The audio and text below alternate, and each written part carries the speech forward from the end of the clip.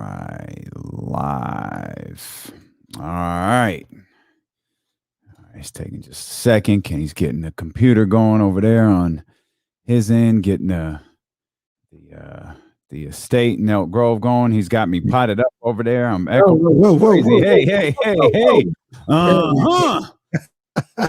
I couldn't decide what to wear today and settled on the rock. See, now I'm mad. I should have put. I do actually have. Remember that shirt that that LeBron wore after the Ultimate Warrior joint? I have that.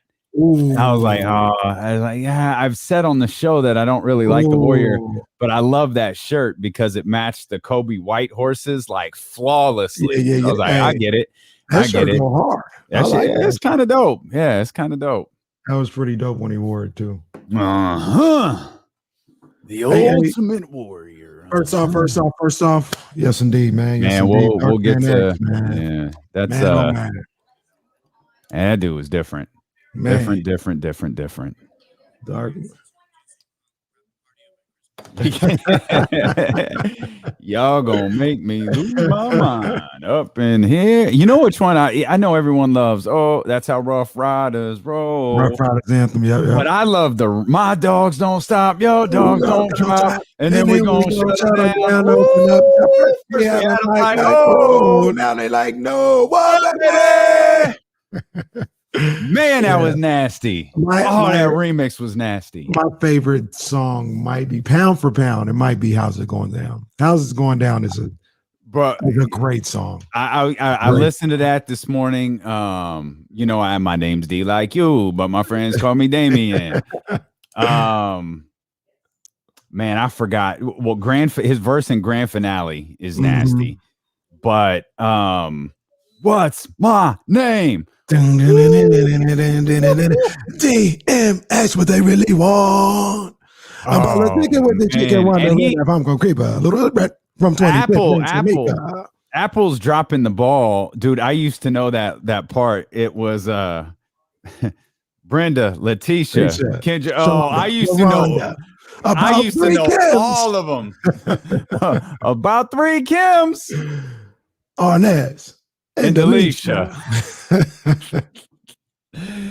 Oh man, Coach Molly knows what's up. What they really want. You too loud already. No, look, Kenny got in trouble already. We're too loud. Hey, tell you and your friends, man, quiet down. Back at work. I don't know what she was telling me. I couldn't hear her. What you want me to do? I got 2 earphones in. What you want me to do? I can't hear you. We've been eating long enough now. Stop being greedy. Huh?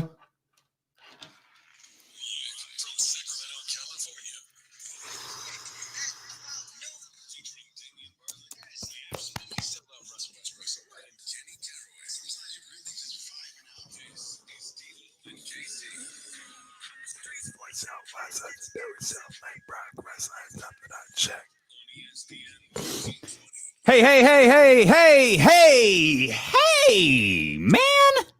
What's good? Welcome into this Friday edition. Everything's good. I don't give a damn what that team at the Golden One Center did last night. They ain't gonna ruin my Friday. Friday's my favorite day of the week. They ain't gonna ruin my Friday. You already know what it is, man. We already planning for our WrestleMania post show coming up at 4. We got McQueen in the Violet Fog. It's Friday. Hey, man. Don't get it twisted though. We're gonna unload on the Sacramento Kings. Don't worry about that. We got heat for them boys. We got plenty to say about that, man. But they can't. You can't take it. Oh, Kurt Franklin, you can't take my joy, devil.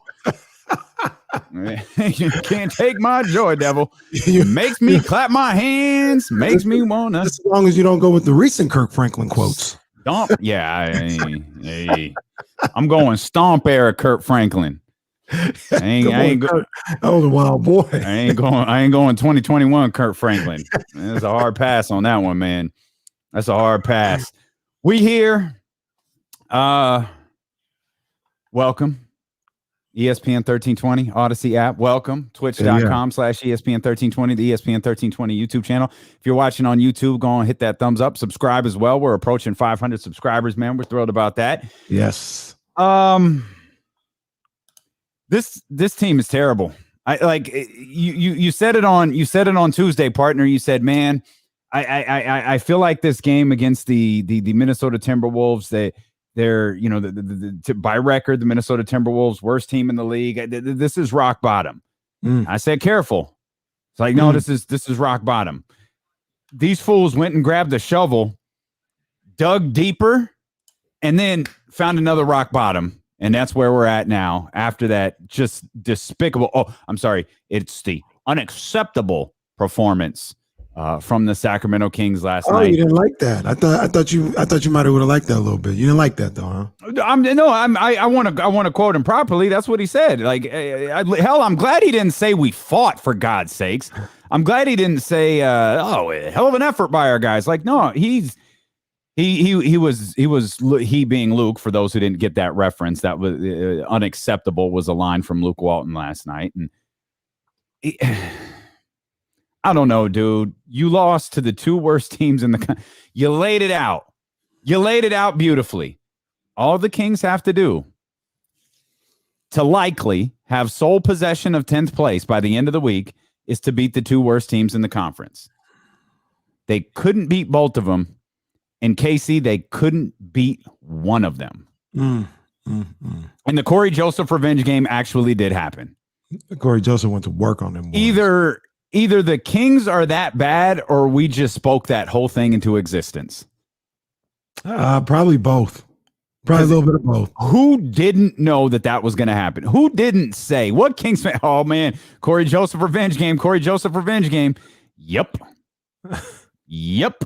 That's what it was. Corey Joseph got him. Where do we begin? We got 4 hours, man. We could take our time. This could be a slow death right here. I mean, we can go where everybody wants to start. Everybody always wants to start. Let's start with the coach. Okay. Luke Walton. Good idea.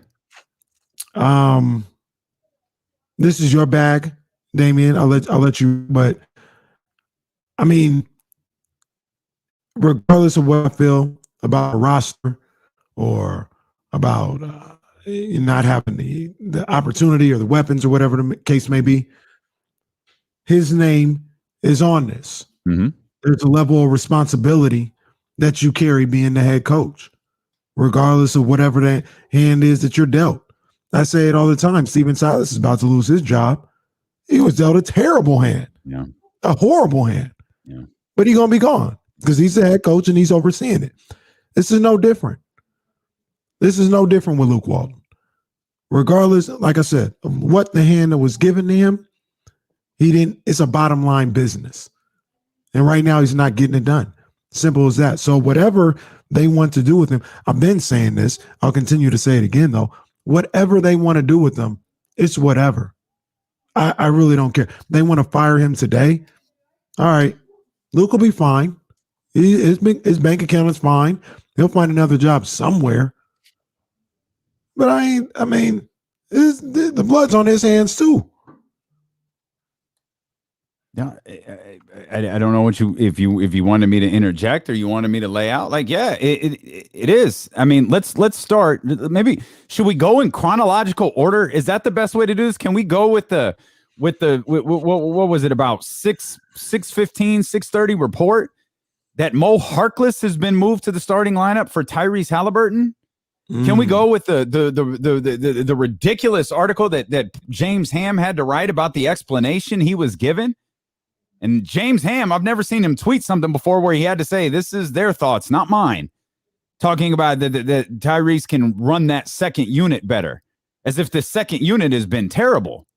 No, they weren't very good against Minnesota. Did you really cherry pick one game and say, we got to make this better, so we're going to take Tyrese? You and I questioned, could they make another lineup change? Because of the issue with size, because of the issue with rebounding, because of the issue with defense. Could they make another lineup change and perhaps go with DeLon Wright? I didn't see Mo Harkless as the guy they would wind up going with in the starting lineup. And I sure as hell didn't see Tyrese Halliburton being the guy who would move to the bench. Whose Buddy got pictures of? Someone's playing this to me. What is the explanation for keeping Buddy? Buddy went 5 for 13 last night. And that's not even a bad Buddy Hield performance. It's a Buddy Hield performance. What are you leaving this dude in the starting lineup for? The Kings continue to. This is okay. This is the part about Luke Walton that really, really frustrates me. I listened to him yesterday, and I listen to him damn near every day. Mm-hmm. He says, Kenny, we got to stop making mistakes. We got to learn from our mistakes. We're not learning from our mistakes. We just keep making the same mistakes over and over again. Luke, you're doing the exact same thing. You continue to put all of this trust in Buddy Hield. Well, you know how I feel about that one. I don't think that's his call because he didn't bench Buddy before. He didn't bench him for less, to be honest with you. Then whose call is it? Like who's getting on the bat phone? You telling me Monty McNair is getting on the bat phone and telling me? I hate when I hear Mark Jones and Doug Christie and whoever the hell else says this dude has the most 3-pointers in the league, or he got to this number. Like how many three? Oh, he that stupid graphic up. 13 field goal attempts last night, 12 3-pointers. You hear what I'm talking about? 13 field goal attempts. 12 of them were threes. Of course, he's got the most 3-pointers in the league. That's all he does. And he doesn't get checked for it. Plays 32 minutes, and his only job out there is to shoot threes because it's allowed. You really think Monty McNair is getting on the bat phone, calling down to Luke saying, hey, leave Buddy in the starting lineup? I don't. If Luke was leaving him in there on his own, then, I mean, sure, that's plausible. All I'm saying is he has benched Buddy for less. That's all I'm saying. He's benched him for less. So maybe he is. Maybe he feels like, oh, that didn't work, or that's not the right way to go about it. I'm going to leave him in there. I'm going to show trust. Maybe it's all him. Everything's on the table. Okay, you know what? I'm not saying he is. Everything on the table with Luke. Maybe he is just leaving him in there.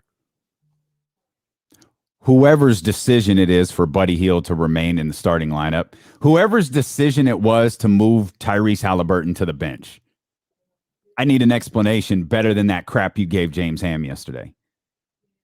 I need an explanation better than Tyrese has to run the second unit offense. Move Buddy to the freaking bench. This isn't a slump. It's not a bad stretch. It's a season. Buddy has been terrible this season. You can point out, probably with relative ease, the amount of good games Buddy Hield has had.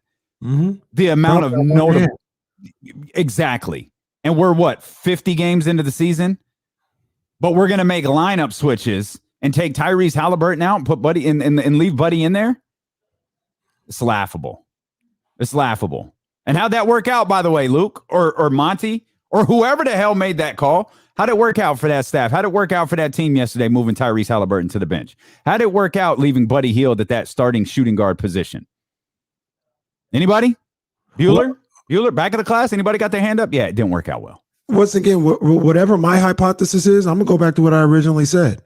At the end of the day, his name's on the test that's being handed in. So if you want to put on Luke Walton, put on Luke Walton. He made the decision. His name is on the test. That's a good call. Yep. So it's whatever. Put it on Luke. I ain't tripping. His name ain't the only one out there though. There's plenty of blame to go around. Who you want to go with next? We got all day. We could do a blame game series by segment. We could start with Luke. Game.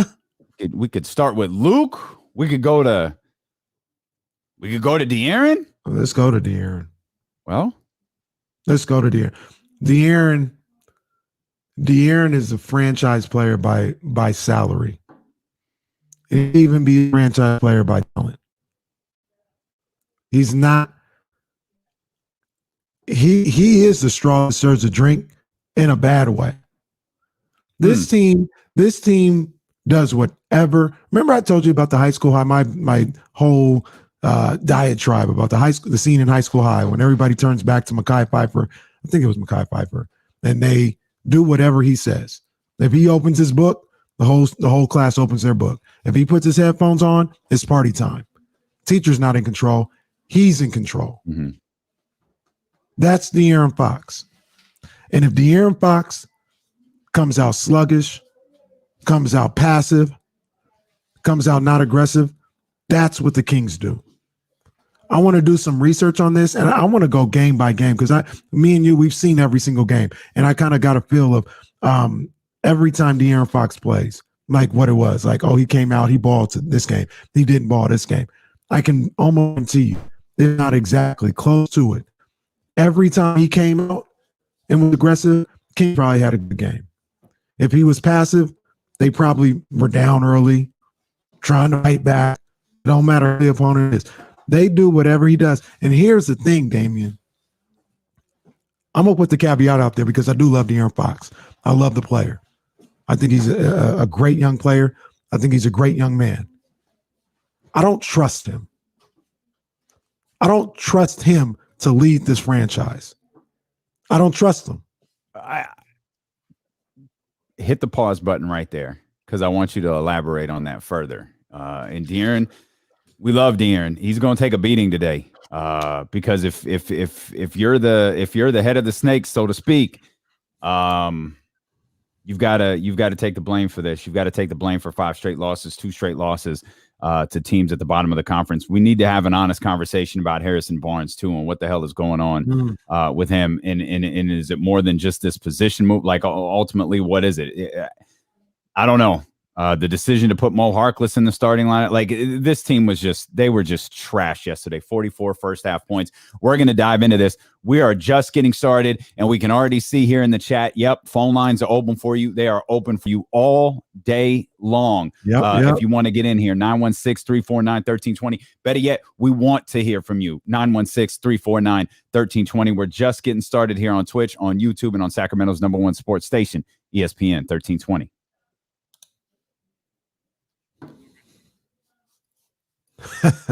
WrestleMania weekend. Fox is the head of the table.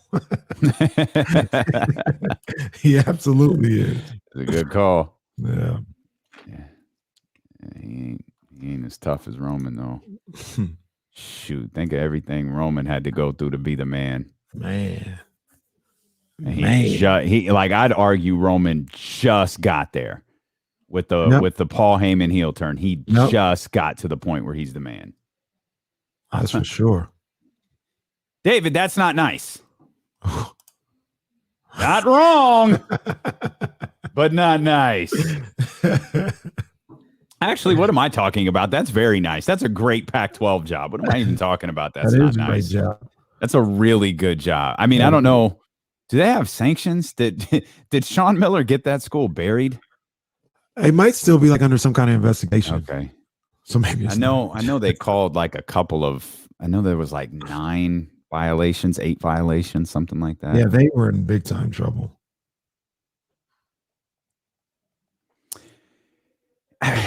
We'll talk about this. We'll talk about Harrison. I think that take is strong, but I understand why you have it. I don't know. Something has gone way, way south with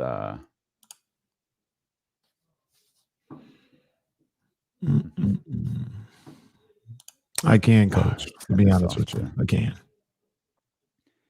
I don't know if I want to coach these guys though. Oof.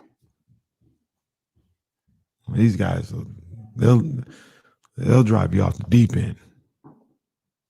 Yep.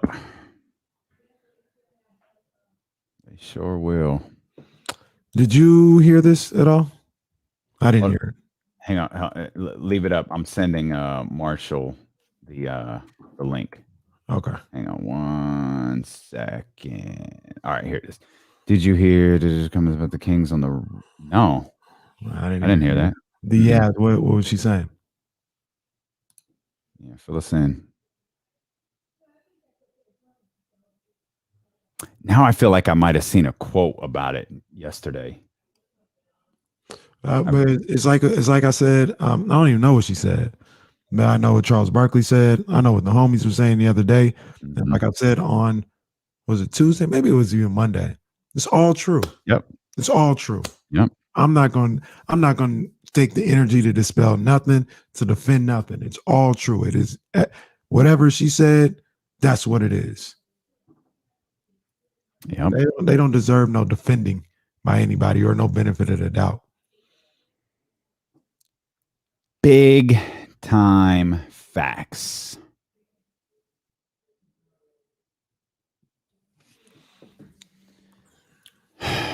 Man. I saw like one of those infomercials last night of Time Music and Soul Town, get all the greatest hits or whatever, and they had Aretha Franklin on there, and this was like young Aretha Franklin. She was pretty tall. Was she tall? I know she was. I could easily have Googled this, but yeah, I'll look it up. I don't think so. She looked tall. I don't know why I just went to her Wikipedia page expecting to see her height. I have no idea. Yeah, I never thought of that before though. That was like one of the only times I've seen like young, skinny Aretha Franklin. Oh yeah, dude, young Aretha. Woo, Claude. She was 5'5". Okay.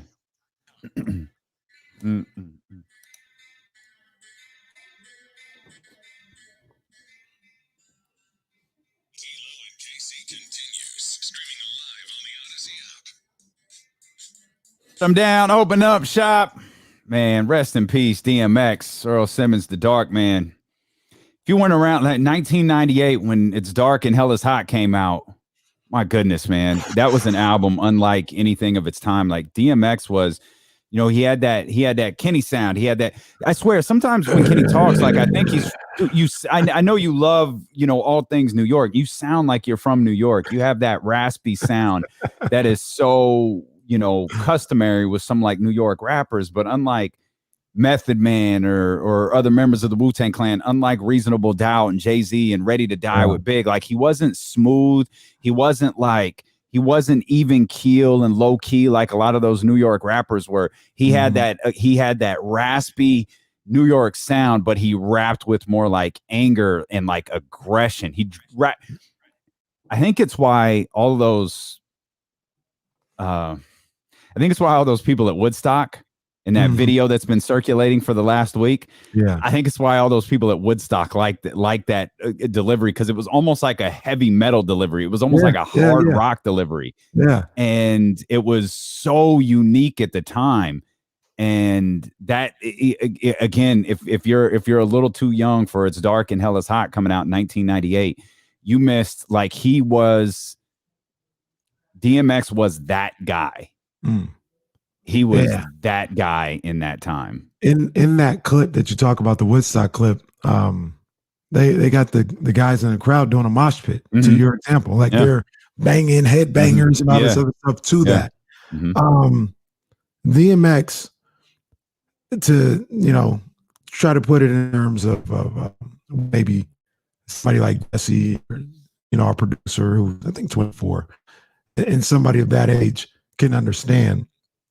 When Biggie and Pac died, it was like if Drake and Kendrick were to pass today. Like that's how big it was. It was like, yo, where do we even go from here? Like we lost the two greatest. Where do we even go? Yeah. It wasn't Jay-Z. It wasn't Nas. It was DMX who got the crown. He came on the scene and it was, we're good again. We're good. Hip hop is good because DMX is here. Yeah. Like that's how big he was at the time. You could argue DMX was the guy who brought, pardon this phrasing, he was the guy who brought hip hop back to life after literally and figuratively life after death. Right. Like, Biggie died. That album came out like a week later, and that was it. Yeah. That like it was just like I don't remember much after Life After Death came out, and then DMX arrived, and then Rap City started popping again, and then you start getting like The Basement and all of those different things. Like, man, he was special. And Volume 2, Hard Knock Life. That's the album with Hard Knock Life on it. Yeah. Money Cash. The rest. That, like, it's crazy to fathom right now, but that was almost like Jay-Z's cosign, right? Because DMX got on there and it was like, right, he got X. Yeah, man. That was a bigger moment for Jay than it was for DMX. Exactly. Yeah, that was he's special, and we said this on Monday. There are some, I've been conflicted all week there, and I think this is something that plagues hip hop, like. homophobic lyrics have been a part of hip hop for far too long. There was a particular DMX song that I put on, and that beat hit, and I was like, "Oh my God!" And then he started rapping. I was like, "Oh nope, ain't doing this."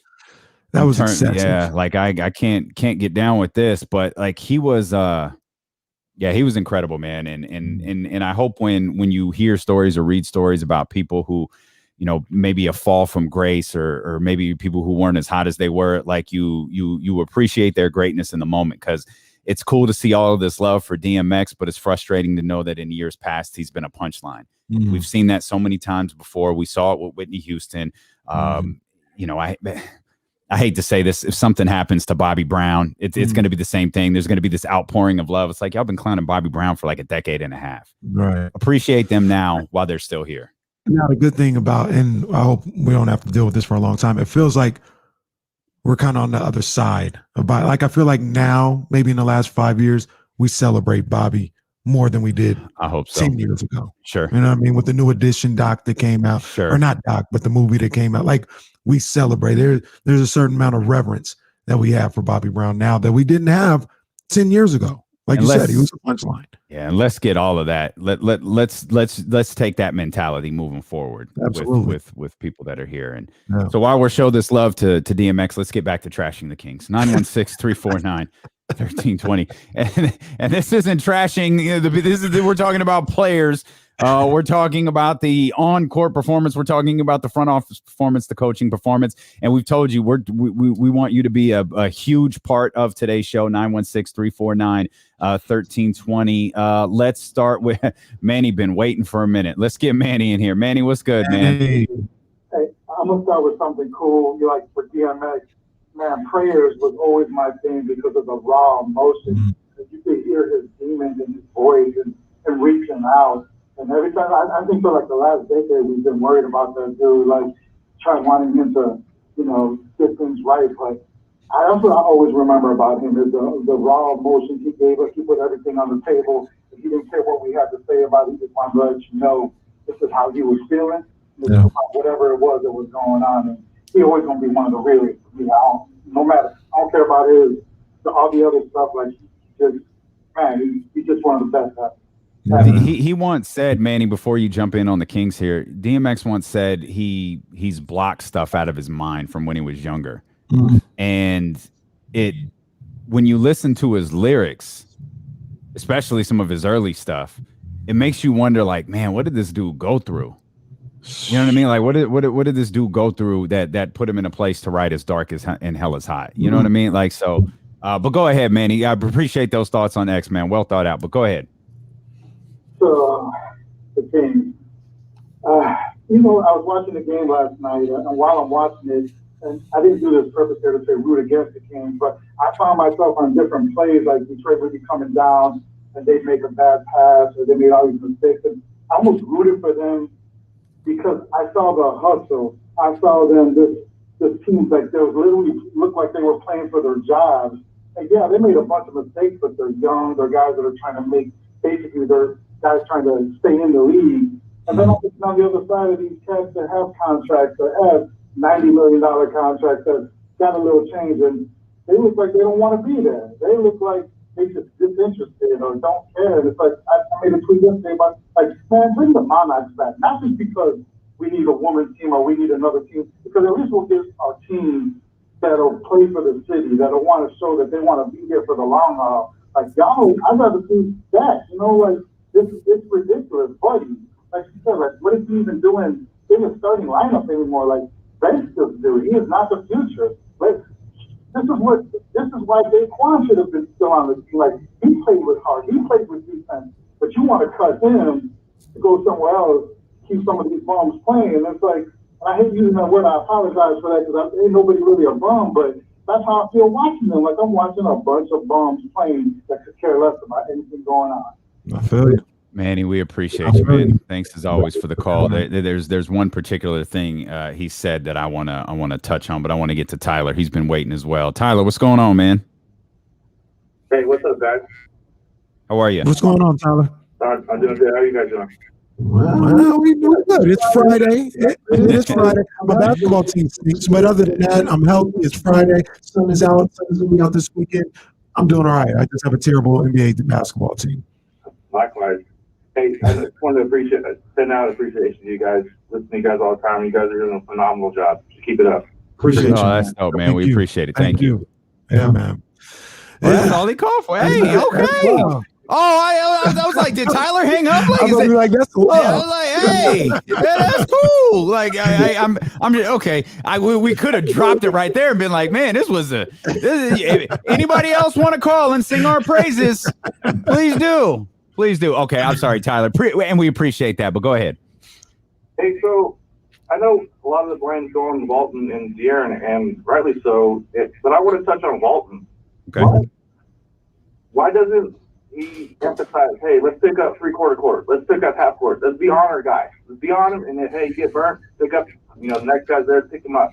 I just don't see any urgency like that right from the half court. Like, hey, let's pick him up. Let's do this. You used the He saying on the telecast, he's like, okay, we did this now, but this is 2 minutes left in the game. It's a little bit late, right? Yeah, that was it. And thanks for bringing that up, Tyler. That was a great line from DC right there. And again, thanks for the kind words, Tyler. We appreciate you. Mm-hmm. I did catch that line with 2 minutes. Doug was almost like what are y'all like? Why are you doing this now? Like, why is the defensive intensity picking up now? Why did you wait so long for this to happen? But he said, he said 2 words, and I want to get back to what you were saying with De'Aaron Fox as well, because Manny and Tyler both said something interesting. And again, 916-349-1320. Manny said, it looks like these guys don't care. We've discussed that. You've heard Jason Jones. These guys need a jerk. Marshall Harris co-signed that. He's going to be with us at 147. You just heard Tyler there talking about the sense of urgency. And now we're talking about, De'Aaron Fox. We're talking about how he dictates the team. De'Aaron and Luke, neither of them in their personalities, outsider's opinion, this is literally just an opinion from the outside. Neither of them seem to have a sense of urgency to their personality. No. So if those guys don't have a sense of urgency to their personality, how are 10, 11, 12, 13 other guys going to have that sense of urgency when they're out there on the basketball floor? Well, man, so, I mean, your point is 100% valid, and I get it. And these are your leaders, and your leaders are passive, so the team is going to be passive. There's got to be somebody on that 12, 15-man roster that can kind of, I don't want to say speak for their own, but can see this. I mean, like this matters to me. Mm-hmm. I know this is a leader. I know this is a big dog or whatever. I can't follow him this way. I can't follow him this way. I'm gonna tell you like this. If I was on the team, I'm not saying I'm going fighting nobody or nothing like that, but I would recognize that this is what happens, and I would either talk to De'Aaron or I'd just take matters upon myself and say, look, I'm out here. I'm playing. I'm going at it. I'm getting physical. And Tyler talks about, and he's not wrong. I understand the premise of it when he talks about Doug saying, why are you waiting until 2 minutes to do this, to pick up and all this other stuff? But here's where, and I'm not trying to demean anybody or anything, but here's where the basketball IQ comes from. Here's where the, you just got it in you comes from. How many times do we hear Doug say that? Doug doesn't have to be coached to do that. Yeah. Doug doesn't have to be prompted or motivated to do that. Doug looks at the score, looks at the situation, and says, this is what needs to happen. This is what I would do. Rick Alderman didn't tell him. I promise you, Rick Alderman didn't tell Doug to do the things he did out there. Doug went and did it. He went and got it. And that's where I know it sounds like I'm trying to let Luke off the hook, but this is something that you should know. The play in the fourth quarter, I think it was, when they had the shot clock at 1 second, and Tyrese Halliburton's guarding the ball. Maybe there was a switch. He jumps from the inside angle. Rashawn lets Okafor cross his face, gets the ball, fouls him. I tweeted it out. These are things that you learn in the 6th and 7th grade. You learn this in the 6th or 7th grade. And once again, fire him if you want to. But something like that, you shouldn't need Luke Walton to remind you, hey, don't make everything go away from the basket. Don't let somebody cross your. These are basic, fundamental stuff, and they're not executing. And so I don't know what to do with that. I understand, and that's something we'll revisit in just a minute. Bryant West, Kings Herald, here on the YouTube chat says it's sadly clear that Fox can't be the locker room leader of a team absent of talent and accountability. So that kind of ties in everything that we have talked about here through the first 30 minutes of the show. But you said something before the break, and I want to make sure we get back to it. Mm-hmm. You said you don't trust De'Aaron Fox. Mm-mm. Elaborate, please. I don't trust De'Aaron Fox to do his job as the leader of this team and make sure they're ready to play every night and make sure they come with a certain level of intensity. Because number one, it's just not in him to do that, to go around and make sure everybody's where it's supposed to be. They're all on the same page. And number two, he doesn't do it every night. He's not there every night with the same level of intensity. He kind of floats. I was talking to my guy who's in the NBA right now, or last night, and I just asked him point blank. I said, "Who do you put this on, Fox or Walton?" And he said it's both. He said it's both of them. They both bear responsibility. So Fox is extremely frustrating because one day he's looking like a superstar, and the other times you forget that he's on the floor. And I responded to him. I said, they go however Fox goes. And he's like, you're 100% correct. So if he's there, then they're there. They're locked in. They're formidable. But if he's kind of floating, the team is going to float. And I can't trust that. I'm not saying trade him. I'm not saying don't give him his money. I'm not saying if this thing turns around, I don't want him to be a part of it. I do. I absolutely do. But you're going to need better than De'Aaron Fox on this team. And that's saying a lot because he's putting up great numbers and he's a great ball player. But you're going to need better, or at least close to it, with a stronger personality, with a stronger leadership gene. That's where they'll take another step. But if you're relying on De'Aaron to be everything, I love him. He's not built for that. He's built to be a good basketball player, sometimes spectacular, and that's about it. You can kill me for this. I just hope that you'll understand what I mean. De'Aaron is, let me preface this with, I understand De'Aaron is better. I'm talking about from like a leadership standpoint. Is De'Aaron like Kevin Martin? Remember, like Kevin, like he was the best player on the team, right? After, things kind of, he was the best player during an uncertain era of Sacramento Kings basketball, but he was really, and I don't want to go so far as to say De'Aaron's like introverted. Like I don't think he's introverted publicly. I don't think he's introverted in like the way he approaches the media and stuff like that. I just think like he has as a matter of fact, I think one of the best, but I don't even have to explain it to you. This was De'Aaron. De'Aaron was asked last night about, do you guys get into each other? Is there like, fiery intensity? Here's what, it was one of those nights where De'Aaron head down, looking at his phone, doing that whole thing. Here was De'Aaron's response to if he ever, kind of gets at his teammates a little bit. I mean, I talk to guys, but everybody's not someone who's fiery or anything like that, and people are going to complain about it. But I mean, that's just the way it is. Everybody doesn't have to do that. But for us, when we do talk about it as a team, all five guys on the court just have to be able ready. Everybody on the court has to be able to step up, play harder, and be ready to get either the next stop, the next rebound, loose ball, whatever it is. You got any thoughts on that? So I watched all the press conferences last night. And then, we get the links, but good for you, because you notice when they lose, it takes a long ass time for dudes to get to the podium. 100%. I was waiting. But I don't always do that, but in certain cases, I want to see everything in its full context. You see quotes and sound bites. You don't get it in its. Last night, I wanted to see everything they had to say in its full context. And there was two moments that stood out to me about what De'Aaron about his part of it. That was one of them. Mhm. And for everybody out there, me and Damien didn't talk about this. We didn't talk about it at all. That was one of them that stood out. I That knew quote it would. right there. Yeah.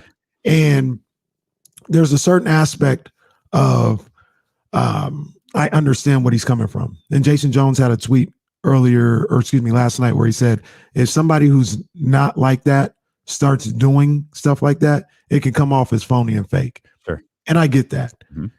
And here's the thing. Once again, it's going to sound like I'm defending Luke, but Luke in his press conference made a reference to his coaches that he's played under. So Phil Jackson, Lute Olson. They would get after him in practice, but in the games, there was a certain calm demeanor to them where they didn't, they weren't no yellers. They weren't fiery. There was a calm sense of focus that they exuded onto their teams. And he said, those are the guys that I played for, Hall of Fame coaches. That's kind of how I pattern how I coach. Here's that quote in its entirety from Luke Walton. Gotcha. There has to be an internal drive that pushes us to play at a certain level. I tell you, I get frustrated. I get angry. I've played for every coach I've played for, Hall of Fame coaches. They're not screaming at us during games. At practice is a different story, but there's a composure to be had. And what the trick is finding that composure as a group and still playing with that fire burning inside. So there's a fire burning, but there's never, I've played for Lute Olson, I played for Phil Jackson. These are Hall of Fame guys, and this is how I believe in coaching. And as a group, there has to be a burning desire inside for us to push through. So that's what we're looking to create. You're looking. Okay. Do you want to go first? Yeah, no. So to equate to that, he says that's how it was. So he got eviscerated by the Johns, by the Jills. Well, I'm looking look at this line from Johnny Do It. This is such a fabulous line from Johnny Do It on YouTube. It's all facts. Phil had Kobe to do all the yelling. This is all facts. So look, so then you got Jill, and I love Jill. We're having a talk. We're talking here. He said to act like coaches or players cannot adjust based on the team they are a part of is just wrong. 100%. So people got on Luke and were like, this isn't working. Your Lute Olson, your Phil Jackson approach, it doesn't work with this team. And they are right. Mm-hmm. The same goes for De'Aaron Fox, where he just says, you don't have to lead like that all the time. You don't have to do that. It's not working. De'Aaron, it's not working. Your team is drowning. Your team is dying. And you're sitting here saying, well, you don't have to do that all the time. Your team is dying. They're dying, and what you're doing isn't working. So when do you, as a leader, change how you go about things to form to what your teammates need? Or we get to what I said, I can't trust you. You're not the leader I need. Because the leader I need, he figures it out. And he does whatever it's called for. He figured no two teams are alike. Every year it's a different team in all the sports. Different team, like what worked last year might not work with this unit. What worked with the unit that you were with 5 years ago, you may have to adjust for the different personnel that you have. You can't be the same all the time. You have to figure out what works for this specific unit. And De'Aaron, maybe when you had Garrett Temple in there and all these other guys to talk for you and Damon Shumpert, maybe that worked where you could lay back in the weeds. It's not this team.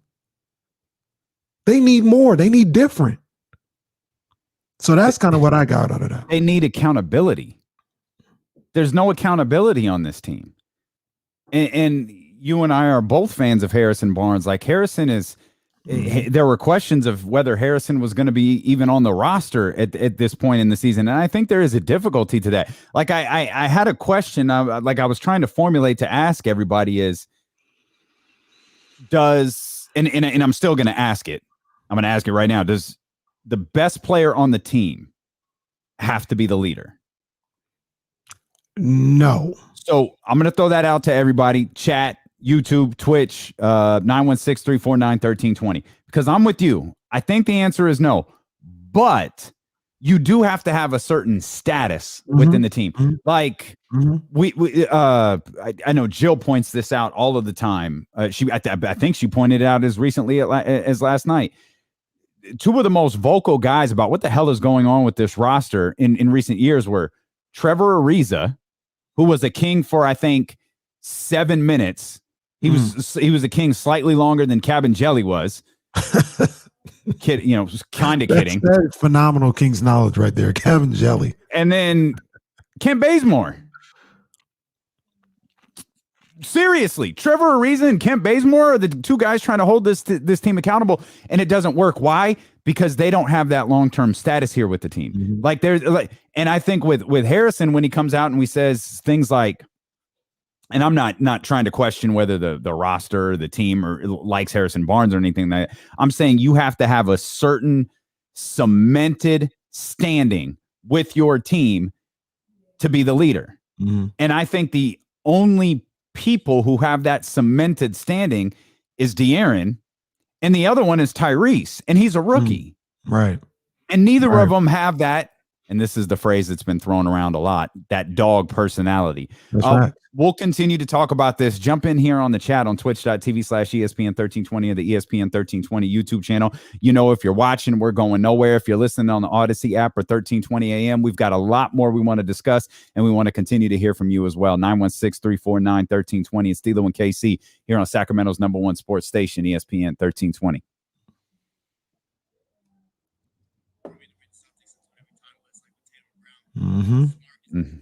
Yeah. That's fact. That's a great call. That's a great call. We'll use that. Coach Molly, there are also different type of leaders, vocal leaders and action leaders. She's 100% right. Fox is not a vocal leader, and he's a sometime action leader. And that's the problem. That's the issue. Like Kawhi is a leader. He's not vocal, but he's all action, right? Even you go back to change sports. Marshawn Lynch was not really vocal, but he was about that action. About that action, boss. About that action. About that action, boss. And they were about that. And Fox, sometimes he's about that action. Sometimes he lets the action happen to him. I love the young man. I really do. But I can't trust that, man. I need somebody else. Not like in place of him, like get him off the team. Yeah. But I need somebody else there because he's not what I need. He isn't. Y'all in here today, man. We appreciate it. If you're in the YouTube room, hit the thumbs up, hit the subscribe button. We think you'll dig what we're doing here. If you're new, John, you did it. We appreciate you. Rock, John. I saw a couple of those. I saw a couple of the congratulation notices pop up. John got us to 502 subscribers. John, I got you, baby. I got him. No, I got you. John, I got you. This is yours. McQueen in the Violet Fog. I'm gonna drop it off. I'm gonna venture out to Placer County. If you can guarantee my safety, John, I will venture out to Placer County and I will drop that off for you. So I have a thought in my head, but what exactly encapsulates Placer County? Is that Granite Bay? John can answer that. I think it's Granite Bay, Rockland, Lincoln, and Roseville. So okay. So what is to me, and I could be wrong because I go out here like once every 7 years. I thought Granite Bay and Roseville were on two completely different sides. I thought Granite Bay was more Folsom. Yeah, okay. So there's a Granite Bay that does stretch like it stretches it like it goes this way. Got you. Like it runs all the way down towards the lake. Okay. Yeah. So it stretches all the way from Folsom to Rockland, Thunder Valley area. Right there. Yeah. Okay. Yeah. Okay. Yeah. I don't go. How many times have you driven past Roseville? Full disclosure, when life was a little bit different, we looked at houses in that area. Yeah. Because of the school district and different things like that. It's a nice area. Yeah. And I'll leave it at that. They have very nice homes out there. It's a nice area. And then I'll just So Leave it. I'll let John take it from there. I'll ask it again. How many times have you gone past Rockland, Roseville? Like, for instance, have you been to Anderson? So, do you know? Like, I'll say this with everybody. What Anderson? Anderson, California. We used to go there every year for our varsity basketball tournament. They have Anderson High School. They have a tournament, and they had the whole little program where Anderson is probably 500 people in the city, and they would put their houses up, and you would stay at the people's houses. Okay. There. Do you ever check your work calendar? Okay.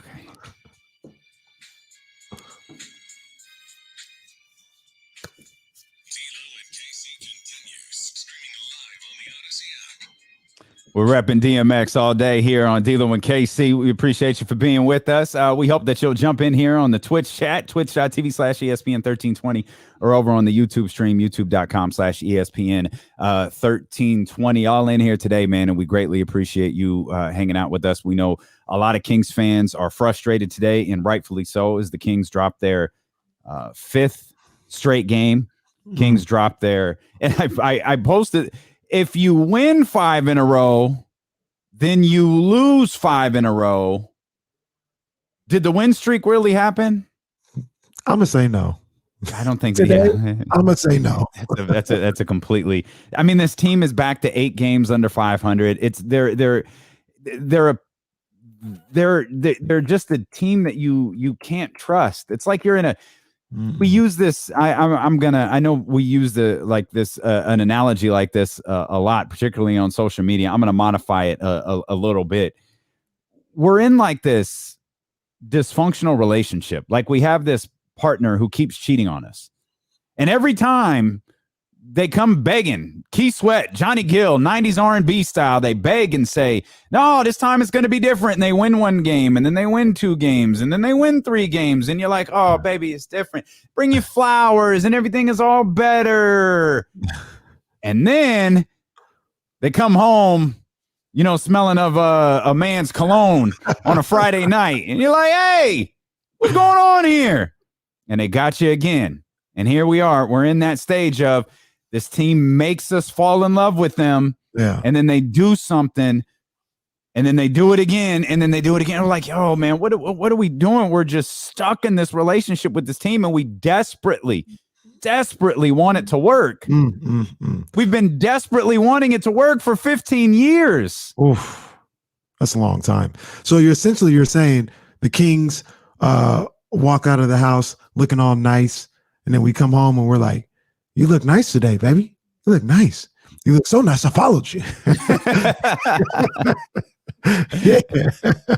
And we just see them cheating with the other guy, which is trash. It's terrible. It's awful. You left the house, you got blue sheets on the bed, and then you come back and the sheets are black. Like, wait a minute. I had the blue sheets on here. What'd you change the sheets for? I think that's a line from an old Kelly Price song that's sticking out in my head. That wasn't personal experience. I'm just saying, That is hilarious, man. Let's get back to these phone lines. Go ahead. No, just real quick, because our guy Tony Zapteris, he put up a good point. Okay. Sorry, Coach Molly. We'll be right back. He goes, Suns are a great model. CP3 is the leader. Booker is the Fox comp, right? And Devin Booker, if he would have been there by himself, I don't think the Suns would ever won anything. He's not that guy. Yeah, he's not that guy. He's a great talent. Similar demeanors. He's a great talent, great guy. It's not saying get rid of him. He can be part of what you're trying to do, in a huge part, but you need somebody that's a little tougher minded, a little bit more of a leader in there. And that could be, it's probably going to be some type of vet or something like that. But I think that's what needs to happen here with De'Aaron Fox and the Sacramento Kings.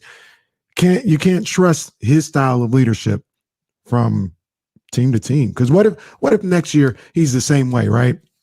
And they have these guys that are pretty self-sufficient, and then they don't need Fox's daily motivation to get them going, and everything works. And he's like, oh, see, it works. It's good. And then trades happen and they bring in guys that are just like this year who kind of need his type of motivation. And he's like, well, I'm not going to do it. You've seen it work in the past. No, it only works with certain players. Can't trust it. You can't trust it. Yeah. We appreciate Tony Zipteris making a guest appearance here in the chat. Tony, we appreciate you over on youtube.com/ESPN1320, 916-349-1320 if you want to be a part of the conversation. Let's bring our man Daniel in here. Daniel, what's going on, baby? What's going on, fellas? We all right, man. I'm taking a break from worrying about Shanahan and Mac Jones and Michael. Michael goes. My apologies. Hey, isn't this why we were told? One of the reasons why we passed on Luka was we didn't want to take the ball out of Fox's hand. Now, when I watch Luka over in Dallas, he commands the floor. He runs that team. So what would it look like having Luka and Fox on the same team right now? Try not to think about that stuff, Daniel, to be honest with you. Just try not to think about that. Different team. No. Completely different team. So going back to why this all happened and why we don't have Luka on the team and why we're talking about the same things over and over again 15 years in a row is we are shuffling the deck chairs on the Titanic because Vivek and Messina are still up there and they're going to be there for a while and nothing's going to change. Appreciate you, Daniel. Yeah. Nice little downer there. I try to block out but he doesn't fit with the Aaron conversation as much as possible, but he's not wrong. You know, I'm not defending that move. Obviously, you can't defend it. But I watched Fox at North Carolina, and maybe he was just younger. And, you know, when you're younger, you're a little bit more emotional. He wasn't like this. He wasn't as laid back at Kentucky. He wasn't. He was a vocal. He was intense. He was shouting and all this other stuff. Like he was a lot more emotional than what he is right now. And maybe that's just you get older, you grow or whatever. But or could it have been Coach Cal?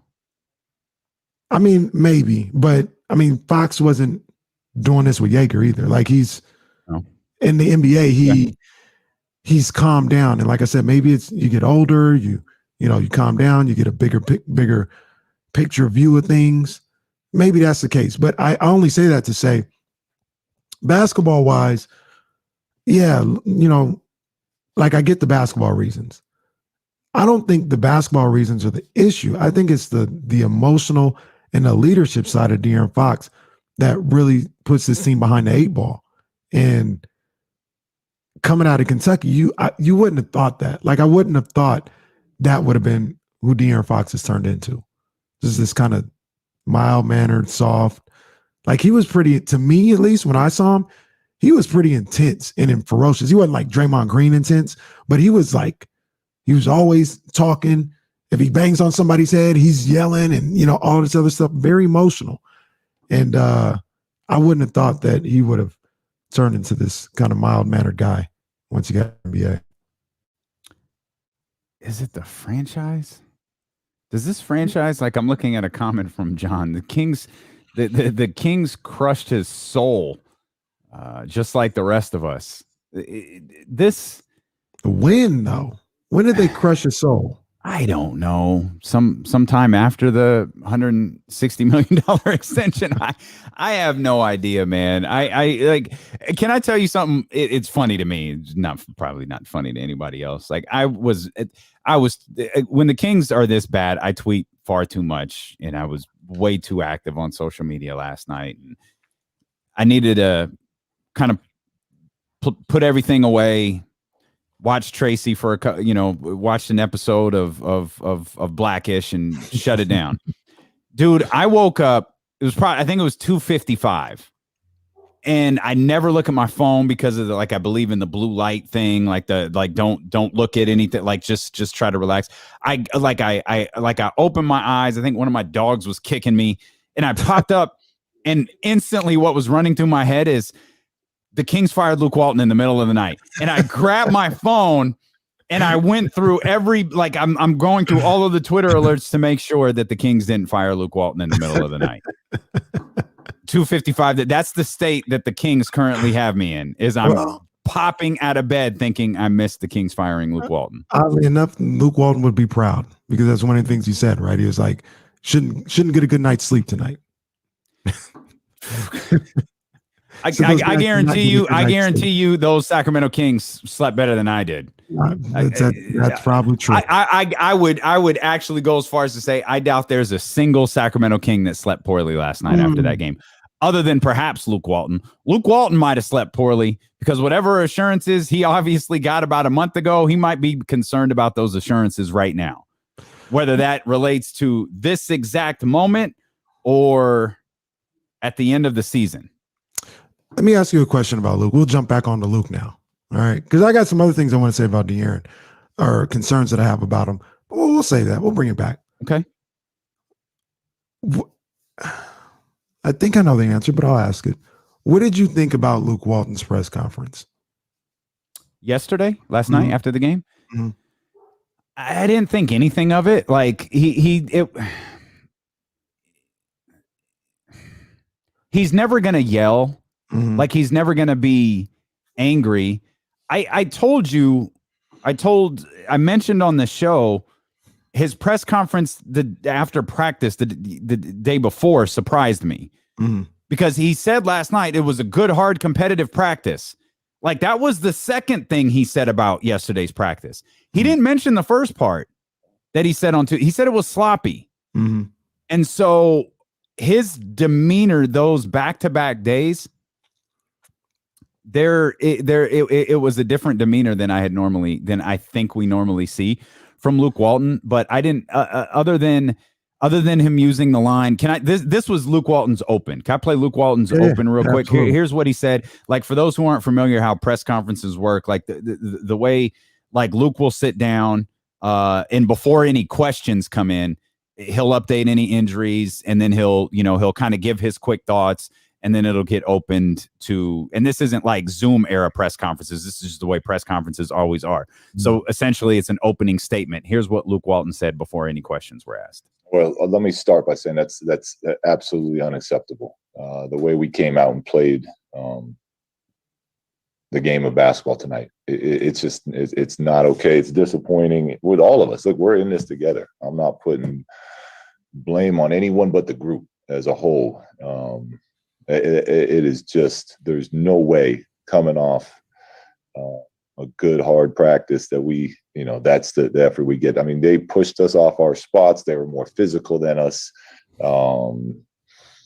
They manhandled us in that first half. And then finally in the second half, we show some life.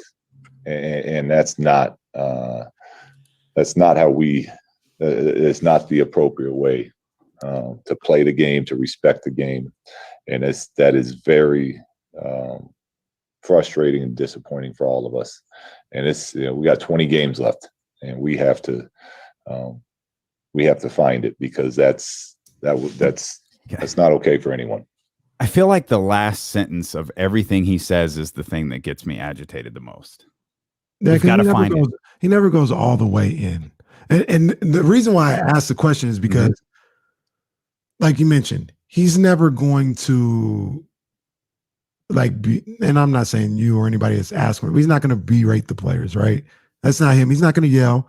I kind of was hoping and wishing he might curse last night. He's not really going to curse, right? Yeah. But if you listen to what he said everything everybody's been feeling and kind of everything everybody wanted him to say. It's unacceptable. It's completely unacceptable. And he put himself in there. The one thing that really stuck out to me is, and this is probably the closest you'll get to him calling out his players, is he said, and I don't have the quote in front of me, I don't have the clip in front of me, but he said something to the effect of, is the defensive scheme working? I don't know if it's working. It might not work, but you guys aren't working hard enough to see if it works or not. You know what I'm saying? And like, that's real. Like to me, that's not him saying what I'm doing is perfect and I can't make adjustments, but I can't get a fair assessment because you're not even working hard enough to say, no, that doesn't work. So why? Like, why aren't his players working for him? Is it just the player? Do the players not work? Like what is the, why is this happening? Like, why are we having the same conversation about defense over and over and over again? Is it it's the chicken or the egg. Is it Luke or is it the players? Are the players not responding to Luke? Are they just not executing his scheme? Are they not working hard enough? Is it the players' fault? Is it Luke's fault? Is it everybody's damn fault? I don't know. I keep going back to this, and this is just how I am. You know what I mean? That's just how I go. That clip that circulated, it's actually pretty funny, but it pisses me off at the same time, where the kid who just finished, his team just lost the game or whatever, he's probably like 10 or 11, and it's a ball player. Yeah. He goes, this is on y'all. This is on the coaches. Right? Y'all did everything. This is on the coaches, right? A little badass kid. So, like, that bothers me. His parents, by the way. Like, hey, get your over here. That bothers me to no end. I hate that not only is that like that type of mentality is installed in him, because I see it a lot when I coach. The parents, every time something goes wrong, it's the referees and the coaches. There's never a little Jimmy who's 5 of 13 from beyond the arc and took 12 threes. There's never little Jimmy. It's the coach. Buddy, not Jimmy, but go ahead. It's little Buddy. Little Buddy. I see it. Just happened to throw out Buddy's exact stat line, but that's fine. You think I was going to slide by me? Come on, man. It's never little Jimmy's fault. It's always the coach and the referees. Always, right? Yeah. And I'm always going to go back to, there's got to be this on these players. There's got to be onus on them. Yeah. And if you need, I know John and we didn't get into it, but he commented. He was like, yeah, it may be some of the players' fault, but what do you do when the life is being sucked out of you by a coach? And I'm like, I don't want that guy. I don't want that guy on my team, that a coach can suck the life out of your personal performance. I said earlier, this is on Luke's permanent record. His name's on the test. De'Aaron Fox, Harrison Barnes, your name's on the test too. Your name's on there. This is on your permanent record. And you don't have enough personal pride, even if you don't like the coach. Let's say the coach is the worst ever. You don't have enough personal pride not to embarrass yourself, not to come out there and work hard and not embarrass yourself. I'm how I am. I hear you. I kind of have a response to that, but I want to get to Frank first. You're listening to D'Lo and KC on ESPN 1320 KIFM, West Sacramento, KRXQ, HD2 Sacramento, and Odyssey Station, and driven by Lashers, Elk Grove Dodge. He's Kenny Caraway. I'm Damian Barling. We appreciate you so much for spending part of your day with us. You can watch the show if you'd like over on twitch.tv/ESPN1320. You can follow that channel or head over to youtube.com/ESPN1320 and subscribe to that channel there. We've got the phone lines open for you all day long. We're with you till 4 o'clock, 916-349-1320. Frank, we appreciate you being patient, my brother. What's going on? Hey guys, how's it going, man? We all right, baby. It's Friday, man. It's Friday though. Sun's out. We're good, baby. Come on. Absolutely. I just first of all, I just want to give a shout out to the Dish Network, because they cut Comcast Sports Channel in Bay Area April 1st, and I have not seen any of these debacle of games. So I wanted to say thank you to Dish Network. Not a facetious shout out, a real shout out. You say Frank's sanity. Dish, nice job. You know, I had season tickets for about 21 years, and I gave them up about 2 years ago. And, you know, you're going to have games where the crowd's going to will you to a victory. But it is pathetic if you're going to expect a crowd to help you beat Minnesota and Detroit.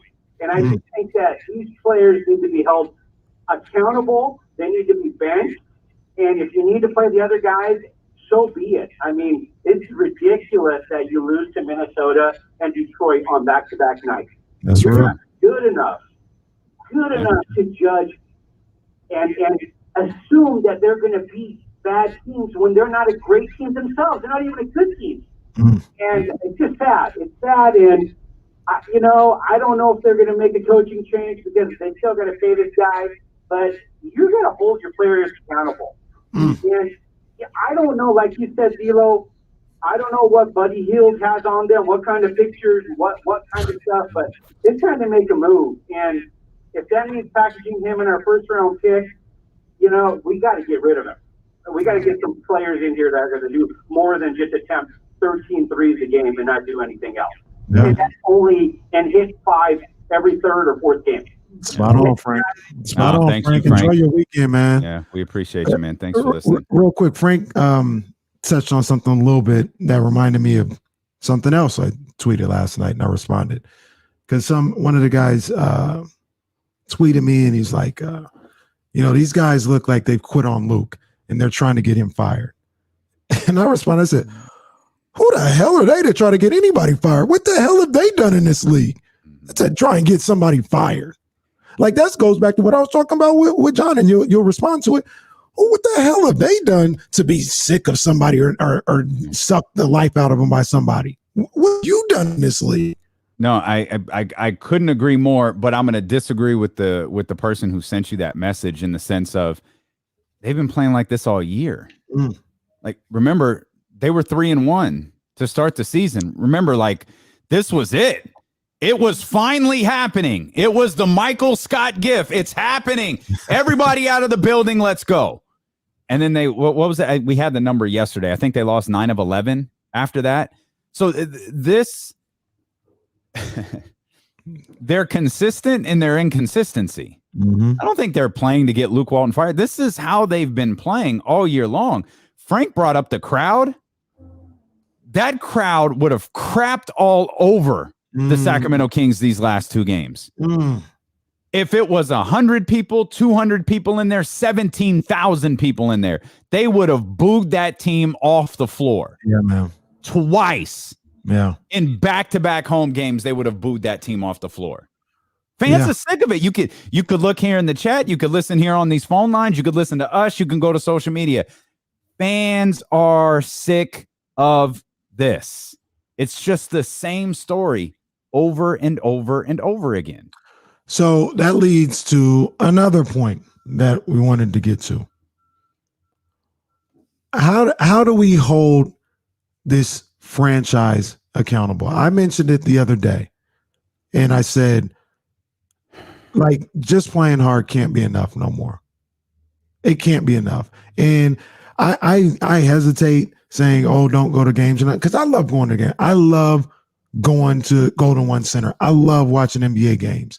So I'm not going to tell nobody, oh, don't show up, because I'm going to be right there when I can go back in there. You know what I'm saying? I love it. That's what we have to do in there. That's what I grew up with. So it's not that necessarily, although I wouldn't blame anybody who said, like Frank, who said, I'm done with season tickets. I'm done with these guys. I wouldn't blame nobody. But what do we do to hold this franchise accountable? Because right now, everything is sweet. KC, what can we do? Aside we, from like you, me, games, like John, like everybody in the chat, like everybody listening, we can't do anything. You know why? Remember the metaphor earlier with the girlfriend and the boyfriend? They know they can cheat on us, and we're going to forgive them. They know they can stink. They know they can lose 5 in a row. They know that they can lose to the 2 worst teams in the respective conferences on back-to-back nights, and they know we're going to forgive them. Something's going to happen in this offseason. Something's going to happen the remainder of the season. Maybe they're going to win a couple of games. I don't know. We wondered if it would come back after the Charlotte game, because there was a very noticeable drop in enthusiasm. There was a very noticeable drop in like engagement as it pertains to the Sacramento Kings following that first Charlotte game. And it took a long time to come back. Like, it took that win streak length to get back. Like, winning one here, winning another here, that didn't do it.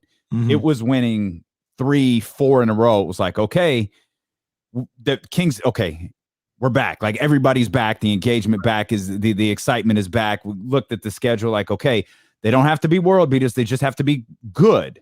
I don't know that there's any coming back from this.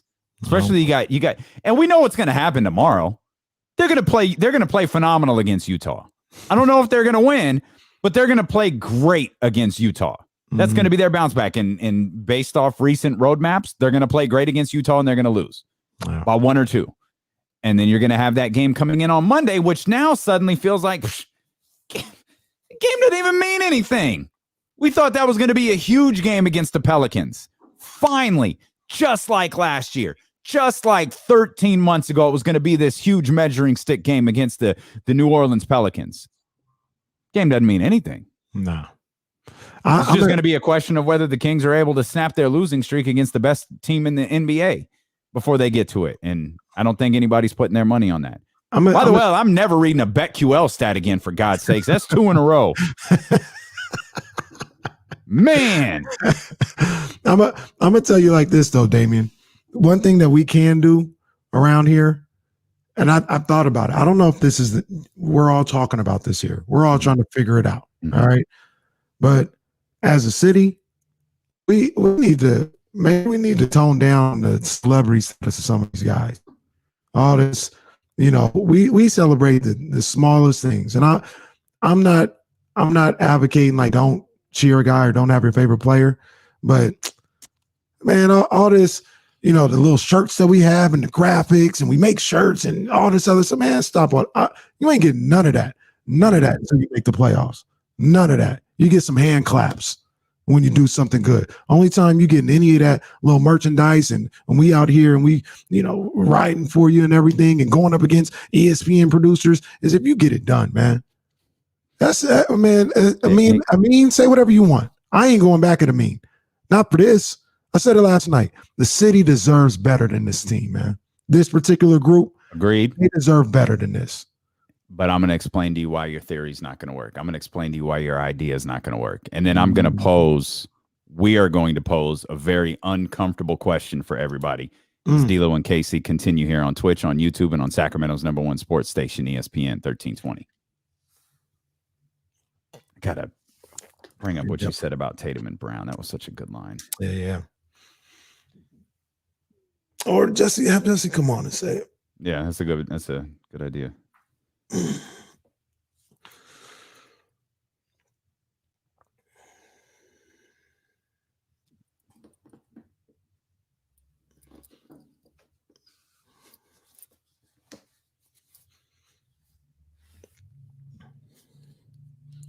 Baseball season started yesterday, guys.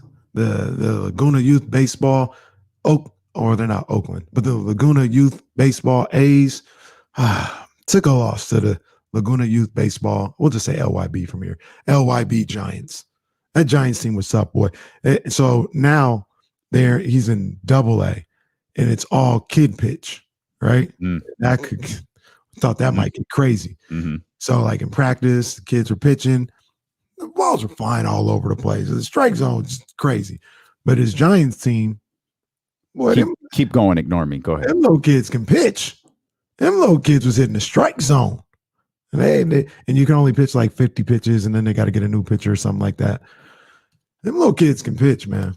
But our coach, Troy, he thinks that's probably the best team we'll face this year. Maybe there's another team. But, yeah. Giants got us. Who do we play on Saturday? We play the Cubs. Got to smack them boys up, baby.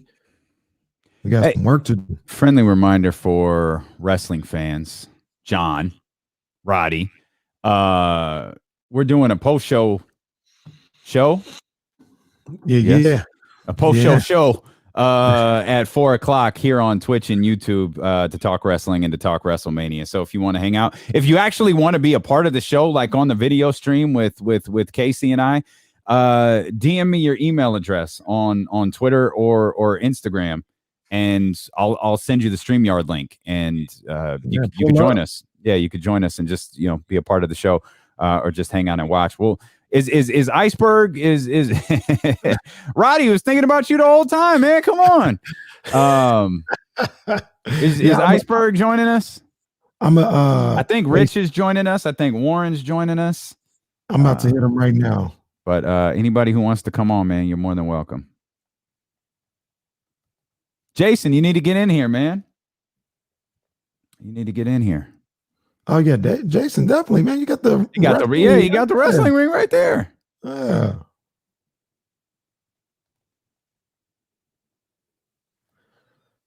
Oh man. Game 916. I've seen you refer to practice and game day. Like what are we talking about? What are we talking about here? The Hey, game what you got 916. going on, man? Maybe football. Maybe football. My internet is in parts unknown. Not great for streaming. Oh, that's all right. That's all right. I was asking you. Do you check your? We have a meeting on Monday. Oh yes. Okay. I did see that. Did you see where it is? I did not see where It's in the area we were just speaking about during the last commercial break. What do you do that for? Yes. Like, hey, you don't want to go to Midtown or nothing, huh?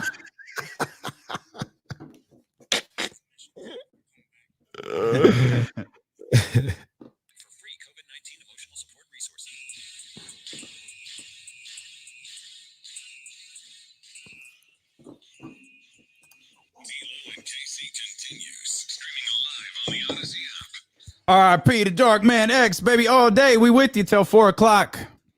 Thanks for hanging out with us. Even in your massive level of frustration, it's all right. We got you, baby. We here. We here. We're gonna talk about it, man. We're gonna talk about it. You can do your Rick James, your Dave Chappelle is Rick James line. We got you. Come on over to D-Lo and KC. We'll get you taken care of. 916-349-1320.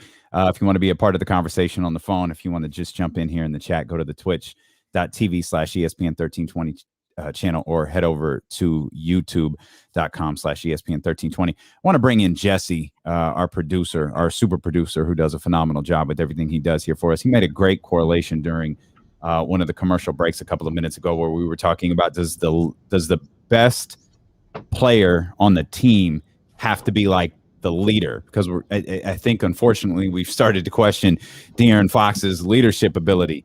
And Jesse, longtime Celtics fan, you made a great point. Yeah, so with the Celtics, I mean, we all know Brown and Tatum, they're far and away the best players, but that voice of that team is Marcus Smart. Yeah. You see it on the court, even after the Heat, after game 3 of the Heat series, I think he ripped into him after the game, basically called everyone out. That was the fight in the locker room, or fight quote in the locker room, right? Was that game? Yeah, it was that one. Yeah. Yeah. Yeah, I mean, there need to be some furniture moving and to go to one center. And I don't think there's anyone who moves furniture there.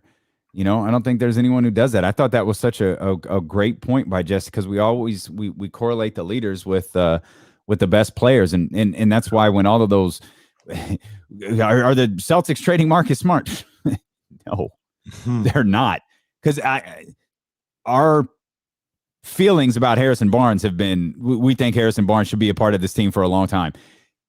Harrison Barnes for Marcus, the Lakers couldn't, no matter what type of production Harrison Barnes gave them, the Celtics could not afford to do that because Harrison isn't that type of leader. Right. And I don't think Tatum is either. Jaylen Brown might be, but I don't think, a little bit in him. But Marcus is that guy. Like, as long as you have this incarnation of the Celtics, you have to have Marcus Smart, because he is that guy. And it's okay to move furniture. Mm-hmm. It's okay to get in your teammate's face.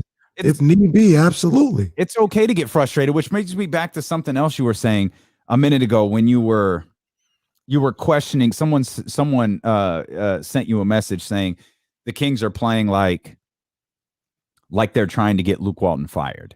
Mm.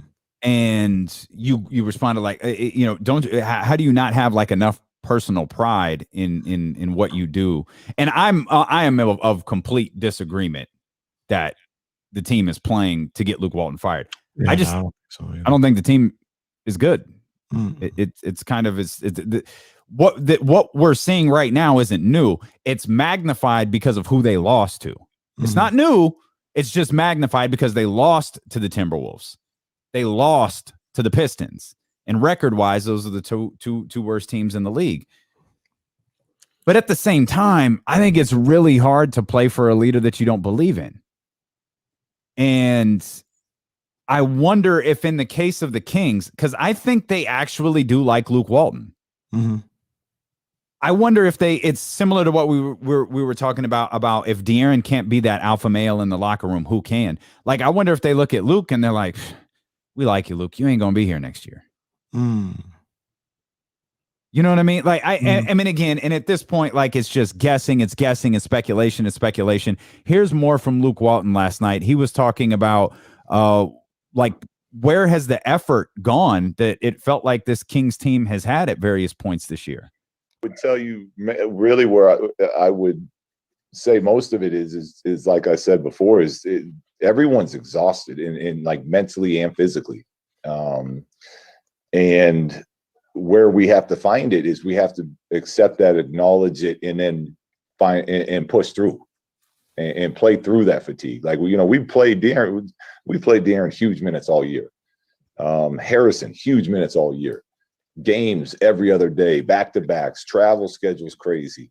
So they're worn down. Rashawn's played more minutes this season he's probably played in multiple years put together.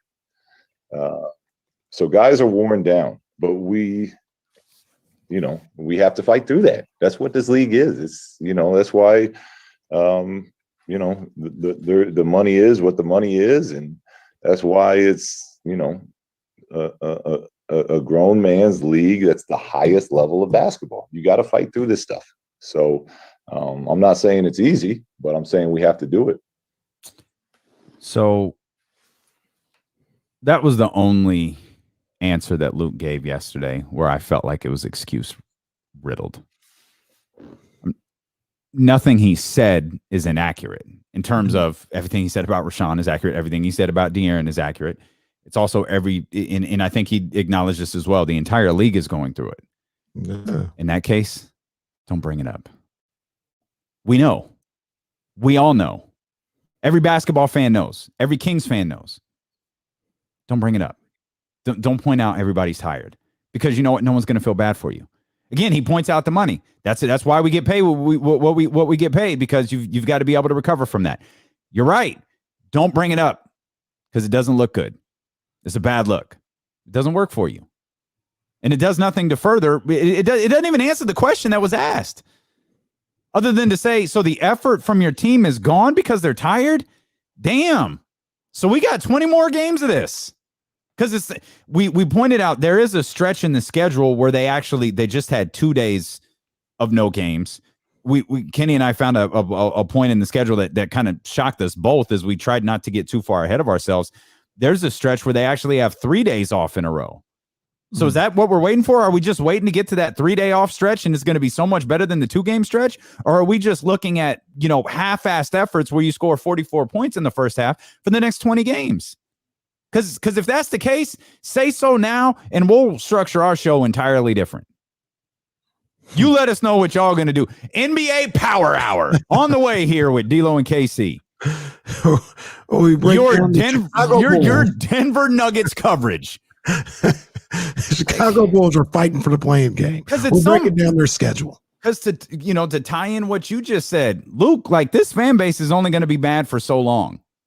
And then they're going to be like, dude, we're good.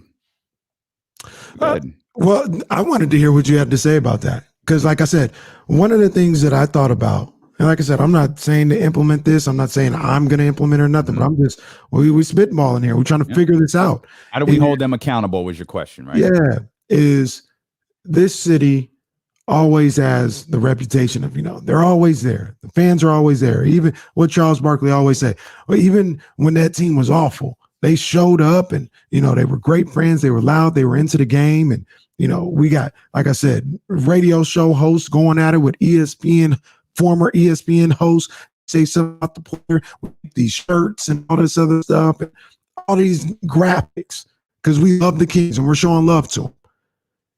And what has that gotten us as a fan base? Nothing. A team that don't even really care. They don't even really give a damn. They don't care about nothing that's going on here. So I don't know. Does this place need to be a little bit more of a pressure cooker? Does this need to be more of a frying pan here? Can we get Sign Lady to show up at G1C first day available with a sign that says "Fix it"? Sign Lady with a second sign that says "You guys stink. You should be freaking embarrassed." Yeah, you get I believe there's an ESPN fan Hall of Fame that Sign Lady is in. You get her on this franchise's neck, and you might see some changes. But here's the thing that I was going to point out to you real quick, just to add to that. There's no heat here. What's my favorite song? everything is awesome because you're a Sacramento King, and you're all we got, and you're a star here because we only got the Kings, and we'll make we need the Monarchs back. We definitely need the Monarchs back, and we'll make shirts for you. And when you have shoes that come out, we'll go buy them. I got some in my closet. I got some Swiper ones in my closet. We'll go buy them because everything is awesome because you're a Sacramento King. It needs to be a little more heat around here. You're not winning. You need to be treated like the Clippers are treated in LA. You ain't the Lakers. You ain't winning. You can't get into the club. Get to the playoffs. What are you gonna say? You, me. Kenny's laughing because the Game 916 on Twitch says sign lady needs to make a sign that says, I don't make signs for crap like this. And yes, we all agree sign lady is way too much of a wonderful human being to do something like that. But you really want to get their attention, you have sign lady turn heel on you, and that'll get the job done. There's this and it bleeds over like a little bit. And we talked about if there were fans at the Golden One Center, because we've talked about, imagine that game where Tyrese started heating up and he led the Kings to a victory, or the Black Falcon in the touchdown pass from De'Aaron Fox. Imagine if there were fans in the building. Incredible moments. And then imagine if there were fans in the building the last two nights. And I absolutely believe that fans would have booed at a feverish level. I believe there may have been fire Luke Walton chants or screams or something along those lines. But there's this unique separation of sports talk radio. And it's weird. There's this unique separation of like the chat house and Twitter. And like the most like overly engaged fans in the arena. They're not the same. And it became clear to me when I started covering the team, and I DeMarcus Cousins. The difference between the Arco / Golden One Center reaction to DeMarcus Cousins versus like the social media reaction to DeMarcus Cousins were not the same. And they couldn't have possibly have been more opposite. So I feel like those people in the arena, and I recall someone in the organization, saying something along this lines, and it wasn't like a percentage. It was, we've learned that a large portion of our season ticket holders, they don't really engage on social media. And they certainly don't do it about the Kings. Like that's not their thing. Like if anything else, they're on like LinkedIn. Like, okay, yeah, like it's like, all right, well, that's interesting. So I don't think these types of like, what can we do type things, like, what are they going to do? Like spread across social media and then amount to nothing? Because you also have this unique, and I have to believe the Sacramento Kings are aware of this. You also have this unique situation where people are so desperate, me included, for life to get back to normal. And for many people, part of the normalcy is going to a game. Part of their separation from the frustrations of work or school or distance learning or distance working is to be able to go to the Golden One Center, grab a beer, grab a soda, grab some popcorn, grab some whatever, sit down and watch their favorite basketball team play. And because we're so close to that happening, and it's only going to be a couple hundred, a couple thousand maybe at the most, those tickets are going to go without a problem. And then the off season is going to get here. And then that, baby, I'm sorry. I know I did you dirty. I know I was wrong. Take me back. It'll be different this time. And then the offseason, the draft pick will fall for the draft pick, maybe a signing or two, maybe Buddy will finally get moved, and then we'll open up our hearts again to see what happens on opening day of next season. Well, this is what I say. And to be perfectly clear, I'm not a booer. I don't boo. You know what I'm saying? Not the home team, not who I'm with. You know what I mean? It's just not me. You know what I mean? I didn't subscribe to that or whatever. But at this point, do whatever you feel, respectfully. Booing is not disrespectful. You know, if you're throwing stuff and calling people out of their names, now you're out of pocket. But if you want to boo the mess out of somebody, go ahead, by all means. That's your right. But you know what they need, Damian? And I don't know how they got this to work in Oakland.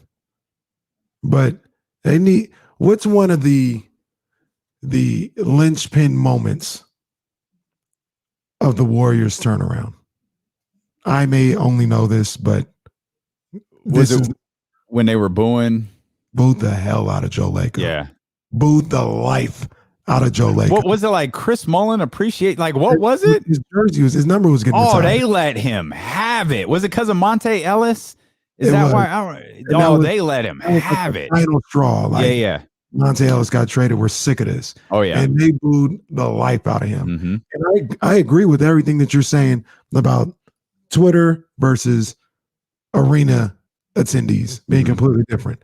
But somehow, some way, and Twitter might not even been around at the time, but they got all of Twitter in Oracle Arena that night, and they let him have it. And it wasn't just the boo. It's something that resonated around the league, around the country. This was something that was played on ESPN, Mm-hmm. you know, it was played all over the place. And I don't know when you do it. I don't know how you do it, but maybe one of those moments needs to happen. Yeah, but the problem is if you're like, that can't happen till next year. Don't forget. Don't forget. But see, look, here's the thing. That can't happen till next year. Under what I'm talking about, I really don't care about nothing they do in the regular season next year. If you're not getting to the playoffs, if you're not winning, I don't care that you're 11-15 in 2 games out of the 8th spot. I don't care. You don't get no praise for that. No more. That's done. What I always like to say, I'm shutting the water off. Yeah. Puffy, Dave Chappelle, I'm shutting down the studio. Like, you're not getting none of these regular season accolades. No more.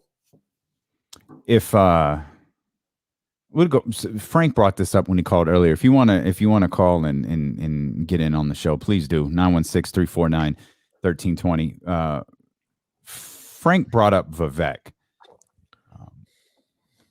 I don't know how much of this falls on Vivek. Like, I'm not trying to stall him out. I have questions. I was thinking about the Jason. I think it was Jason and Sam last year. I don't remember if it was around the time Vlade stepped down or whatever. But I remember a specific article that said there was a group chat. Maybe this is bleeding over. This was a long time ago. I can't really remember, but it was a group chat with like Luke and Vlade, and I think Vivek was in on it. Maybe Matina was in on it too. Mm-hmm. And it was kind of like okay, I can understand like Luke and Vlade texting each other and being in constant contact. Why the hell is the owner involved? So that's the only thing that like gives me pause as to, okay, well, what exactly is, his involvement here? But for the most part, I feel like he's remained out of the way. Yeah. I could be wrong. And God knows what's happening behind the scenes. I don't know. He used to not be behind the scenes. He used to be very much in front of the camera, which is part of the reason he became a laughingstock. Like the 5-on-4 and in 2.0 or 3.0 or whatever the line was. It's like, oh, heck, bro, you got to stop. And then like the hirings and firings, the comings and goings, having everybody involved to having nobody involved. Like it like, I feel like those first couple of years kind of put him behind the 8 ball. Whereas now I don't feel like he's involved, but every once in a while, stuff gets leaked. And again, you could play the guess the source game here and you read something where it's like, okay, maybe he is involved. Right. And remember what everybody said at that time when I think it was an article.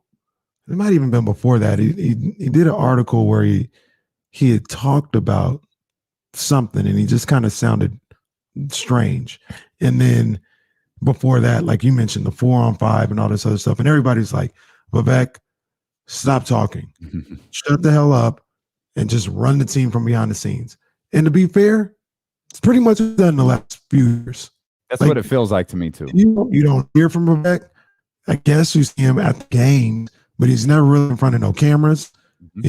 Press conferences.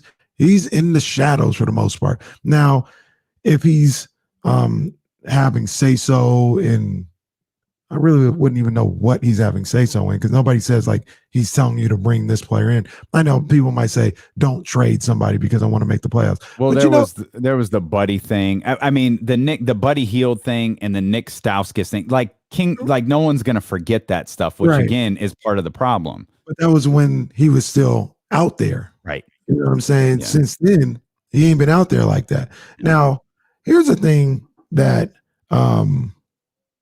maybe you can help me out on, because people are like, oh, Vivek needs to get out of the way and let them rebuild. And if they want to tear it down and tank, let them do that and all this other stuff. And tell me if I'm wrong, but I'm kind of with Vivek. Like, what do I always say, Damien? They need to make the playoffs next year, period. Yeah. Period. I ain't here to say, oh, let's build it up, and then 3 years from now, that's how you do it. First of all, there ain't no guarantee. Mm-hmm. Second of all, 3 years from now, how many times have we torn it down, rebuilt? What you say, there ain't nothing to rebuild? You never build it up. You can't rebuild when you've never built. So to sit here, we sitting around staring at the foundation. Like, you put up a couple boards, you knock them over and start over. Calling that a rebuild. Get out of here. Commit to a rebuild. They tank to get Tyrese, and they tank to get Fox. So they've tanked before, and it's gotten us nowhere. And people are like, well, Vivek, oh my gosh, so short-sighted. He wants to just make the playoffs, make the 8 seed. What is that going to do? It's going to do something. It's going to do something. Like, I do not blame Vivek if he's in, because I'd be a hypocrite. If I was in the ear of Monty McNair, I'd be telling him the same thing. Monty, yeah, you got personnel say or whatever, but I'm telling you, we need to be making the playoffs next year. Figure out a way to make that happen. Yeah. So on the chatty house, call in 916-349-1320. People that want to go there with Vivek and all that. What's the problem? He wants to win now. Just like all of us, just the same reason we doing the show, and everybody's coming in and everybody been tapping in today because they're sick of losing. They want to win. I don't want to tank. I don't want to have another 19-year-old that I hope develops in 4 years. It's time to win, man. It's been 15 years. 916, you heard my partner, 916-349-1320. Terrence, appreciate your patience. Terrence, what's going on, man? Hey, what's going on with my two brothers, man? How y'all doing? We all right, big dog. How you doing, man? Man, I'm all right, big dog, man. I'll be tapping in on the chat and all that, man. I'm just, I'm probably going to be jumping around or whatever. I just got a few topics to touch on with the Kings. Go ahead. Yeah, man, it just, you know what? I'm with you. I'm with you on the whole Vivek thing as far as, like, winning now. Like, we need to win now. The only thing that's bad about Vivek is the coaching that he's choosing, like his coaching decision. That's the only thing bad. But everything off the court, outside of basketball, dude's top notch. Yeah. He's top notch. But it's his coaching. So we got to get the coaching together. And I think we need to just let Luke leave, get rid of him, and let him go to Arizona like he really wants to. Because you could tell he want to go after that press conference, not last night, but the night before when they asked him about, hey, did Arizona talk to you? And he couldn't even look in the camera. Couldn't look in the eye. He couldn't look the camera in the eye. So I'm like, you know what? Let this dude go. And I honestly think he lost the team. I don't care about how everybody's like, oh, we love Luke. Luke, he's a team guy. We love playing for him. Yada yada yada. They lost. Luke lost that locker room, bro. And we need to get rid of him and let Gentry either take over the team, or Rex Cleanan, which is our defensive specialist. Those two guys, not outside looking for nobody. It's in-house. It's one of the coaches that's on the squad right now that we need to just elevate and go ahead and try to make a power trade for at least, I don't know what type of big name when it comes to Sacramento or whatever, but we need to try to go hard on Chris Paul.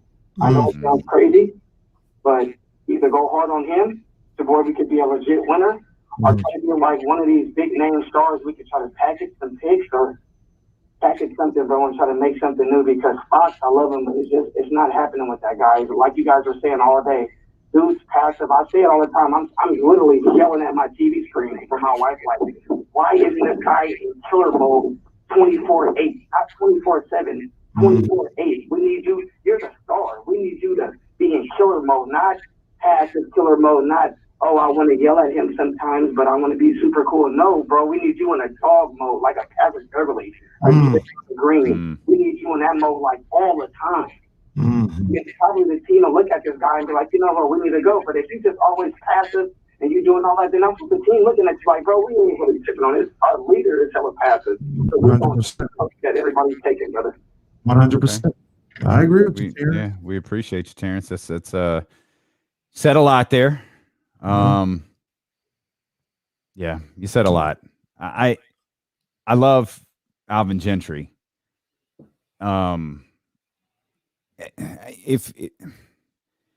This is, I think Alvin Gentry, I've never heard a bad word about him.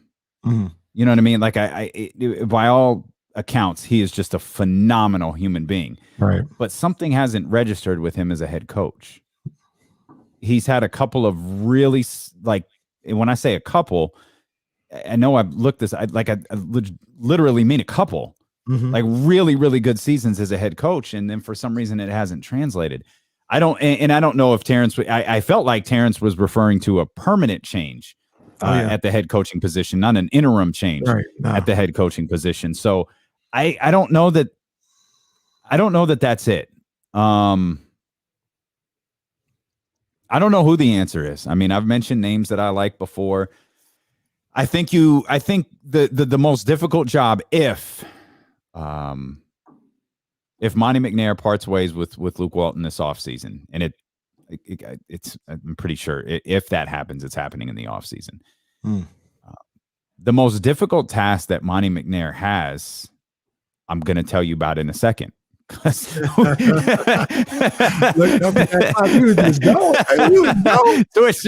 /ESPN 1320, the ESPN 1320 YouTube channel, and of course the phone lines 916-349-1320. More of D'Lo and Casey coming up here on Sacramento's #1 sports station. Marshall's next. Man, that's a long tease. Marshall Harris.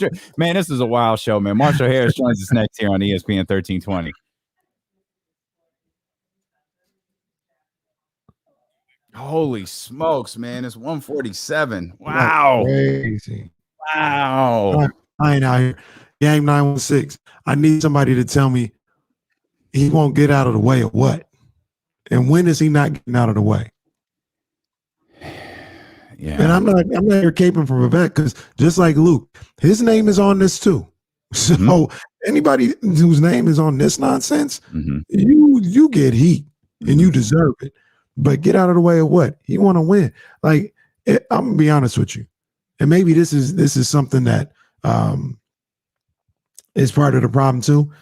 Get to the 8th seed, get to the playoffs one time, and then we'll figure it out. But just saying, let's tear it down, get it top 5. I don't necessarily agree with that, because ain't no 19-year-olds gonna take you to the playoffs no time soon. Yeah, they ain't happening. The best ones right now. Anthony Edwards is in Minnesota. They ain't making the playoffs for the next 2 years, probably. And they got like top flight veterans. LaMelo, he's doing a great job, but they got a better roster than the Kings, to be honest with you. The Warriors, and James Wiseman, they got them. Patrick Williams, Killian Hayes was a top pick. Sadiq Bey. You see what they doing in Detroit? They ain't nowhere near the playoffs. So you sit up here and you try to take it all down. That ain't happening for at least 2-3 years from here. And then De'Aaron's going to be up for an extension. And it's going to be like, De'Aaron's going to be like, this. I don't know if I want to be here for all this. Yeah. It's a cycle. It's time to win. Let me connect. Okay.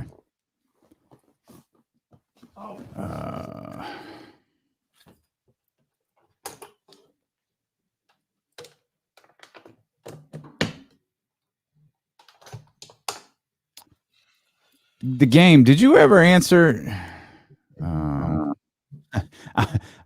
I'm following some of the. I'm rolling back here on some of these comments. Keep these comments brief. You smell what the rock is cooking.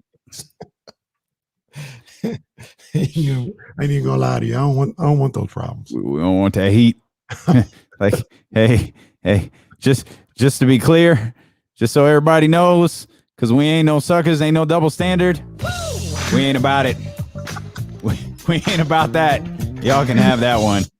Y'all can have that one. We ain't about that. Smoke, man. Mhm. I'm good. Just here minding our business, doing a radio show, having fun with our peoples. One big happy family. That's it. Oh, okay. High school. Okay, Bryce, you ain't gotta be all right. You ain't gotta say it like that. What game they got? Oh, No, I was asking. What? Oh Lord, what is his? Voice of reason? I think I can't. Oh, is that what it says? All right, let me get that banner out the way. Game 916. You high school basketball. Where you gonna be at? You gonna be at the church later on tonight? Is that where you gonna be? I'm sorry, what? No, the dude in the chat. He said he coach high school basketball. There's a. I don't even know if I should be saying it, but yeah, I'm just asking. You gonna be at the church later on? Is that where you coaching? Let me know. Game 916. What's up, Marshall? Marshall Harris. What's up, big dog? What the church say? How are you doing? How are you Kings fans doing today? We good, man. We just talking it out. We all right. Talking it out. You know what? You know why you're good? You're used to this, so it's okay. So it's like, oh, another day in paradise. It ain't paradise. Yeah, we you're right. We are used to it. You're right. Trying to figure this thing out. Yeah, no doubt. Streaming live on the Odyssey app, streaming live on twitch.tv/ESPN 1320 and live on the ESPN 1320 YouTube channel. You can check us out, youtube.com/ESPN 1320. We welcome in TV's Marshall Harris. Hey, CBS 13.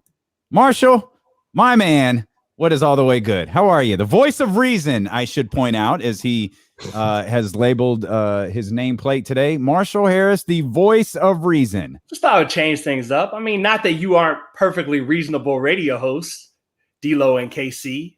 I don't know. ESPN 1320. I got my radio down. I was gonna work. I just got done working out. Right, I'm doing deadlifts right now. It's been a while since I've been like all the way in the gym, but the last couple of weeks I've been all the way in the gym. Gyms are open in Sacramento. Yeah. I'm listening to the funny phone calls, funny to me, humorous, about all the things wrong with the Kings, and I'm thinking about positives about the Kings. And I just, Rashawn Holmes on my fantasy basketball team, he does work for me every night. He's good to me. I got word last night when he got 2 quick fouls. I was like, nah, Rashawn, you need to get these rebounds and these points so I can win my fantasy championship.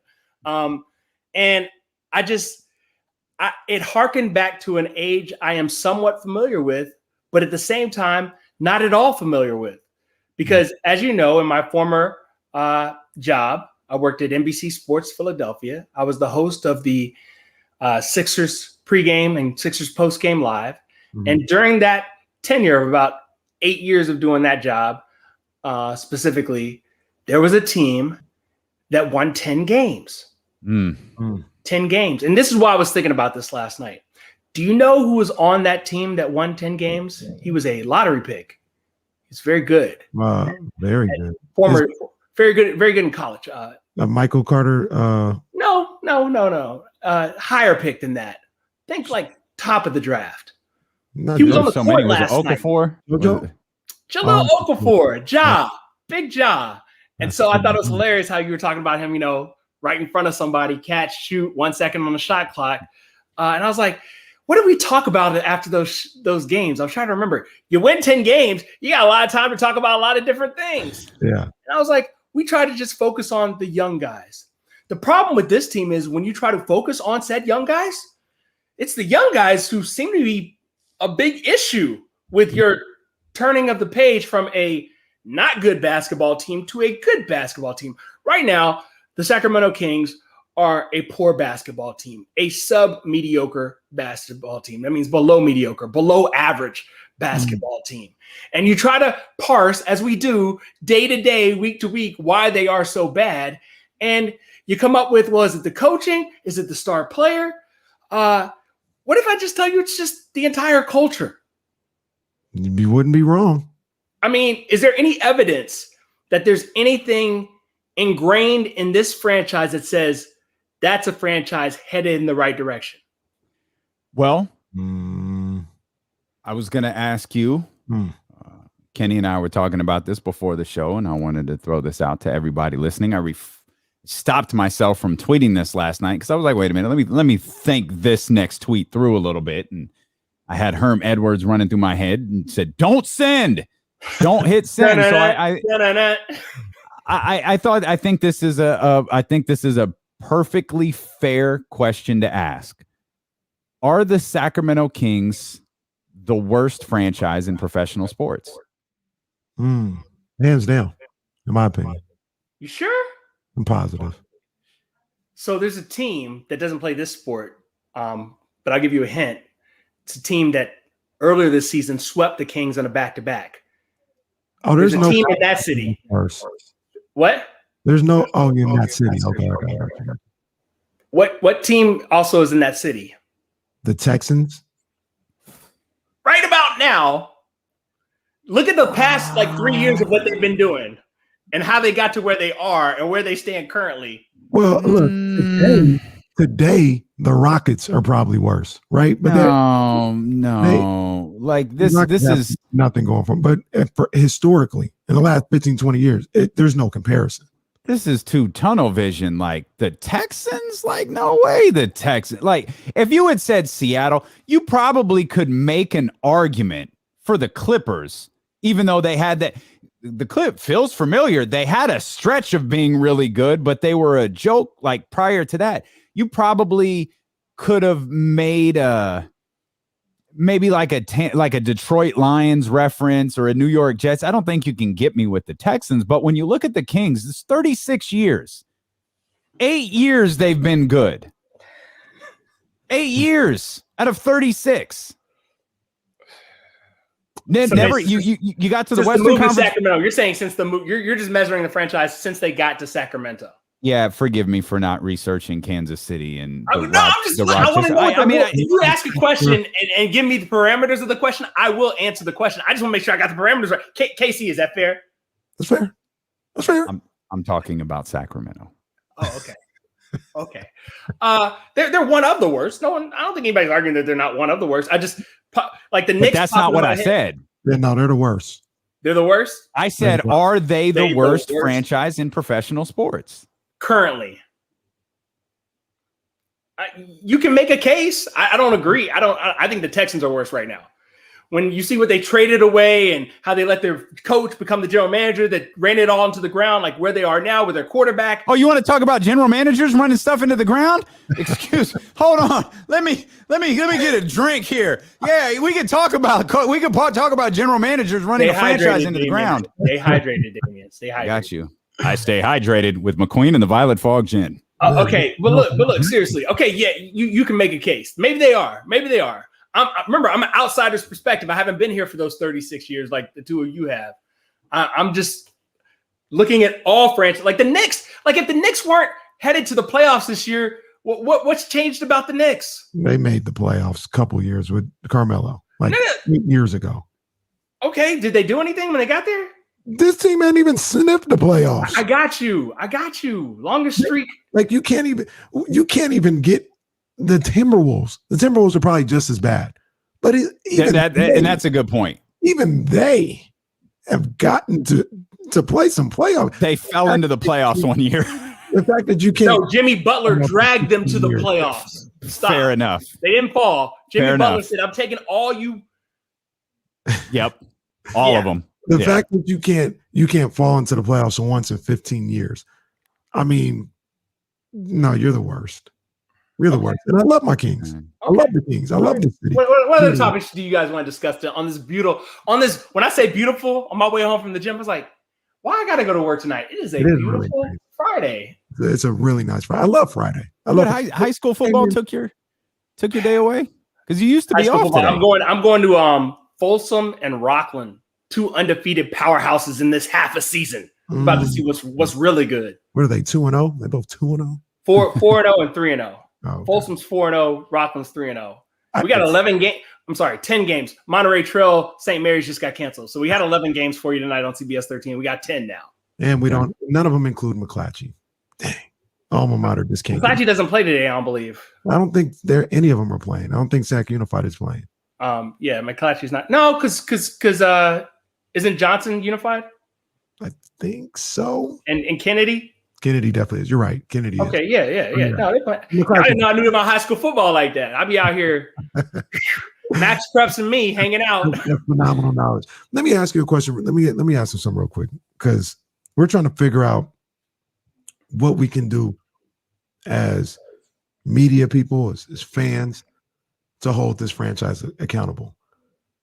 You came from the roughest of the roughest, to be honest with you. Are we too soft here? Are we too warm and cuddly? Where I said it. Oh, we make T-shirts. Hey, No, I'm not. Look, and that's no shade to the Kings Herald or nothing like that. I love what they do. I'm just saying, like, we make T-shirts and we clap and I'm gonna fight with Amin Al-Assad. Yeah, because dear, like, does that need to be done? Kenny, as you mentioned, I worked in Philadelphia, Pennsylvania, where they don't play. Like, yeah. I know a lot of Damien's talk lately has been about the apathy that is set to settle in if the Kings don't turn things around. Like, the beautiful thing about Philadelphia is they don't know what apathy is. They'll cuss you out before they don't care. Like, they'll just continue to cuss you out. And I'll say this, in Philadelphia, the media holds people accountable like what? One of the things about these Zoom press conferences is, I ask a question, my questions don't always get answered, but before I finish asking the question, my mic is muted. So I can't even follow up.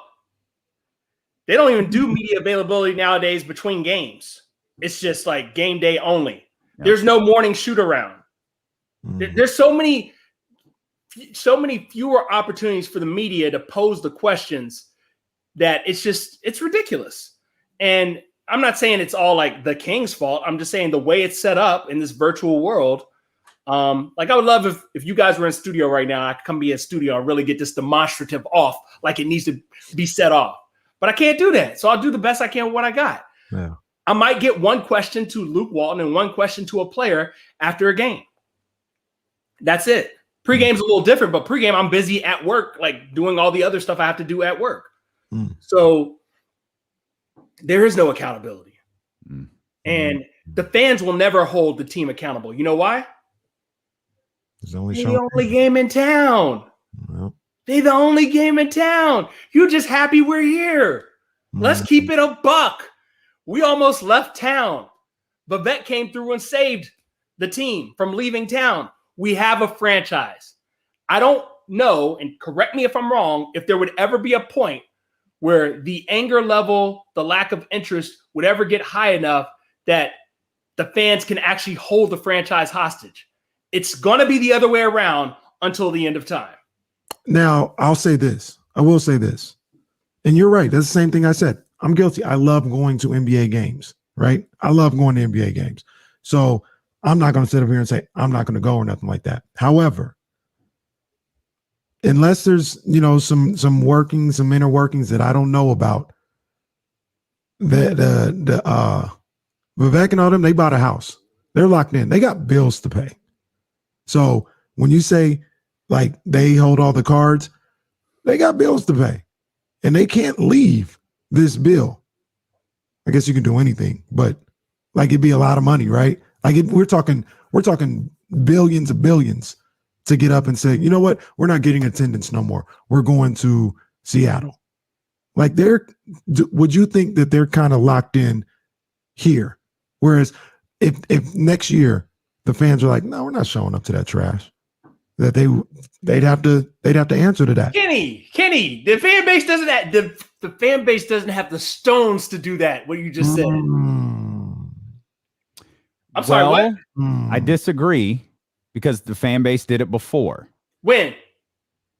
Right before they threatened to move them to Virginia Beach, Los Angeles, and Seattle in successive years. Okay, where were they playing then? Marco. Okay. That's my point. It doesn't take to the fact that that's where the sellout streaks ended. That doesn't take away from the fact that that's where people stopped going to games. No. I'm saying that was a different. Like when I say the Kings are the only game in town, like the highest level of entertainment is NBA basketball in Sacramento. Would you agree with that statement? Mm-hmm. That's regardless of if the Kings are good or not. That's just saying LeBron's in town. Mm-hmm. That's if Devin Booker and company are in town. Zion Williamson is in town. You won't. There'll be a point. We're not there yet, but there will be a point where it's embarrassing that there are so many fans of other teams coming to see him. But it's like, it's like I worked at CNN as an intern and a PA back when I was in college, right? Phillips Arena, it's all connected, CNN Center, right? I would go in there, I'd be like, yo, what is going on? Why are all these Detroit Red Wings fans here? When did I come to see the Atlanta Thrashers for real? Right. They were coming to see the team in town. Like, you see like the Hartford Whalers jerseys and the freaking the North Star. Like that's where we're at. There will be a point where there will be more NBA fans in Sacramento than Kings fans. I run up on them all the time. They'll be like, oh yeah, about your show, talking about the Raiders, blah, blah, blah, coming off like NFL football. It's like, oh yeah, what do you think about the Kings? Oh, Kings ain't my team. I root for the Warriors. Kings ain't my team. I'm a Lakers fan. Kings ain't my, and so on and so forth. I'm a Russell Westbrook fan. If you're 18 years old, 21 years old right now, who in a Kings uniform got you hyped to be like, I'm a Kings fan for life? Not one. Marcus? Maybe. Not one, but maybe. So what I'm saying is Sacramento is for sure an NBA town. But is it a Kings town? You tell me. It still is. It still is right now. But is that, you would agree that demographic is changing, correct? Yes. Right in front of your eyes. Absolutely. You're listening to D'Lo and Casey on ESPN 1320 KIFM West Sacramento, KRXQ HD2 Sacramento, an Odyssey station and driven by Lashers, Elk Grove Dodge. I'm Damien Barling. He's Kenny Caraway. He is TV's Marshall Harris, CBS 13 Sacramento. Marshall, we're thrilled that you're here with us. We're thrilled that all of you are here with us. De'Aaron Fox, best player on the Sacramento Kings, right? Yes. Is he a leader? Sure. We're all leaders in our own special ways. I swear to God, you have ways of answering questions that just absolutely infuriate me. No, look, here's the thing. Dude. He's a leader. That's not the question you wanted to ask. The question you wanted to ask is he the guy who can lead this team to being a playoff team? That's what you were really asking, correct? No, not necessarily to the play. I wasn't asking about the play. I'm asking for, is he the guy who can take a team that loses to the team with the worst record in the National Basketball Association, grab him by the jersey, grab him by the throat, get him in the locker room and say, yo, we can't allow this to keep happening. We had a losing streak of 9 of 11. We had a losing streak of 7 in a row. We're sitting on a losing streak of 4. We've got the Detroit Pistons coming in. We can't continue to allow this to happen. Hey, we're getting off to a slow start against the Detroit Pistons. Let's correct it. Can he be that guy is what I'm asking. The visual evidence says no, not at this time. That's what the visual evidence says. I watched the last two games. Your calm demeanor really pisses me off sometimes. I swear to God, dude. Hold on, Dave, bear with me. I'm just asking the questions that are presented to me. You're the Luke Walton of the get mad. I'm not. Nah. Don't do that. Don't do that. Look, show me some emotion. Look, De'Aaron Fox came out after the game last night and said, they got into us. They knocked us off our spot. Yo, De'Aaron, you're the dude that everybody says no one can stay in front of you. Go to work. I looked up at the little stat screen right next to my computer on press row with me and my 15 people who were in the building. And I was like, this man's 0 for 3 from the field. He's not even why don't you impose your will? And it can't be a Luke Walton didn't tell me to do. No, you have to lead. There's two ways to lead, right? Lead with the voice, lead by example. Heard your conversation earlier about do you have to be the best player on the team to be the Draymond Green told me to tell you. No. Okay. Exactly. It's his job to lead by example because he's the point guard. Forget about the leader thing. Point guard's got the ball in his hands to start the possession. Go do something. Make it happen. And be synergistic with your other 3 starters and Mo Harkless and make it happen. Don't get me started on the Mo Harkless thing. Well, I mean, it's what we do. Yeah. I know y'all are on your heads like, how could it be Mo Harkless? Very nice job. That's I'm Kanye Harris. What's that? It's kind of heartless.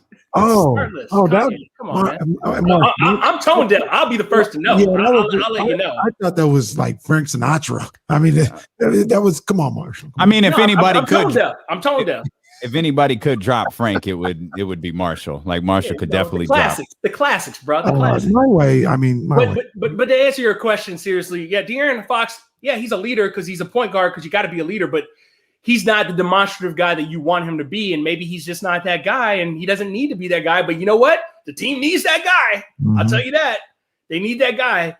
Doesn't have to be the coach, but it's got to be a player that says, you know what I'm saying? So let me ask you this here, because I made this statement earlier. For as much as I love De'Aaron Fox, I love him as a player. Seems like a great guy. I don't have a problem with him. But if I'm trying to build this franchise and I need the guy that we all kind of agree they need, like what's working right now, the soft silence hype ain't working, right? They need something different. I said I can't trust him moving forward. At this point, what he's showing me right now, I can't try. I need to find somebody that's either better than him or on his level and a different type of leader to get where I want to get. If I'm saying De'Aaron Fox is that's who we're putting all our eggs in our basket, I can't trust him, because from night to night, you don't know what you're gonna get. Sometimes he's gonna be aggressive, sometimes he's gonna be like he was last night, 0 for 3, just letting things happen. Okay, so we're talking about leader. I think part of the problem is I think it's more specific than the problem you guys are talking about. It's not just leader, it's defensive leader. When you talked about Kent Bazemore earlier, when I just talked about Draymond Green, someone has to be like, yo, it's time to tighten the screws in here. And they don't have, who's the defensive leader of the Kings right now? Nobody. Tyrese, maybe? I don't know that they have one. Tyrese, the same Tyrese Halliburton that comes off the bench? You said not to get you started on that, so I'm trying to let that go. Like, of the starting five, of the 5 players who are on the court, it's Harrison Barnes. He's the only possible answer. There isn't one. The correct answer is there is none. Okay, so if you don't have that, what chance do you have? According to the last 5 games, none.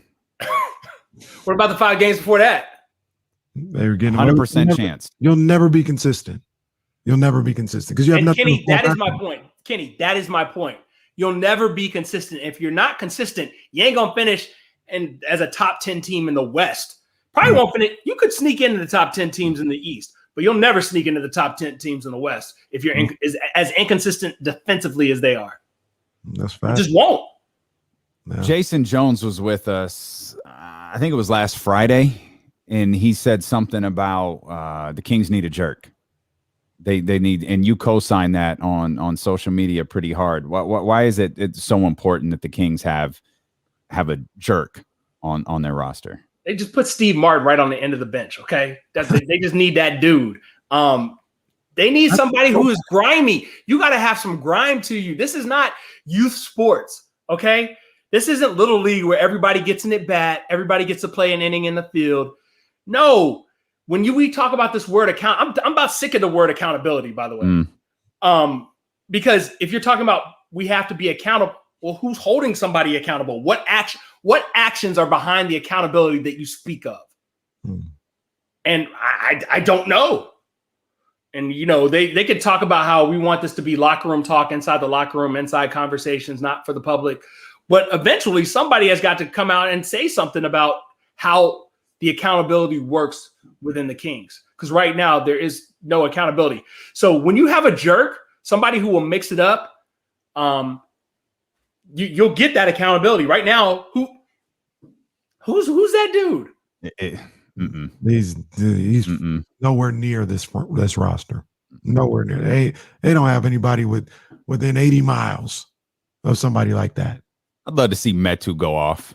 That'd make my day. Just Metu just grabs somebody, says, "Yo, you're supposed to be over there." No, that's not a thing. Everybody's like, hey, you got to be over there. He's gonna say that to Buddy Hield. He's gonna say that to Buddy Hield. Apparently, I don't know if you're. No one says anything to Buddy Hield. But that's the problem. Buddy is a vet, so like, you got to be a vet to call out Buddy, and what vet is gonna call out Buddy? Man, is that a rule? Because that's trash. You've got to know your damn job to call out Buddy Hield. Well, that's what I'm saying. You got to, like, as a young player, do you feel like you can, like, if Tyrese Halliburton, can you picture him calling somebody out? He's a rookie. I can't picture any of these guys calling anybody out. Right. But to me, your years of service got nothing to do with it. If you don't know your damn job, you don't know your damn job. I will say this, though. A 19-year-old, 20-year-old is not going to tell grown a man? 28-year-old, yo, get it together. Like he might slap. Well, we know nobody on the Kings will slap somebody up. That's So maybe trash. you can say that. But you try that somewhere else, they might slap you like Shaq slapped Kobe.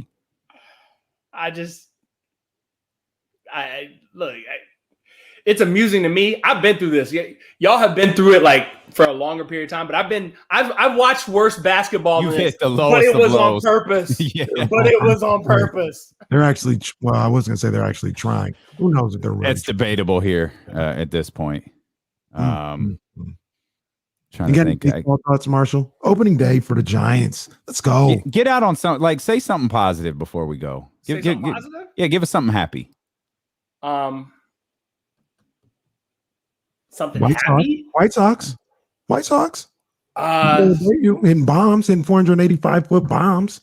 There's no sports extra on the calendar, so it means I get to rest. I'm going on vacation. Okay. I'm getting on a red eye Sunday night. I won't be with you guys next Friday. I meant to tell you that. I will not be with you guys. 10 days off. Hold on. 10 days off. Didn't you just come for vacation? You had the surfboard behind you and everything. That was like a month ago. I went on my days off to visit my brother who was going to Okinawa to serve his country in the Marines for the next 3 years. That was not a vacation. I was gone for 2 days. Pocket watching your time off. It looked like a vacation because you had the surfboard behind you. Have a great 10 days off. We'll miss you next week. Marshall, we love you and your frustratingly calm demeanor. I love you guys, and I love Kings fans, and I pray for Kings fans every night. Please, we need to be prayed for. I just pray for your patience, your resilience, and that you get some stones and be like, nah. So he shouldn't go no more. In closing, I said he shouldn't go. I should got to be brown paper bags over their head, signs in the stands. There you go. That like game one, I think probably the 20th. Game one should have the signs ready to go depending on the team's level of play. I'm with that. We'll come back. We'll continue to talk about this. We want to hear from you too. 916-349-1320. It's D'Lo and KC here on Sacramento's #1 sports station, ESPN 1320. I appreciate y'all. I just want to let y'all know that. Yeah, we appreciate you. Yeah. Can you disclose where you're going? Yeah, I'm going to Savannah. I'm going to Savannah, Georgia for 4 days to unplug. You know, okay. When I say unplug, like can't reach me, won't see me on Twitter, won't see me on Instagram. That's good because we know what's going on in Georgia. Woo! Nah, it's turn like, down for what?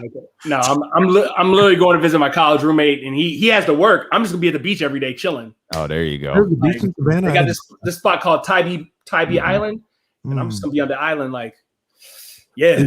Is it a beach like the thing downtown?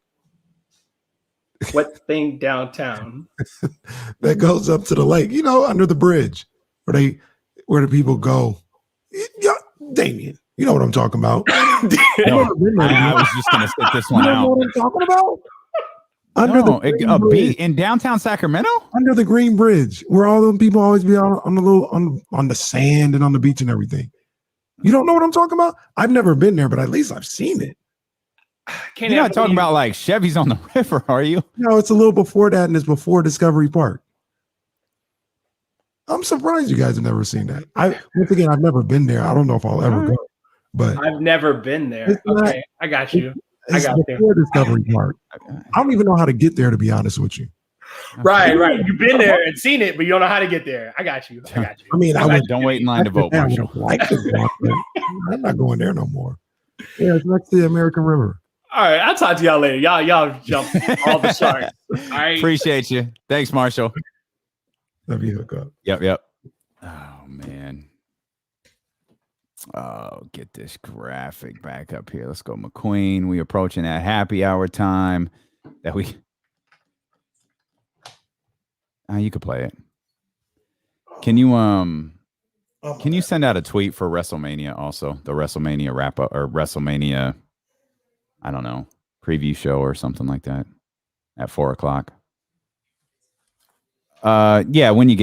Whenever we come back. My man Aceberg Slim, he said he down to come on, man. So okay, cool. He shot me the email. Okay. So, shoot that over to me. And I'll get that invite ready to send out for the couple people who want to join us. Remember, if you want to like actually be on the chat, Murph, you gonna join us? I didn't ask Deuce. I thought Deuce might just want the day off, to be honest. I'm happy to text him. He might be playing games anyways. I just showed it's some macho man, the cream of the crop. Macho man. You got this Sprite bottle here, and you see where it's not exactly halfway through. The Kings aren't exactly halfway through either, brother. I'll tell you that. Gene. Now, Damien's Macho Man. That's pretty damn good. That's pretty damn good. Cracks me up all the time. There we go. All right. All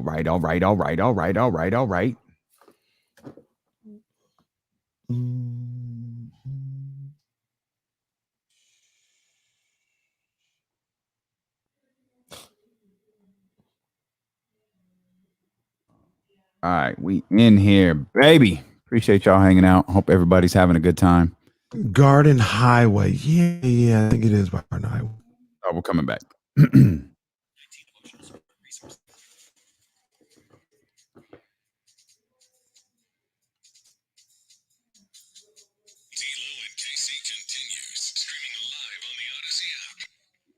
Appreciate you for being with us, whether you're on the Odyssey app, whether you're on 1320 AM, or if you're on twitch.com/ESPN 1320 or the ESPN 1320 YouTube channel. Appreciate Marshall Harris for hanging out with us as he does each and every single Friday.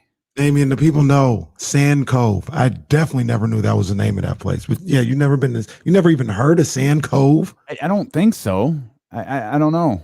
Yeah, Johnny says the same thing, Sand Cove. Somebody said, well, it's where the Sac and American rivers converge. And look, they try to pass it off as some kind of, they don't pass it off as a beach, but like people go out there like it's some type of beach. I would not go out there. And now that you say, I think I know that maybe I know the area you're talking about. I just don't think I ever knew that it was called Sand Cove. I definitely didn't know the name. As you can see, I didn't tell you the name. Somebody had to tell me. I didn't know the name. You know what's funny? Right before Marshall joined us, I laid out I was about to really dive into something. Can someone hit the rewind feature on the Odyssey app? Because I cannot remember for the life of me what it was. Oh, man. I was really about to get into it, and I looked at the clock, and it was like, oh, we got to step out. And then you were like, yeah, Marshall's next. I remember my tone was different. Dude, Marshall is so frustratingly calm. He's so like level-headed with every answer he gave or every conversation that we had. And then I have to remind myself, and he reminded us, he worked in Philly during those. Man, Philly is during those years, man. Philly crazy, but and Philly's different. Yeah, Philly's definitely different. Another aspect that he's right. We've mentioned it. Philly had other places to direct their attention. They could leave the Wells Fargo Center empty almost because I'm gonna go to a Flyers game or the Phillies are in town tonight or something like that. Sacramento. Like I said, that's why I'm not going to advocate. I'm not going to say that this is what you should do because I got to be honest with you. I don't know if I'd do it either. Now, I will say this. If I had to pay for tickets, maybe I wouldn't pay for tickets. I am fortunate enough where I can get in there and I'm going to go. The prices that they be charging for some of the lower balls, I don't know if I'm making that move. I don't care if LeBron in town or not. Man, I love you all in this chat so much. Twitch and YouTube. Sickness says you were talking about a difficult task that Monty has in the off season. Man, y'all are the best. Y'all keep us going here. But I don't forget also basketball is an escape for a lot of people. Mm-hmm. You know what I mean? And like it's their moments like away, and it's frustrating. And some people love. Some people love the misery that comes with this because it kind of shows like nobody wants the team to lose, obviously, and no one wants anything like that. But it's like you're so invested in being a fan. You're so invested in your team, like you've put your heart, your soul into it. You're talking about putting your money into it and all of those different things. And ultimately, like what would that change? Like what would that do? And I don't know that it would do anything. And so what I was laying out before Marshall joined us is, the most difficult task for Monty McNair is because if you can recall that conversation, if you were with us, we've been trying to talk about the Kings situation from all of the different aspects, whether it's De'Aaron, the roster, Luke, the front office, the ownership group. We've talked about it from the perspective of fans, from the perspective of media. We've talked about it from the perspective of accountability. And, we brought up with Marshall, are the Kings the worst franchise in professional sports? And if Monty decides to part ways, and maybe phrase better, if he's allowed to part ways with Luke Walton this offseason, the most difficult task that Monty McNair has is convincing a good coach, like a really good, like a really good young coach or a good established coach. But I think he's probably, I feel like it might be a first time head coach type thing. Mm-hmm. He has to convince that person, and hopefully it's a person that has options. Like hopefully it's a person who is sought out in the market when coaching vacancies are announced, a day or two after the season. Mm-hmm. He's got to convince them that this isn't a circus. Mm. He has to convince them that they have read or that they have seen on games. Oh, that's not true. Mm-hmm. I know it looks like we're a circus, but I'm getting in here and I'm trying to clean all of this up. We have a plan this offseason. You're a huge part. Don't worry about ownership. Don't worry about any of that stuff. You're my guy. We're locked in together and we're going to get the job done. And he has to convince someone everything that you have read and seen. And I'm not going to encompass the entire 15 years. We'll just use what Vivek's been the leader for what the owner for what, like 7 or 8 years? 7 or 8 years. Yeah. It's not as bad as it used to. It's not what it looks like. The biggest misstep of this organization under Vivek's tenure. Well, Jesus, there's a lot of them. Biggest recent misstep was hiring Vlade Divac. Then you had the nerve to sign him to an extension. And you allowed him to bring in his head coach and tie those two extensions together. And then you decided to let that guy go. You decided to let Vlade go. Right. So it's just like one bad decision compounded by another, compounded by another, compounded by another. And Monty has to convince a coaching candidate, should that be the route that the Sacramento Kings go, it's not a circus here. Come talk to me. This is going to be a great job. You'll love De'Aaron. You'll love Tyrese. We're gonna redo this entire roster and keep it moving. Like you're cemented here. You're good. Don't worry about a thing. And that's gonna be difficult because I don't know that I believe it. I just said it, and I don't know that I believe it. I'm on the verge of calling myself a liar. Like, nah, D-Lo, you're full of crap. This whole organization is a disaster.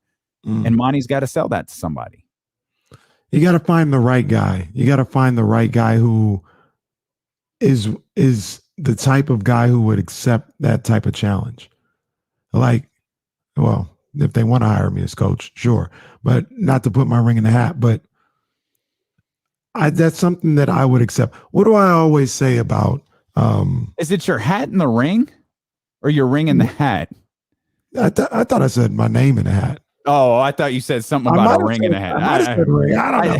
I thought I said name in the hat, but I don't know. That's fine. It's Friday. It's Friday. The Kings got us flustered. Whatever. Happy hour's coming up in 25 minutes. Wait a minute. Let me get my foot back in here. I had one out the door. Sorry.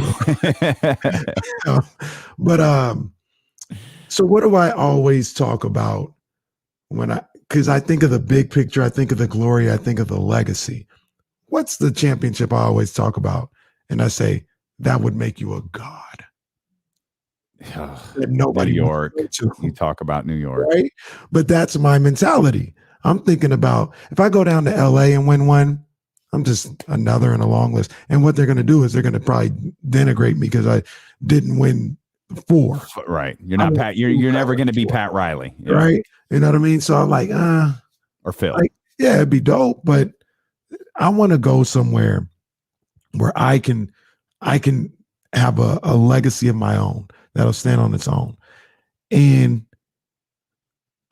maybe I'm fighting a losing battle, but not everybody's built that way. Everybody's not like, I'm going to turn this thing around and be great. They're like, it's probably not going to work. I'm not going to put my name in that one. And I understand it. I get it. Monty's got to find guys, if it's a coach, if it's players, free agents, trades, whatever, who are willing to accept that challenge. Another thing you told me just now, and it made me think about, you said, what is not going to the games going to do? And you're kind of right, because for all intents and purposes, Vivek isn't cheap, right? Like his crime, like if you didn't go to games, it wouldn't be for him to say, oh man, I guess I got to start spending to get a winner out here. From everything we can tell, he'll spend. Just don't pick the right guy. So what is it like? Sure. Like, oh, now I'm going to really focus on picking the right guy. Right. You know what I'm saying? Like that's not what it is. You just got to kind of hope Monty is the guy.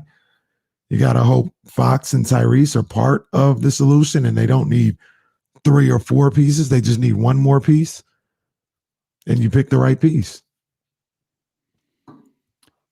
Well, I guess in one sense that's good. Like, all right, he's willing to spend. He's just not spending it on the right guys. He's allowing, the extension with Vlade tied to Luke Walton and all of these different things. And with, coaching changes come, staff turnover. And, I don't know. We'll find out, because we're hopefully exiting a year and a half in basketball terms. And maybe it'll be a year and a half in real life terms that we've never experienced before, where we haven't been able to go to games, and that cash flow hasn't been there. And I don't know this, but I'd guess a big chunk of merchandise is bought when you're at the arena. And I'm sure there are people who go to NBAstore.com or whatever it might be, and I think I feel like Mark Jones references the store being open at the Golden One Center, but I feel like, merchandise sales, that bottom line is really, tallied up during those games. Yeah. I'm not driving to Elk Grove just to go to the store and then come back home. Right. Exactly. So it's like we're entering a time that, the Kings, as a lot of NBA teams have suffered financially. And I think that's the one thing that's the biggest thing that gives me pause regarding the future of Luke Walton. To me, Luke Walton has done absolutely nothing to earn being the head coach as the Sacramento Kings next year. Nothing. But I'm not confident. I'm not very confident that they're going to let him go just because of the finances of it all. We said before, like I did, that was one of my biggest concerns heading into the year. And I don't know what Monty McNair's thinking is, obviously. But if the idea was Monty McNair is like, Luke Walton is going to be the head coach, and we're giving Luke Walton a real chance to be the head coach of the Sacramento Kings, versus Luke Walton is going to be the head coach because we can't fire him because he's got 3 years left on his deal. They'll let me fire him with 2 years left. Maybe they won't. Maybe they'll let me fire him with 1 year left. I don't know, like, if any of that stuff is true, but I think that's going to be the part that's that's the part that holds me up so much on Luke Walton being let go this offseason, because he's done nothing to keep the job. Absolutely nothing. But the finances of but the circumstances that have affected the finances of the Sacramento Kings leads me to believe I'm not sure they're just going to let him go. Again, I saw something that kind of goes to your point, and I'm not going to dive too deep into it unless you don't want to, or unless you want to. Okay.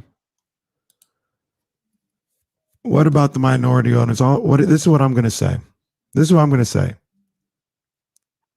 I think they need to get in line too. But what do you? I think from things that me and you both hear, Damian, that's part of the problem. That's part of the circus. And I think I'm not blaming not one person or another. I'm just saying they all need to get on the same page, because there's a dynamic in the front office and in the ownership groups that just isn't is not conducive to whether it's not being on the same page with finances, whether it's not being on the same page for who's getting credit or who you're trying to sabotage or point blame at.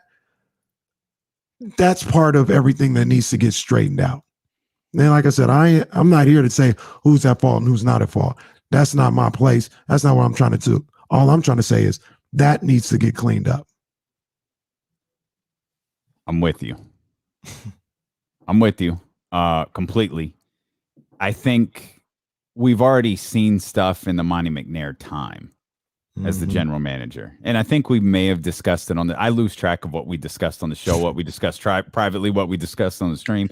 Yeah. But no, we discussed it on the show because I remember you said, like, I don't get where is this coming from? This feels like it was something about minority owner. It was something about, Vivek not allowing Monty to do what he wants or something like that. Right, it's like, oh, and this was early in the process. And you can, I've heard stories about that group. I'm not gonna. I don't know how much it's even worth getting into. I've heard stories. You've heard stories. People in the chat have heard stories. Fans have heard stories. People listening on the radio have heard stories. Chances are, probably everything that you've heard is true. And it's just a constant circus of like there's a for the culture line that works all around, and it's who's in charge. Who's running the show? We always want to know. Whose is this? Who's running the show? It's been built that Vivek is the guy. There's resentment to that, which is why you read a lot of the things that you do. And as you laid out perfectly, it's not helping anything. No, they got to get that squared away. For the people talk about the top, let's talk about the whole top level, like the whole top floor. They need to get on the same page and figure this thing out because really they're just, what's the term? Cutting off their nose to spite their face. That's it. I think that's it. It sounds right. Sounds good. If that ain't it, it works. We created a new one. That's it. Yeah. 916-349-1320. Let's get Eric in here, KC. Eric, what's going on, baby? So here's my problem with tanking is that losing has gravity, right? I mean, you lose too much, as we know, because we've been doing it for 15 years. You become losers. Like, you become comfortable with it, you become good at it. And the team are good at losing. And so, when everybody was talking about, the idea of tanking just doesn't hit me right as an athlete, or a former athlete, now I'm old. It just doesn't hit right. But the good news on that front, or at least what I thought, was that we sucked anyway. So we didn't need to tank, we just play and try our damnedest and lose anyway and get a good pick. Obviously, we played a little bit better than we anticipated at times, but we're reverting. This is a really frustrating year because we had guys that we knew were middle of the road that were not elite, that we were playing in front of young guys that we didn't know yet whether they were middle of the road or potentially elite in the future. Robert Woodard needs to be on the damn court every night for extended minutes. There's no defending him not being on the court. Jemias Ramsey has a green light mentality like Steph. Is he like Steph? No, he's not like Steph. I'm not saying that. Thank you for that.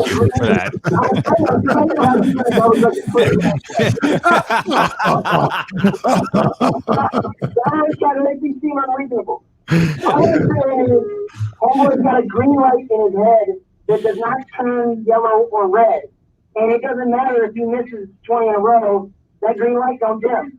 And we need to let him get acclimated to an NBA three-point line and just let the man fire.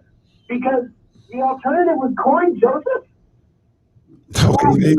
Kings legend Corey Joseph. And he looked like a good alternative last night. Lift them boys up. And that's the other thing is, so what have we been saying for months? Corey Joseph is washed. Corey Joseph getting 24 in a Sacramento uniform was impossible. What is in the water here? I don't know.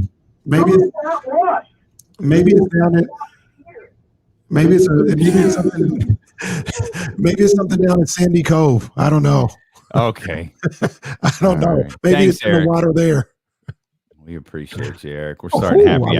We're starting happy hour here early on D-Lo and KC. Normally the 3 o'clock hour brought to you by McQueen and the Violet Far. We're just going to start it early here. We should have started at 12. In fact, it started last night about 7:18. It's about how early that's like. I played that clip and I posted it during the game. I played that silliness of us with the Johnny Gill song, and I couldn't help but think like, man, they came out flat. They looked awful in the first quarter. They managed to look worse in the second quarter. And I watched that clip. I posted it on our social media accounts, and I thought if they come back and win this game, could we do what we said in that video? Could we not acknowledge how? Could we just be happy that they beat the Pistons? And there was a point where I thought, I don't think we could do it. And then it was like, as the game went along, it's like, dude, just win this freaking game. When it got to what, 7 with like 2.5 left, I was like, bruh, this is gonna be tough. It's gonna be tough. I don't know if we're gonna be able to do it, but it's gonna be tough. And look, didn't need it. No, didn't need it because the Kings went on to lose 113-108. Corey Joseph, Corey Joseph was 10 of 14 yesterday. That boy was hitting step backs, dude, dropping dimes. Coach Casey, come here. This team don't defend worth a damn. Give me the rock. I got you. 24.7 assists. He knew. No resistance, coach. I got you. He absolutely knew what time it was. Corey Joseph knew walking on the floor of the Golden One Center last night, they were going to blow out the Sacramento Kings. There was one time, I think it was in the second quarter, maybe, yeah. Second quarter where he got Buddy guarding him, and Corey just turned into Allen Iverson. He was like, oh, let's go. Mix him real quick, blew by him, got a little and one, hit him in the chest because he knew Buddy was going to be soft about it. Got the and one, start yelling, talking about and one. Like, he knew what time it was. There was such a, I don't know if you got to see any of the night chat or if you saw Deuce and Mo's. I saw the clip of the Undertaker clip. There was a better. I hope Deuce and Mo put this clip on social media because it made me laugh. Where Deuce was talking about just how weak the team, how you just get pushed around and do nothing about it, and he kind of playfully hit Morgan like, yo, when someone this is annoying when someone does this to you, like, aren't you going to react? And Morgan looks at it and said, do it again and find out. Like, go on and find out, because you doing it once agitated me, but go on and do it a second time and let's see how this goes. And it's like she had a bigger reaction to that than any Sacramento than the moment you just talked about with Corey Joseph and Buddy Hield. Or any moment involving anybody in a Sacramento Kings uniform. I'm talking about them on the floor. They're punks. And everybody knows it. They're punks, and that's why they get punked every single night. Well, every single time they step on the floor. Look, I'm not saying they should go fight each other or something like that, but I mean, something's got to happen. Like, they just walk around and just look. These things happen to them, and they just look. I hope somebody get mad at me today. I hope De'Aaron Fox gets pissed off at anything I'm saying if it gets back to him. I hope so. Those dudes are listening is sports talk radio, especially in this city. They'll turn on Sports Center instead, where they'll know they'll be ignored. Or no, they ain't got to hear a damn word about them. 916-349-1320, unless Amin Hassan is on. Let's get to Chris. Chris, that's right. That's 100% right. Chris, what's happening, man? Hey, man. A couple things when Marshall was on. I'm gonna put you guys in the time machine. There was a stretch between 85 and 98 where we weren't very good. And we liked going to the games, and we were happy about it. Yes, sir. Yep. We've always been Kings fans, so I just wanted to take it back to me to start earlier. But you're right. We won't be good until we have all-stars. You can't win in the league without star players. There's not one team in the association that's not winning seriously winning without 2 stars. No, Memphis, no. Memphis is better. They don't have any all-stars. No, they're going to the playoffs. They might go to the playoffs. We for sure aren't going to the playoffs. Okay, Yeah, I mean, we can't be happy with just saying we see like the 10th. yeah. That's not serious. That's just 4 extra games.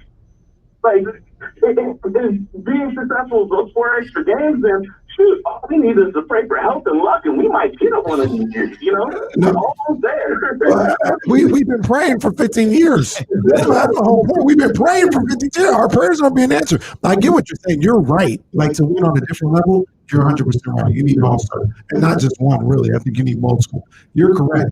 But the fact that they can't even get to where Memphis is, like, you can't even get in that spot where we got Memphis is 26 and 23. We got meaningful games. Like, Memphis played a meaningful game. Kings ain't played in a meaningful game in how long? Long time. You're right. You're right. But to that, roster construction is such that all the mistakes Block made, the mistakes he made actually was paying Buddy and paying Harrison Barnes. I know everybody loves Harrison Barnes, but I'm sorry. We had a winning record actually before he was traded to the team. So look it up. We have gone down the spiral since he showed up. Is it his fault? I don't know. But if you believe in luck and curses, he gotta go. That's what I feel about it. Straight line drives are killing us. Those happen on wings. The wings are the ones that are giving up. Harrison Barnes plays too many minutes to not get his name mentioned and these straight drives, line drives.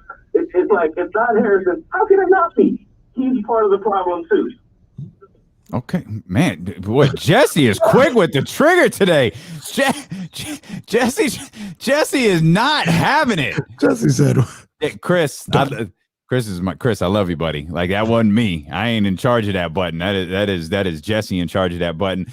Cole, we see you. Hang tight 1 second. I promise you're first out the gate. 916-349-1320. More of D'Lo and KC here on Twitch, on YouTube, on the Odyssey app, and on Sacramento's #1 sports station, ESPN 1320. We might. Okay, I got you. No worries. You're good. We might both have to slide out real quick. Yeah, I'll stay. You go ahead. You good? Yes, and Manny, what are you doing? Cole will get you here in just someone signed Shump too.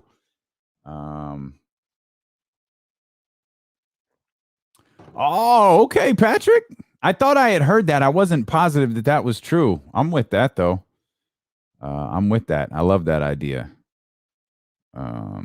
It's worthy of that main event spot. Yep. That's right. That's been echoed here for over a week now. Just a bunch of nice guys on the team. Cole, I don't know. You got to represent for the chat house, man. Get in on it. I'm with that, Murph. Did you hear me, Murph? Are you joining the stream later? You might have answered me and I just didn't see it. Forgive me. I saw something in here about McQueen. Where was it? Someone was asking. Oh, Garrett. Nah, haven't tried the rum yet. I got it. I don't know if Warren's in here. I know Warren did, but I don't even know if you're still in here. I'm getting on the cognac tonight though. Feels like a cognac night. And when I read the aromas of vanilla spice and toasted oak, this about to be me tonight. About to get on that yak. I think I've explained to everybody, like, McQueen is our big sponsor, but Sovereign Brands, like, they do all of these that you see behind. Well, you can't really see them behind me, but it's cool. Just leave that big old banner right there in the middle. All of these champagnes, and they got rum. I think the only thing they don't have is like tequila. They don't have vodka, but they don't need it. Like, they're loaded, man. This brand is legit, and they're down for D'Lo and KC.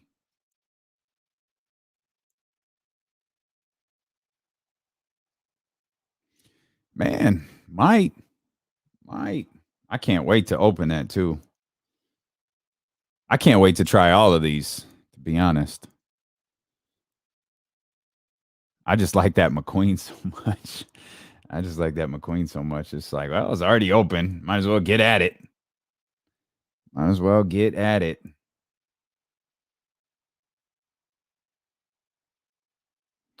It was cool. I don't know if Kenny can hear me.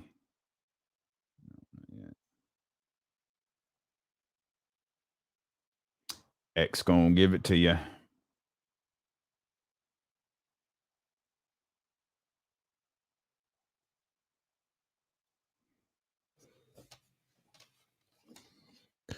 Killing day, man. We getting through it today, man. Yeah, that's real talk. And 4 o'clock's gonna be fun for those who are into wrestling. I know not everybody's into wrestling, man, but we're gonna have fun, especially after all this conversation today, man. We'll have a good time doing that.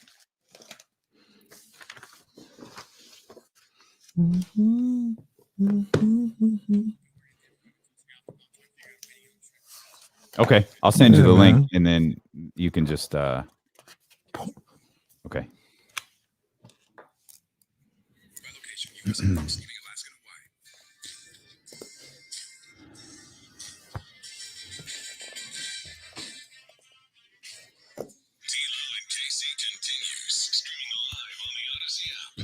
Repping DMX all day here on D-Lo and KC. Appreciate you listening on ESPN 1320. Appreciate those listening on the Odyssey app. You have made us rock stars within the company, by the way, using that Odyssey app. So we really appreciate that.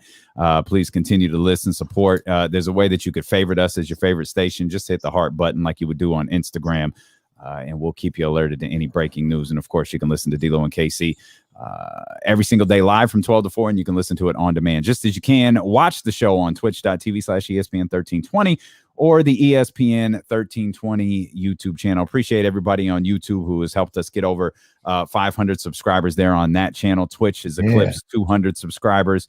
We're building since August from the ground up, man, and you guys have been, we've shown more progress building this show in 6 months than the Sacramento Kings have shown building their franchise in God knows how many years. There's going to be no tear down and rebuild here at ESPN 1320. We're just going to continue to build and build and build. And Vivek, if y'all need help, Monty, if you need help on how to build a successful program, we're off to a pretty good start here. So we're happy to help. No rebuilds here. No, we just build up. Building ivory towers, baby, with the help of everybody listening here. And with the help of my man, Cole. Cole, what's good, baby? Cole in the house. What up, y'all? Happy Friday. R.I.P. DMX. Yeah, man. So y'all know I'm not a Kings fan, but I live in Sacramento. Follow the Kings, follow y'all. Saquon Banks, Isaiah Stewart, Dennis Smith Jr., Josh Jackson, and Corey Joseph, starting 5 for the Pistons. Somebody got to be held accountable, and that somebody got to be Luke Walton. You know what I'm saying? Because if you don't believe that coaches are responsible, then any coach that's ever been hired should never be fired. And when you're looking at that, is the starting 5 going up against whoever the starting 5 was for the Kings, and he made the horrible switch to Mo Harkless. Yeah. So, I don't know how many of y'all been watching Mo Harkless. I play a lot of fantasy basketball. I've been watching Mo Harkless for years. You know what I'm saying? But, Tyrese Halliburton, everybody's been waiting for that. Luke's got an answer, man, and to lose to that starting 5, that ain't Joe Dumars. That ain't Dennis Rodman. You know what I'm saying? That's Isaiah Thomas, the original Isaiah Thomas. That ain't Bill Lambert. Yeah. Are trash. I'm not trash. They all in the league, so we know they're not trash. But I mean, come on, man. So I think it's really time for Luke to go. You know what I'm saying? And why not now? Why not right now? Why we got to wait to the end of the season? You know what I'm saying? You do have that replacement in Alvin Gentry right there, because I mean that was just probably the worst, in my opinion, probably the worst loss of the season. Oh, I don't think there's any probably about it. It's a new rock bottom. It's a new rock bottom. Absolutely. This is WrestleMania 18 where the rock bottom Hogan 3 times. That's the Sacramento Kings getting rock bottom 3 times. Thanks, Cole. We appreciate you, man. Hopefully we didn't keep you on hold for 21 minutes like we did last time. 916-349 in the chat. It was like, hey, are you guys gonna get to me? And it is so great because Jesse titled the show that day. Have a great weekend. Thanks for keeping me on hold for 21 minutes. That's what Cole said to us on his way out. We never keep Big Al on hold that long. Something might detonate. Big Al, what's going on, baby? You have callers. I mean, I think the Harrison Barnes comments are very accurate. I mean, okay. No, I do. I mean, do I hate the guy? Well, let's put it this way. No, I don't hate anybody like that. Do I think he's worth the salary he's being paid to help the Kings? No way. I heard that they could have had trade opportunities. I heard your review with who was that? Your purported local expert, I guess. I can't remember the name. They'll keep in his leadership, his qualities, but I just don't think the Kings needed to do that. That kept them a little bit behind. As to the guy that you love, both of you, I think, love him. Rashard Holmes, that guy I love. I love to watch him play for the Kings. Mm-hmm. Reminds me of Montrez with my Lakers, right? I love the energy and what he brings for them. So, but you got to get rid of Harrison Barnes because you're getting asset value from him, right? You'll get trade value for him. And then the comments of the Pistons, man, you had a young guy down there. He was going way back the machine. You can say the Kings, you weren't playing against guys like Ben Wallace and Hamilton and stuff. I mean, they don't have those kind of guys either on the Pistons team, as you well pointed out. No, they sure don't. And let me ask you something. Walking through that door. Nah, let me ask you something. I'm going to ask you 2 things, Big Al. Al, do you know what a legend you are here, like on the chat? Like you're a legit legend. Did you know that? Is that a little bit of suspiciousness in your I'm dead serious. You might be the most well-known caller in the chat. Yep, hands down. Yep, that's legit. I sometimes get, and I should not be since I was a broadcast management major, but when I feel like you're about ready to cut me, I kind of lose my train of thought. No, that's I need to be sitting there. I need to be bringing in cookies. Here's the gospel. I need to bring in cookies. We get back to cookies, and Big Al sits in the chair. I don't talk all the time. I'll sit there and say, yeah, and I'll give you a little nod to that, or I'll do the research and say, oh, no, you're way off. You're way off on that. Man, that's Jesse, man. Jesse be snatching dudes out the phone lines quick. Big Al, before you get out of here, when we go live, when we go remote somewhere, you got to come wherever we're at, Big Al. You got to come hang with us now. Well, the predecessors of the mighty ESPN Sacramento, right, were out at the Golf Expo at Hagen Oak. Mm-hmm. And they were talking golf. And yeah, really there's a really good chance we won't be there for that. I mean, everybody's got a price for the $1 Million Man, but we'll probably try to find something. Yeah, I've never talked golf with you. Neither one of you guys are into golf, right? You don't really enjoy it. No, that's that.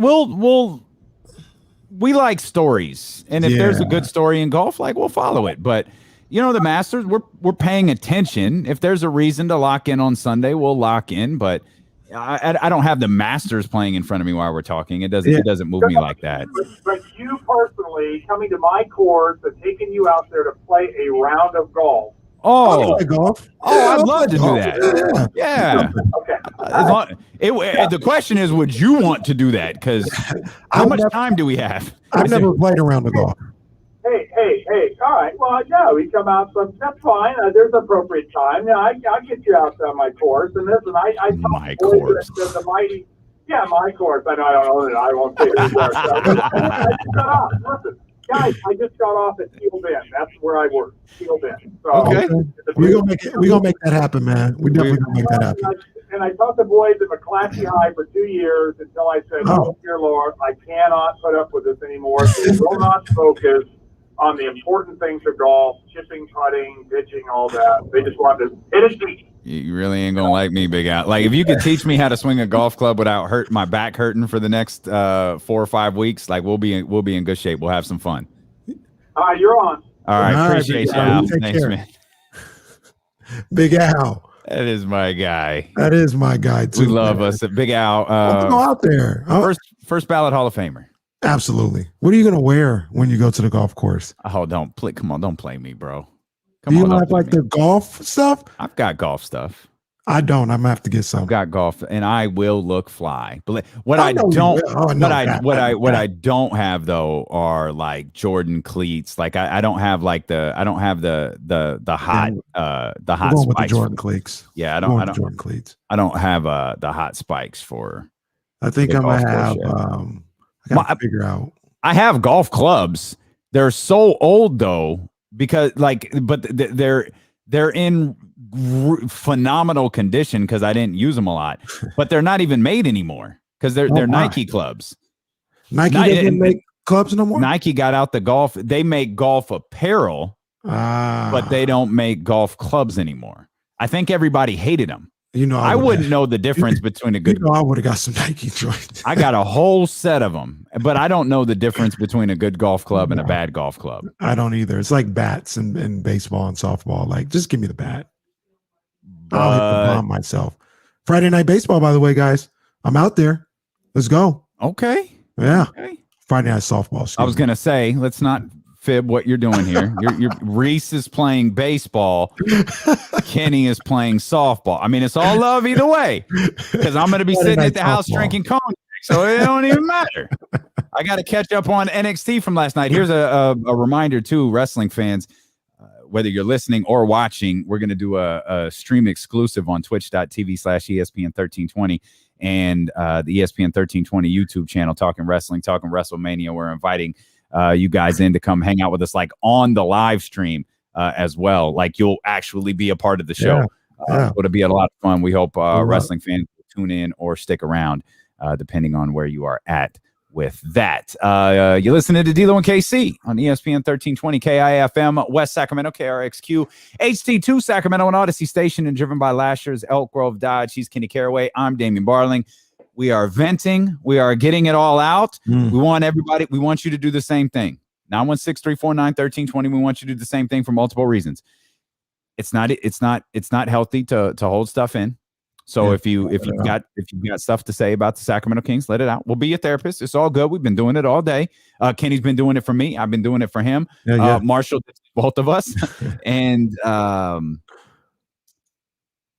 well, again, it's just not healthy to carry that stuff around. And we want you to have a fantastic weekend. Right. So all of your thoughts on the Kings, get them out. We got you. Again, it's 916-349-1320. And, of course, those that are watching, you could jump in the chat as Coach BT says, when does the new NBA hour start? And for those who may recall, the NBA hour was birthed when we thought the Kings season was going downhill a couple of weeks ago. And we thought, there were real discussions within our show meetings about maybe we should shift the focus. I don't know if people are going to want to continue to talk about a bad basketball team. Maybe it'd be better off if we just talked about the NBA as a whole. Kings started winning games, kind of threw off our plans. And, well, NBA Power Hour is in its planning stages again. I was about to say, NBA Power Hour is in development. We're storyboarding it as we speak. Let me ask you a question, Damian. I tend to do that a lot, but it's good. Is this the worst, pound for pound? Oh, boy. The worst Sacramento Kings team we've ever seen? No. The worst team we've ever seen? Yeah. When I say pound for pound, I'm talking about you got to put expectations in there as well. Oh. I mean, we can say I don't think so. We can definitely say this. Mm-hmm. And this is the worst defensive team damn near in NBA history. So they've got that. They're already the worst defensive team in the history of Sacramento. It's true. Now they're probably one of the better offensive teams. So maybe it balances out, but you factor all that. But not in history. They're not one of the better offensive teams in NBA history. No. I was saying maybe I don't know, in Sacramento Kings history. Oh, okay. I got you. One of the better offensive teams. Only because the game is different. You know what I mean? Yeah. I mean, without actively trying to tank, this might be.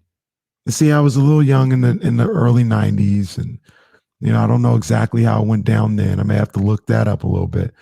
But I mean, this is This is bad. I mean, there was bad. It is.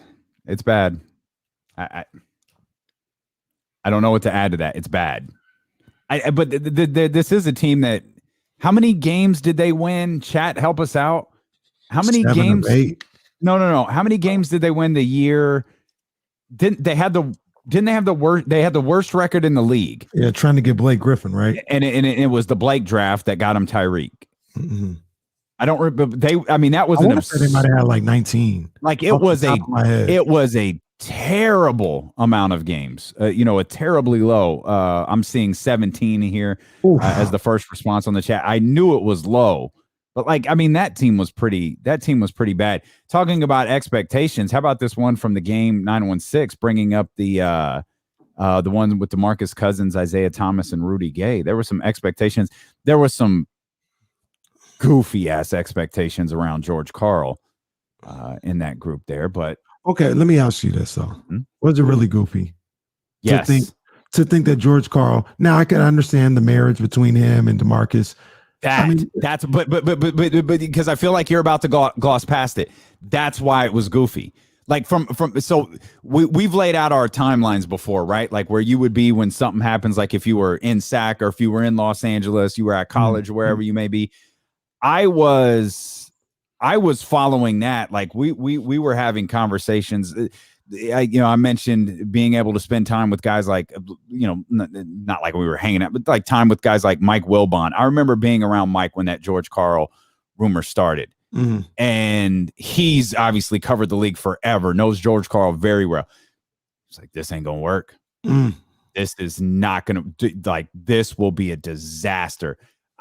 Good friend, I tweeted that video of there's a part of me that hurt tweeting that Sacramento Monarchs video this morning, because the guy walking off the floor, Mike Tebow, I'm very, very close with his family. He was the losing coach for that Connecticut Sun team. He coached for George. He coached on George Karl's staff. This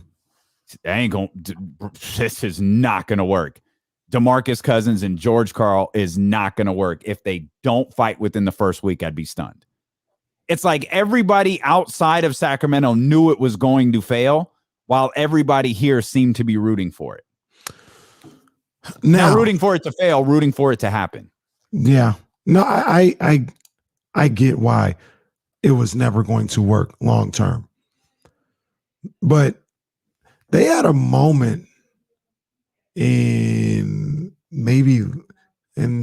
are the things that we celebrate, unfortunately. They had a moment in like late January. I think it was the same year they started like 0-7 and DeMarcus got suspended or something like that, where they had rebounded and they like in late January got into the A spot. Okay. So it was working to a certain degree. Then, of course, just like everything else, it fell apart. But I mean, at that particular time, it was like, yo, regardless of how you feel about George Karl, whatever, he gets teams to the playoffs. His NBA career is littered with guys that couldn't stand him. But even when they can't stand him, they still at the very least get to the playoffs. And they couldn't do that. So, but here's the bigger problem, though. Like, I'm looking at the Sacramento Kings win totals, and I'm looking at them since moving to Sacramento. By the way, the Kansas City Cincinnati squad, they were not dysfunctional in this way. How many ownership groups have we had? 3? Is that right? Yeah. The original Joe, the brothers, and the Joe and Gavin, and then I don't want that to be confusing. And then Vivek, and then this current group right here.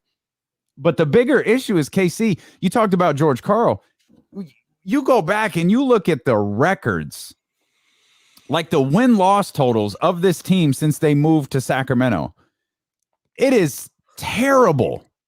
Like, absolutely awful. They get to 40 wins for the first time in 1990.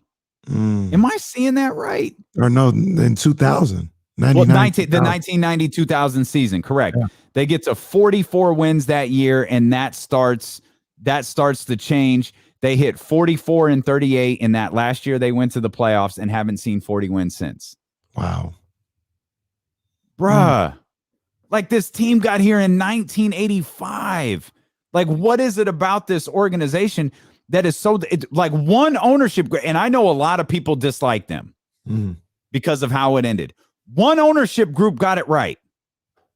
Whether it was because of the hiring of Jeff Petrie, the hiring of Rick Adelman, whether it was of hiring Jeff Petrie and then, you know, as Doug Quallins would say, get the F out of the way and let him do his job.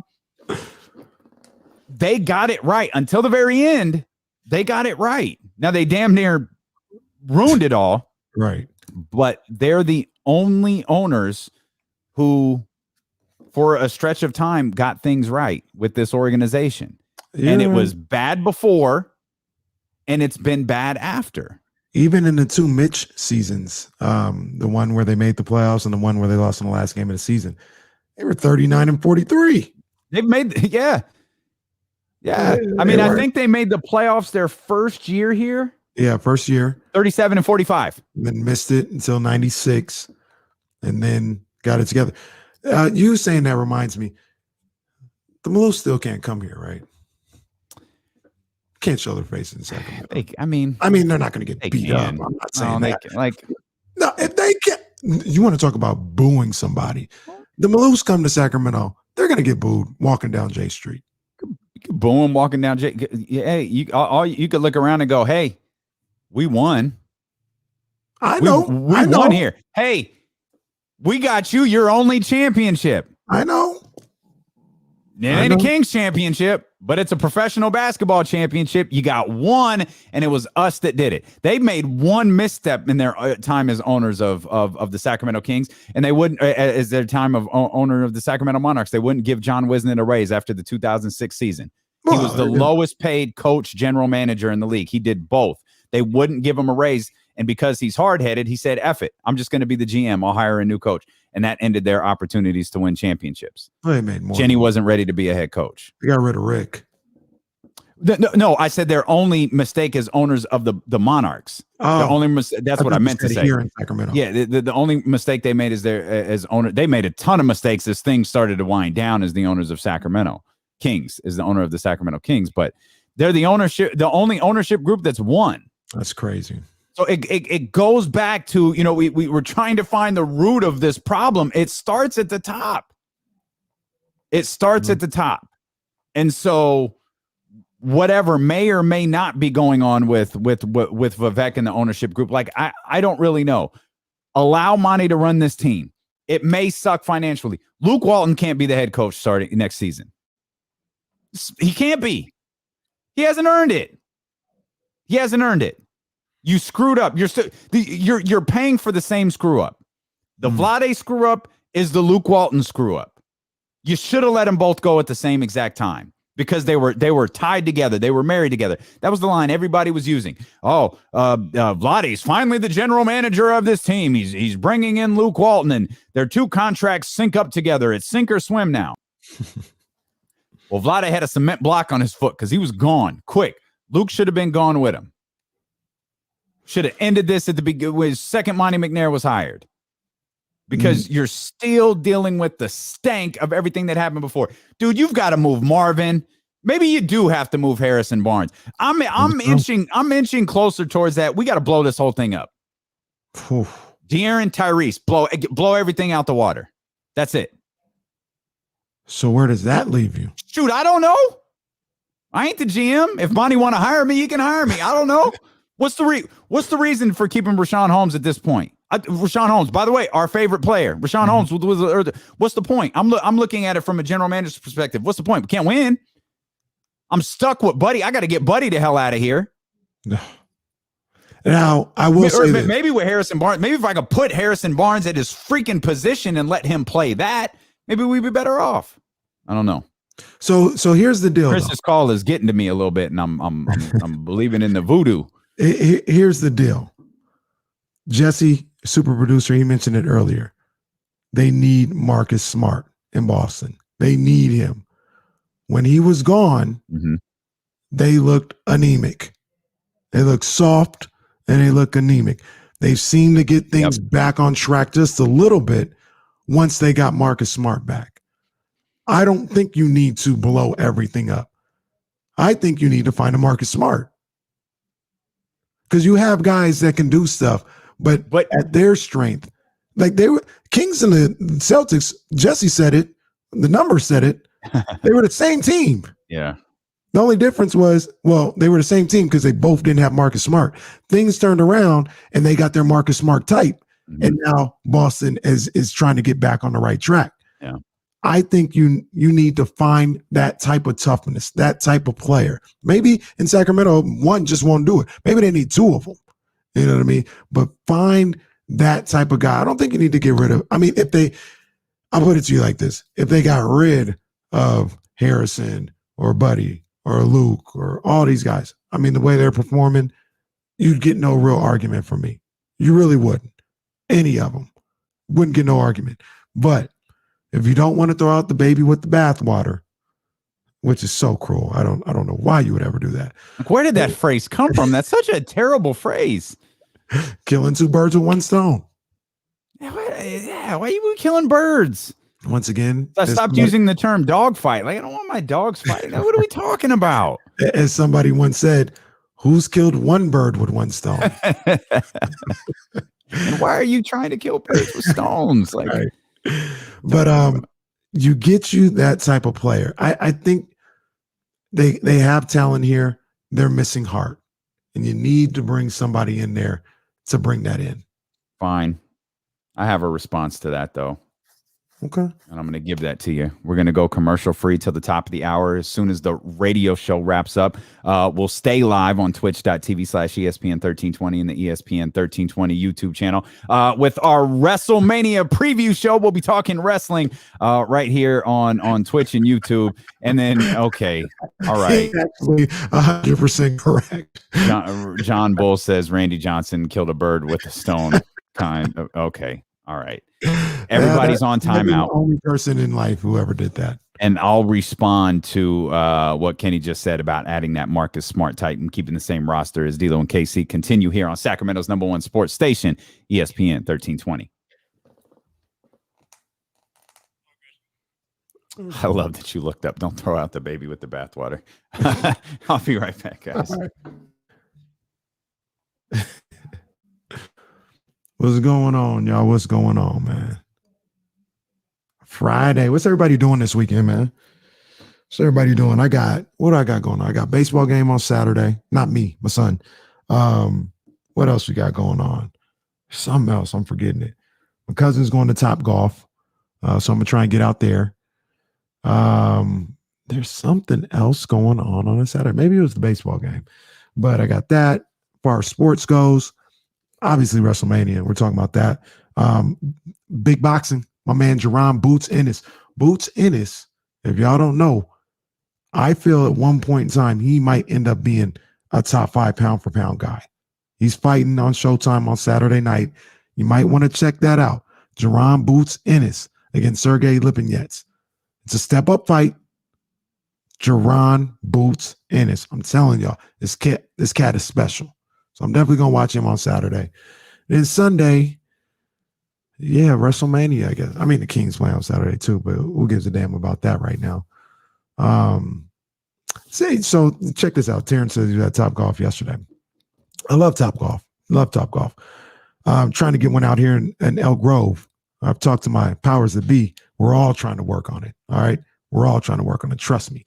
But I went to Top Golf a couple weeks ago. It was a Saturday. Maybe that was my fault for going and doing this on a Saturday. But I go up in there and I'm like, yeah, I was going to take my son. We were just going to go to Top Golf, have a good time or whatever. And they said, okay, we'll put you on the waiting list. I was like, all right, sounds good. They're like, yeah. So it's about a 4 to 4.5 hour wait. So we'll give you a call when you're ready. I said,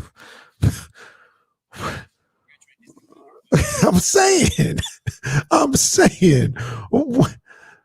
to 4.5 hour wait for me to hit some golf balls for a little while. No, thank you. I'm all right. I stayed on the list though, because I actually drove back to Elk Grove and I was like, I'm a sit here, and if I feel like driving back out, I had time to spend. I had gas to blow. If I feel like driving back out there, I'll do it.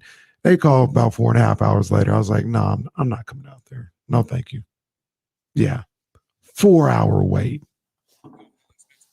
It is, especially when you try to, try and do some adult stuff and then go there at night. It's like, what is it, like 60? Talking about Top Golf? Yeah. Yeah. So my cousin was trying to go for his birthday. I'll try and get out there. Is that tonight? Oh, no, tomorrow. Top Golf is dope, though. Yeah, it's cool. What made you more mad? Top Golf wait or the guy charging for your outdoor court? No, or the people parking in front of your house. The people parking in front of my house definitely makes me more upset more than anything. The guy, shout out to my man over there at Hoop Link, working backyard court, man. Shout out to him, man. We cooking something up. Shout out to my man, Coach McCall, man. So there you go.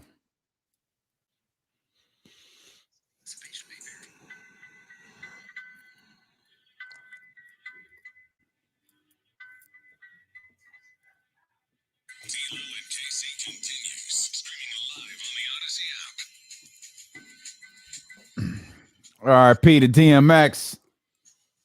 Been celebrating him all day here on D-Lo and KC. Appreciate you for being with us. We're with you commercial free here for the next 45 minutes, and then we're going to stick around over on Twitch and YouTube and talk WrestleMania. That wasn't good. Vince does it more like a it's WrestleMania. What about the Vince when he did it more when he was announcing and somebody off the top rope. I don't know why he does that. 1, 2, he got him. No, he didn't. Oh, the boyhood dream has come true. I think Vince McMahon would hate Vince McMahon, the announcer. Just absolutely hate him to no end. Oh my gosh. I talked to you real quick. To Miss Aretha Franklin. Well, the classic was the Royal Rumble intro and the WrestleMania one that you talk about too, where he's saying everybody's name, all the participants. Oh yeah. And, oh my goodness, Vince that boy was locked in. You want to talk about being in a zone? He was in a zone announcing that. Yeah. Can I tell you a pet peeve of mine besides the Sacramento Kings? Okay. It's really bothering me. And people parking in front of your house. Oh, for sure. Look, if it happens for a quick second or whatever, it's all good. It's whatever.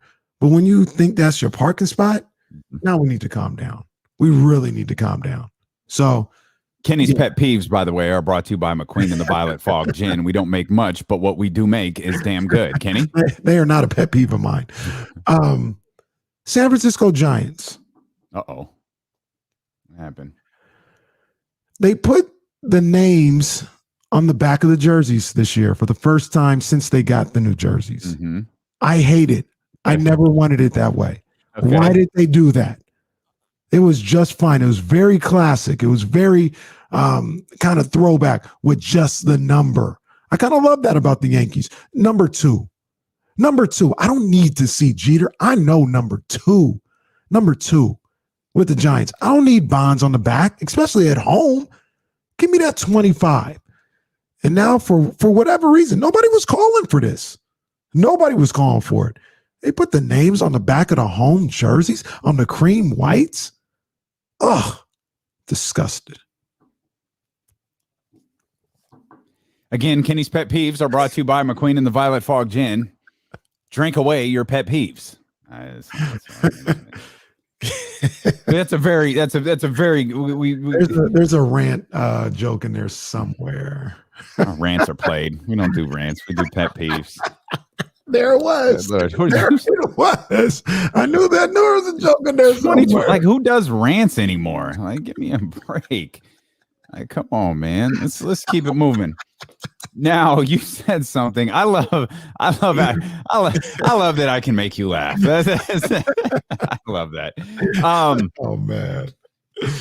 You said before the break, we've talked about, you know, the running theme with this, what has just turned into an absolute debacle of a Sacramento Kings season, losing to the Detroit Pistons, not even losing to the Detroit Pistons, but, you know, earmuffs, kids, just getting your asses whooped by the team at the bottom of the Eastern Conference a couple of days after getting beat up by the team at the bottom of the Western Conference. And you know, I'm kind of at the point where Luke hasn't earned a job here next season, in my opinion. Hell, you could even convince me we're going to keep Tyrese and De'Aaron, and we're blowing this whole damn thing up. Okay. All right. You say, well, wait a minute. No, the roster's good. What they need is, and this is, you know, kind of a lack of leadership that we've been talking about with you know, with De'Aaron Fox. And, you know, De'Aaron was asked yesterday about, you know, being like, does he get into the guys? Does he get demonstrative at all? Here's what he said. I mean, I talk to guys, but I mean, everybody's not someone who's fiery or anything like that, and people are going to complain about it. But I mean, that's just the way it is. Everybody doesn't have to do that. But for us, you know, when we do talk about it as a team, all 5 guys on the court just have to be able ready. Everybody on the court has to be able to step up, play harder, and be ready to get, you know, either the next stop, the next rebound, loose ball, whatever it is. So being worked up, it's not his thing. Not everybody does that. We're not all fiery. We're not all, you know, whatever you know word you want to use there. But the Kings need that. We've asked, can De'Aaron be the leader? You know, do they need a guy to be fiery? Jason Jones said last week. Marshall Harris co-signed it this week. We need a jerk. There needs to be a jerk on the team. Okay.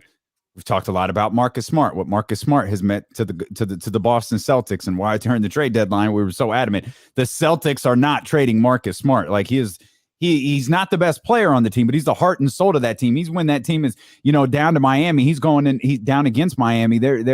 He's in the locker room moving furniture around. Yeah, man. We're not doing our job. We're not doing what we're supposed to be doing. You said we need that guy here. You don't have to blow everything up. We don't have to tear everything down. We need that guy here. My argument to that is, I'm going to piggyback off a line Marshall Harris used when he joined us in the 1 o'clock hour. There's a culture problem here. As we've outlined with the Kings, this is like a Sacramento era time of losing. And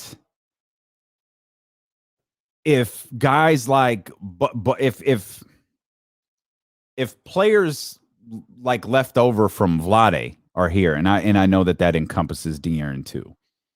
But if guys like, if you have been a part of this team for so long, you've been ingrained in the culture of losing. If it's just it's hard for me to believe, as much as I absolutely 100% believe the team needs the jerk, they need the dog, they need the Marcus Smart type. I also don't think that fixes everything. Okay. Like you have said on a number of occasions, and you said it today. It's actually frustrating that you've said this on a number of occasions. Where's the personal pride? Like, why isn't, but like Corey Joseph, your former teammate, buddy, is throwing you around like you ain't nothing. Like you're not on his level. He elbows you. What'd you do? Nothing. You know why they did it? Because they knew you weren't going to do anything. Yep. You know when Valanciunas threw Metu off the rim and nobody did anything? You know who saw that? Everybody. You know, we made a big deal of it. You don't think the rest of the league saw that and thought, man, this team is soft. They didn't come to defend nobody. We saw what happened with the Lakers and the Raptors the other day. There were suspensions handed out for that. Yeah. There were fines handed down for that. Kings? Nah, we're good. No, Metu, you okay? Metu, oh, come here, baby. It's all right. No, so excuse me, Valanciunas. We're going to walk over here to our bench, make sure our teammate is okay. And nobody here is tough. This culture has just been ingrained in them. You got to get some of that out of here. Not all, and maybe I'm being a little extreme. Maybe it doesn't have to be all of it. Buddy got to go. Oh, hell yeah. First time I've said this, Marvin got to go. Oh, hell yeah. You got to get some of these guys out of here. Maybe those are the only two you have to get out of here. But Buddy has to go and Marvin has to go. I don't care how much talent Marvin has. I don't care if you still believe he is going to be a massive success on another team. He's not going to be a success here. I think he needs to get out of here for him, and the Kings need to move on from him. You got to get those two guys out of here. You could convince me it'll work with Harrison because I think Harrison is the ultimate pro. Though Chris's call earlier is circling around my head like a Looney Tunes with a Tweety bird above my head. The birds. Yeah, that call about Harrison is sitting in my head. I understand everything you're saying. I agree. Like the problem is you got these Buddy and Marvin. They're soft as Charmin. Let's just call it what it is, and that is looking soft.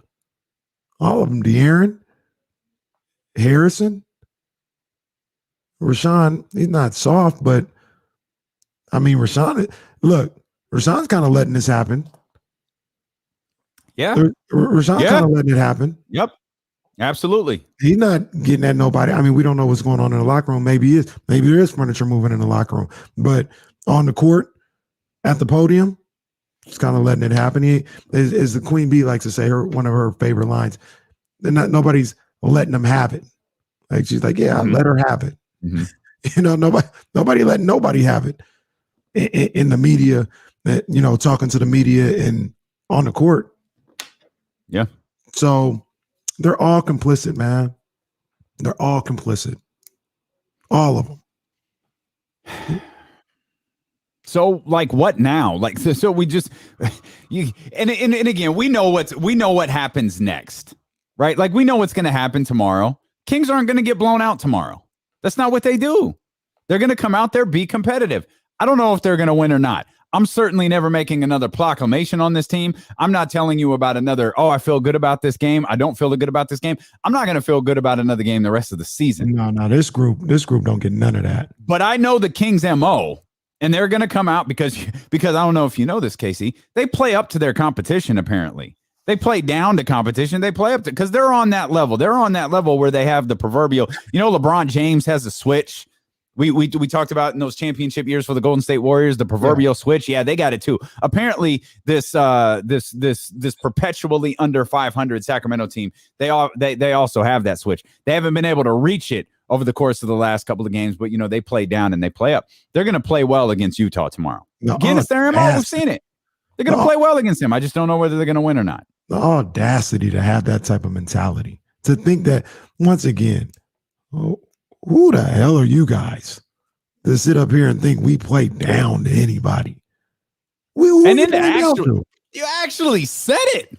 Like you went to the podium, you went to your press conference and you said it.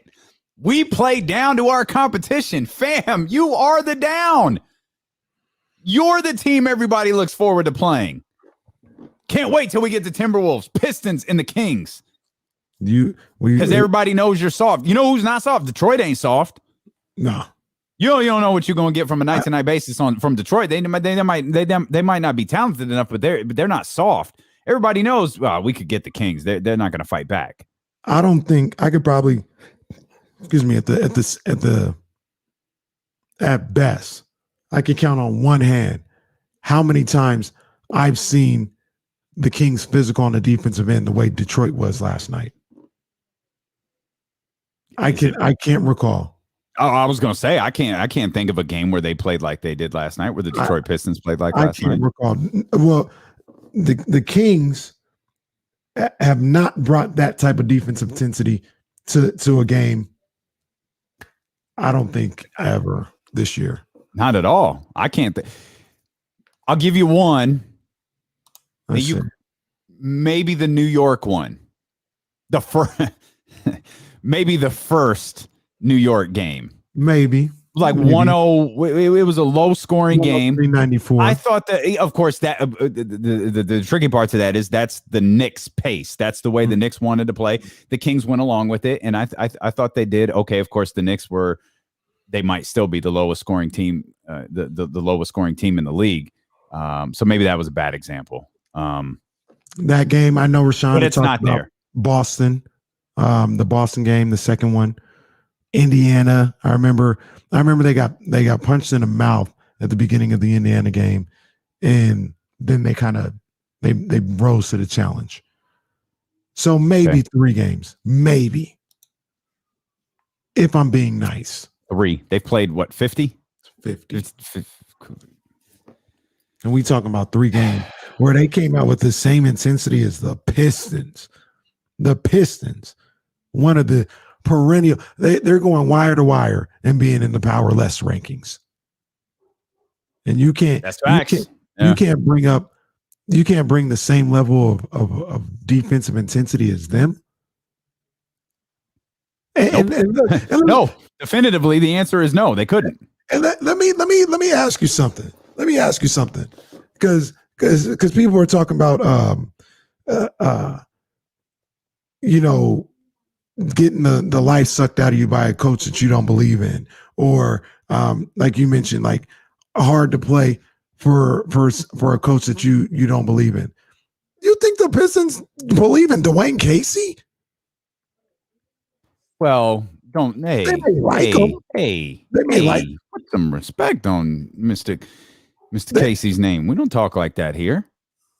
I mean, get opportunities. Except Mark Jackson. I think all kidding aside, I think Dwayne Casey, they're struggling for sure. And I don't know that Dwayne Casey's going to be back next year, unfortunately, but I think he's a significantly more respected coach than Luke Walton is.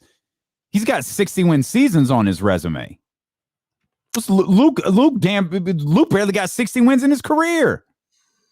Exaggeration. You smell what the Rock's cooking. You get it. I'm just saying. I don't think the talent on Okafor is like, we're building something here with Dwayne Casey. Like, no. Everybody knows by the time they turn it around, he'll be gone. No fault of his own, but that's just the way it goes.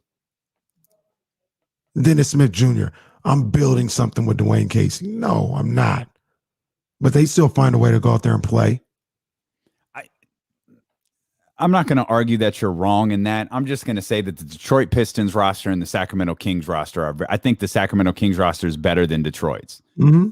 And if that team isn't going all out to play for Dwayne Casey, if that team isn't learning from Dwayne Casey, if that team isn't taking everything that Dwayne Casey has done in this league and working from it and doing, going out there and competing on a night-to-night basis, that's on them. Fair enough. I mean, Dwayne Casey and Luke Walton they're both coaches of struggling franchises right now, struggling teams. They are not the same. They're absolutely not the same. Dwayne Casey is far more accomplished in this league and better than Luke Walton. No, that's not what I was getting at. Okay. I mean, I get your point about I don't know. We're not Belo and JC in Detroit, so I don't know how to break down that team. So but cold in the deep. But the point was more so not necessarily the coaches, but the players. Like that's kind of where it came from. Like they found a way to muster up. But all we hear, though, you're right. I get you. But all we hear about the Kings is that they like Luke Walton, because apparently that's a big deal. In Sacramento is like, you got to have players. They just have to. I told you, I've said this before and I'll say it again. The Kings hired a buddy, not a buddy healed, but a buddy, like a figurative. This is my buddy. This is my pal. They hired a friend of the players. Well, look here. Has this been a day of cliches? With friends like those, who needs enemies? Jesus, if that's how my friends are playing for me, who needs enemies? Because they play like they don't give a damn. They sure do. And not one thing fixes it. Luke Walton being fired doesn't fix this.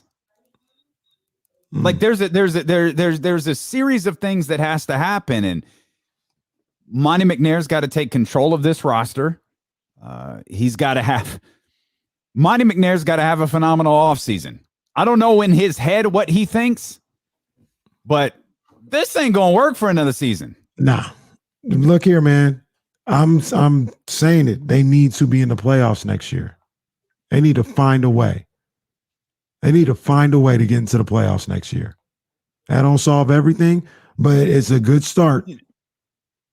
I know we haven't, outside of, you know, this Friday show has been a much like bigger picture show rather than isolated on the game last night. We haven't spent a ton of time talking about. We've obviously have talked about it. We've mentioned it. Mo Harkless going into the freaking starting lineup over Tyrese Halliburton. I don't know what that was about. I have no clue. I saw that James Ham tweet come over like you've. I missed it. What got to be kidding me. He explained it to James. So James had when he tweeted the news that there had been a lineup change, because it doesn't appear, and I wasn't on this call, it doesn't appear that this was something that was announced during Luke's pregame media session. So James made the announcement that there was a lineup change, and he had an accompanying an article to go with it. So I'm assuming he got kind of a heads up on what was going on, had an opportunity to get some quotes. James Ham said, according to a league source, the move is not considered permanent, and Halliburton is, as an ad pops up, and Halliburton is considered the long-term starter at the shooting guard spot. But the bench unit is struggling, and they tend to play better with Halliburton working as the primary ball handler and glue guy. The rookie will also get a few more scoring opportunities, playing opposite of De'Aaron, Buddy, and Harrison Barnes for stretches. He wrote a lot more, but that was kind of the meat of what he wrote. There was another tweet that, if I could find it quick enough, I'll read it to you because I thought it was telling. Here it is. From my conversations today, move to shift Halliburton to bench is so he can run second unit, no reduction in minutes, but team is trying to mesh first and second unit together with all the new pieces. Plus, team had practice day to work on it. This is the team's thinking, not mine.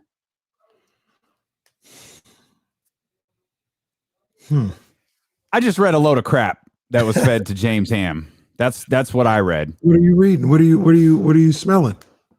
What you seeing? Like you think it's a load of crap, or like it's not true, or it's just a bad decision? One, has the bench really played bad? Weren't we? Maybe what box scores? What games were we watching where we were talking about how since the trade deadline and these acquisitions? I know they weren't good against Minnesota, but I felt like that was, for the most part, isolated to Minnesota. Minnesota, they weren't. I guess they were. Terrence Davis was fine against Milwaukee. Nobody was good against the Lakers, and against San Antonio. That includes the starters, by the way. Right, the starters are always giving up 30-something in that first quarter, so they do that It don't matter who in that starting lineup, they gonna do that. Second San Antonio game, DeLon Wright had a good game. Anybody else? No, nobody else had a good game. So I don't know. Maybe collectively the bench wasn't. I mean, the bench, like Hassan had 10. Did you move to Tyrese to the second unit to get Hassan Whiteside 10 points? I don't understand. I have no idea. And why Tyrese versus Buddy? That's where you lose me. Why was it Tyrese and not Buddy Hield? We mentioned it, and a couple callers mentioned it. There's some pictures floating around or something, because there's no real reason. Not literally. We're trying to figure this out. Don't Google pictures. No, don't do that. Like we're just trying. We can't figure it out. It doesn't make any sense.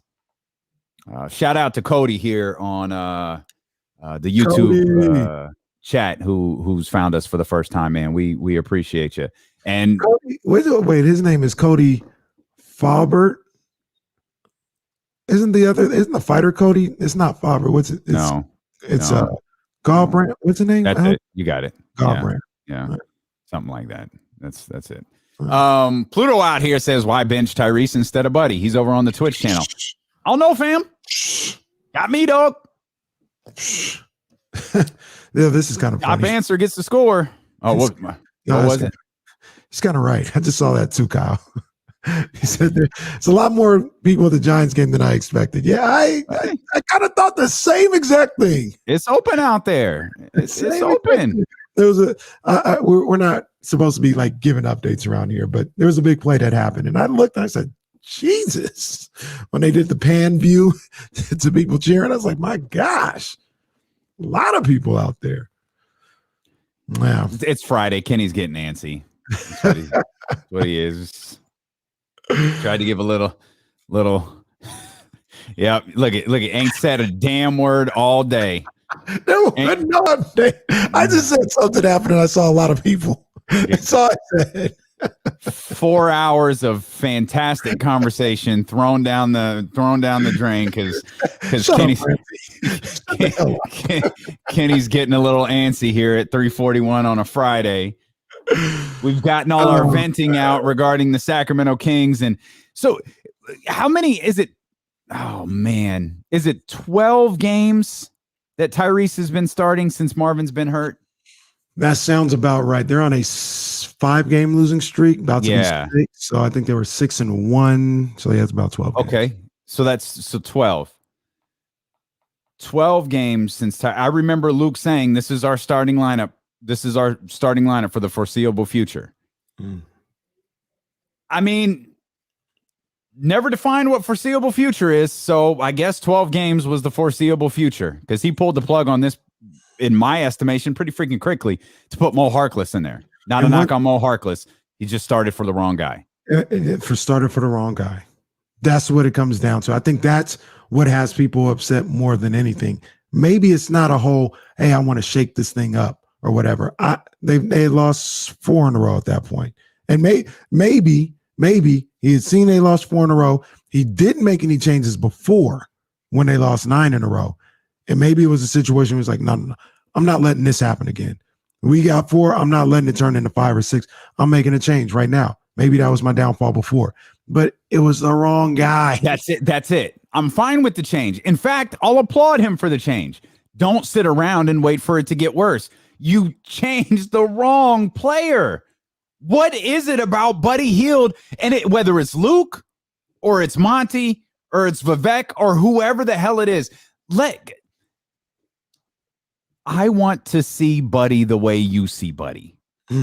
Somebody explain this to me.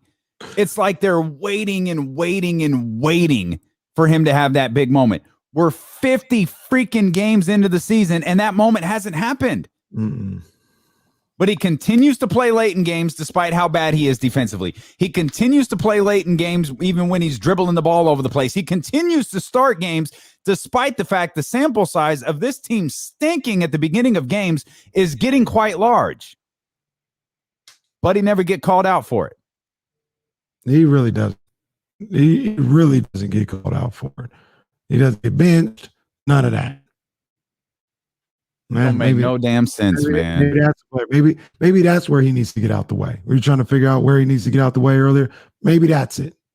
Maybe that's where he's in the way and he needs to get the hell out of the way. We have the end says Buddy is Vivek's favorite player. Maybe that's where Vivek needs to get the hell out. But we don't know that. Like we're and all we're doing is we're trying to figure this out.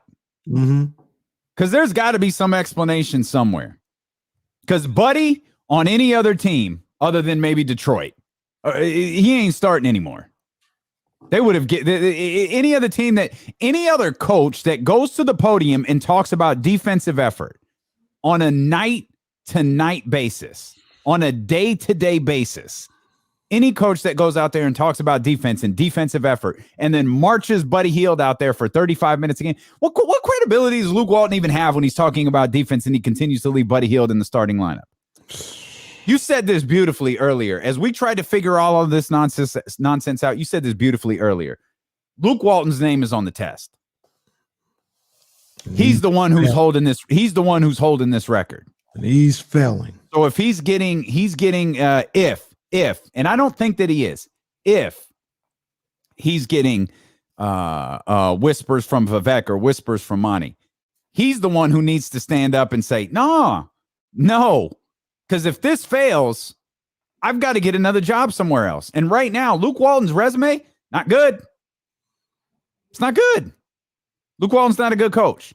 I don't know how Luke Walton gets another job. You talked about Dwayne Casey. Dwayne Casey's got 60 wins on his resume. Dwayne Casey's got streaks of playoff appearances on his resume. Mm-hmm. If your theory is correct, Dwayne Casey gets fired from the Detroit Pistons this offseason. You think he's got another job coming his way? He's got a better chance than Luke Walton. He's got a lot better chance than Luke Walton, but the truth is, I don't think that he does. So if Dwayne Casey doesn't, Luke Walton sure as hell better not. So Luke's got to say, if somebody's getting in his ear, you got to let me play the players I want to play. People are, I think it was Eric who called earlier. Said Robert Woodard needs to be on the floor every game. We need to see Robert. Jamias Ramsey, green light. Steph Curry. That's not what he said. I'm just messing with him. He was talking about he needs to have that green light. Okay. Perhaps the reason Luke isn't doing that is because he feels like this team that he's putting out there is the team that can best get him a win. I don't think too many people are in his ear, because if they are, wouldn't you be wanting to get a better look at Robert Woodard if you're Monty McNair? Wouldn't you be wanting to get a look at, hell, we haven't even seen Damon Jones play yet.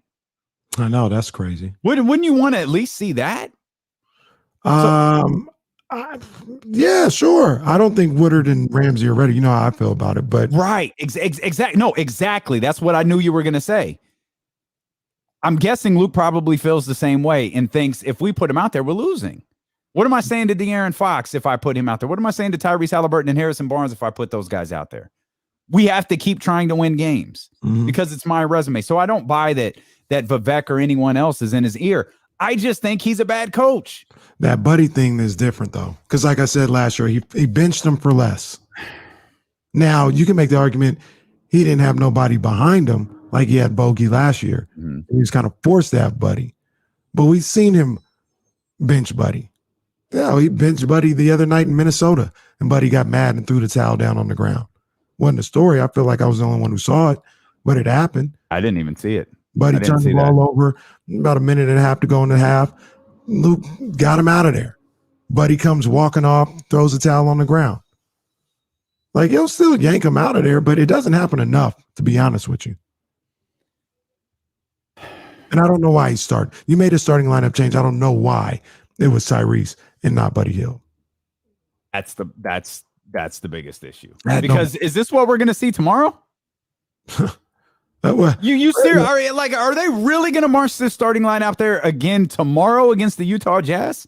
I don't know what they're going to do tomorrow. I really don't. Because they wasn't worried about the last two games. They just out there, just going out there. Just whatever happens, happens. That's how they feel. Man. Is this statistically right? Kyle says Buddy's having his worst season. Well, I guess his shooting has just been a cluster. Just an absolute disaster. All he does is shoot threes. Like, well, at one point do you say, let me get to the cup real quick. Like, let me get to the cup. I don't have to go one-on-one, but let me come off one of these screens. Let me curl hard and get to the cup. Like, he's allergic to the key. Like, he'll dribble off that, he'll touch the key and then back out for his little left hand, not left-handed, but he's dribbling with the left hand, step back jump shot. And go to the cup. But he's a terrible finisher. Did you see that fast break? That 2-on-1 fast break? Yes. That's why he doesn't go to the cup. So he's just a 3-point shooter, and he's not doing that well. That's the other thing we don't point out. Like, you're talking about, hey, go to the cup, go to the rack. Well, he doesn't do that well. Well, he doesn't shoot well either. The guy won the 3-point contest once. He had a good year like 3 years ago, 2 years ago, whatever it was. We're still holding on to it. No, he's going to be that buddy again. Right now, that year is the anomaly. Mm-hmm. The anomaly is that, well, Buddy got to 1,000 threes faster than Steph Curry. We all please shut the hell up with that. Please stop talking about how many threes Buddy makes. All he does is shoot threes. all if he Steph does, just literally. decided, you know what, all I'm going to do is shoot threes, Buddy wouldn't be on any list. He'd be it would be the Kings losing streak. It would be the Kings playoff drought streak. It would be, like the Kings are at 15, and then after this year, like the next highest one's going to be 4. That would be Buddy. To be like Steph at 400, Buddy at 200. How many times have we come in here after a game and be like, wow, all of Buddy's shots except for one were 3-pointers? Oh my gosh. Damn near the entire season. Again, you can point it out on one hand. I can think of 3 off the top of my head. Good, like really good quality games that he had, like really good games. And the 29, he had 29. I think that was Orlando. And it was like the least amount of threes that he shot. Mm-hmm. Yeah, like he was attacking a little bit that game. He took a mid-range jumper. Like those were his first 3. He hit, I think he hit 3 field goals before finally taking a 3, and he made it. Best game of the season, or certainly one of them. He's had a couple that were in that vicinity. He had the Lakers game before the All-Star break. And I think he had 2 games. I think that he played good in the Charlotte game as well. I think he did play good in the first Charlotte game. Played good in that one, played good in the Lakers game. And then he thought he was going to do the same thing against Portland, tricked it off a couple times in the fourth quarter. And that was it. Did we fix anything today? Are the Kings better after this show? Did anybody listen? Anybody in the organization listening? They should be better after this game, and they should be like I said, De'Aaron Fox. You should be pissed off at Kenny Caraway. Do something about it. Do something. Do something. Not to me, not like fighting, but like do something on the court. Shut me up. You know what I'm saying? Like last time he dunked really hard. He did. Played really well. They won that game too. Yeah, they won too. There was a level of aggression, a level of intensity in that Pacers game that they don't always come out with. Are the Kings a worse franchise than the Detroit Lions? Yes. They're Damian, they're the worst in sports. The worst in sports. At least the Detroit Lions have a couple moments to point to in the last decade to 12 years. They're like, yo, this was cool. Made a playoff. I mean, Damian, they're the only team that hasn't made the playoffs. I think the Mariners have like a 14-year drought. Yeah. I think it's longer. Jesse had that. I feel like it was 17. It was something. It was something pretty long. But even then, only 5 teams make the playoffs. 2001, the Mariners haven't made the playoffs. Going on 20 years. Woo. But you know why I'm not. I mean, Seattle's bad. But it's sorry, no one cares. Like Detroit, like no one sees the Seattle Mariners. Detroit is forced on your television every Thanksgiving. Oh, they need to stop that. Detroit Monday nights, Thursday nights, those types of things. Like Detroit is more in a national conversation than Seattle will be. Oh, you're right. You're right. It don't matter. Either you know what? It doesn't matter because the Kings are worse than both. The Kings need to fix it. And you said this like as Marshall, Minnesota, Jimmy Butler dragged Minnesota to the playoffs. They got that one that just broke the streak. Or they're in the same exact camp the Sacramento Kings are. What we say? 3 number 1 picks in that time period. Yeah. Couldn't get it done. Minnesota's close. Yeah, Minnesota's close. Minnesota's really, really, really close. We appreciate you for being with us here on Twitch, on YouTube. If you're watching and you're a wrestling fan, hang out. If you're listening and you're a wrestling fan, head over to Twitch and YouTube. The show on the radio is ending, but we're going to keep it going over here on YouTube and Twitch. We're going to talk wrestling. We're going to talk WrestleMania. We're going to invite some of you in here to be a part of the live stream. If you missed any part of today's show, you could catch it on Odyssey. You could use the rewind feature. You could download the podcast on Apple, Spotify, Google Play, or wherever you get podcasts from, including the Odyssey app. And we appreciate you so much for being with us. We hope that you have a fantastic weekend. And we'll be back with you here on the radio on Monday at noon on Sacramento's #1 sports station, ESPN 1320. Holla. It's true. Golden One is nice. Golden One is the best arena in the NBA. I'm just going to say nice. That's pretty nice. I'm going to...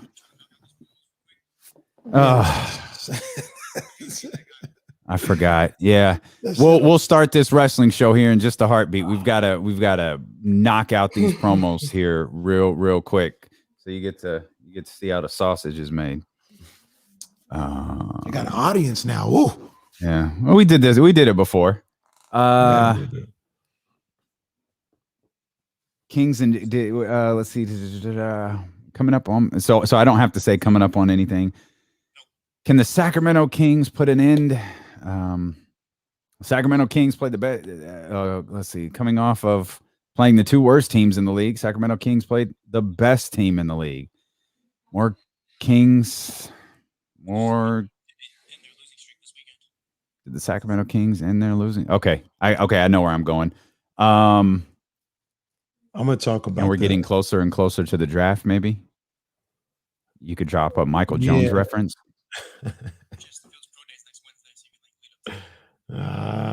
We get closer to the draft, to the 49ers, and we inch closer and closer to the draft, and then closer and closer to finding out who the 49ers will take at 3. There you go. Okay. I just sent out the invite for some of you. Okay, here we go. What was I going to say? Okay. 3, 2, and 1. Coming up Monday on D-Lo and Casey. Did the Sacramento Kings losing streak come to an end this weekend?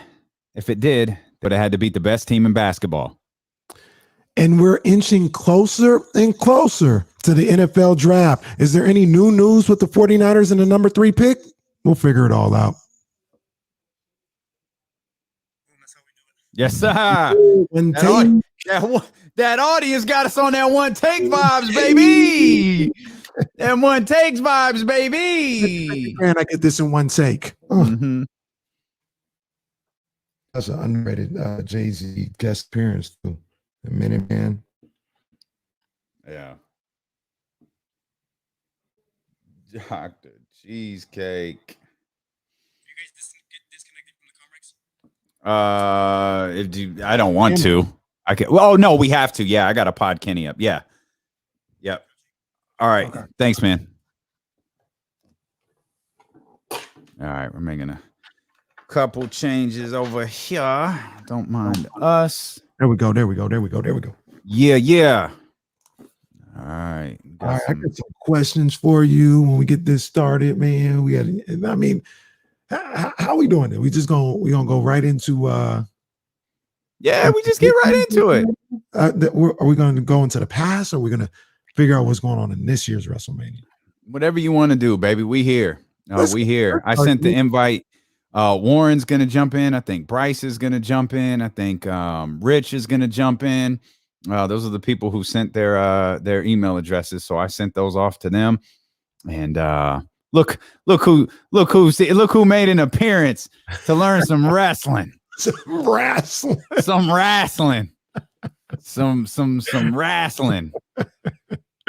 Did you do the did you make a list of your favorite WrestleManias? So I got the favorite WrestleManias. The matches, I think I have like 3 or 4.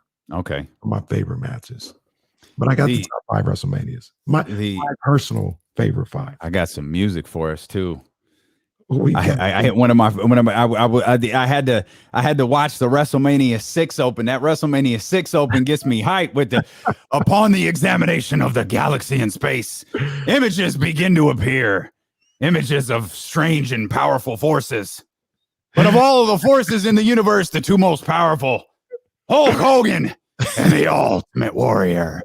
Prepare to explode. It's champion versus champion. Title for title. It's the ultimate challenge. It's WrestleMania.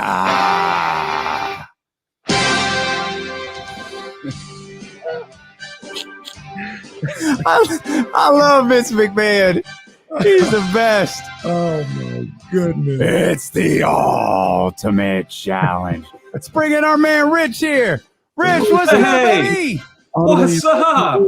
Baton Rules, Louis. And who's my man's with you? That's my boy Dominic. Dominic, what's up, buddy? Man, I'm good. you ready Dominic, for WrestleMania? I know I'm ready for WrestleMania too, man. I'm ready.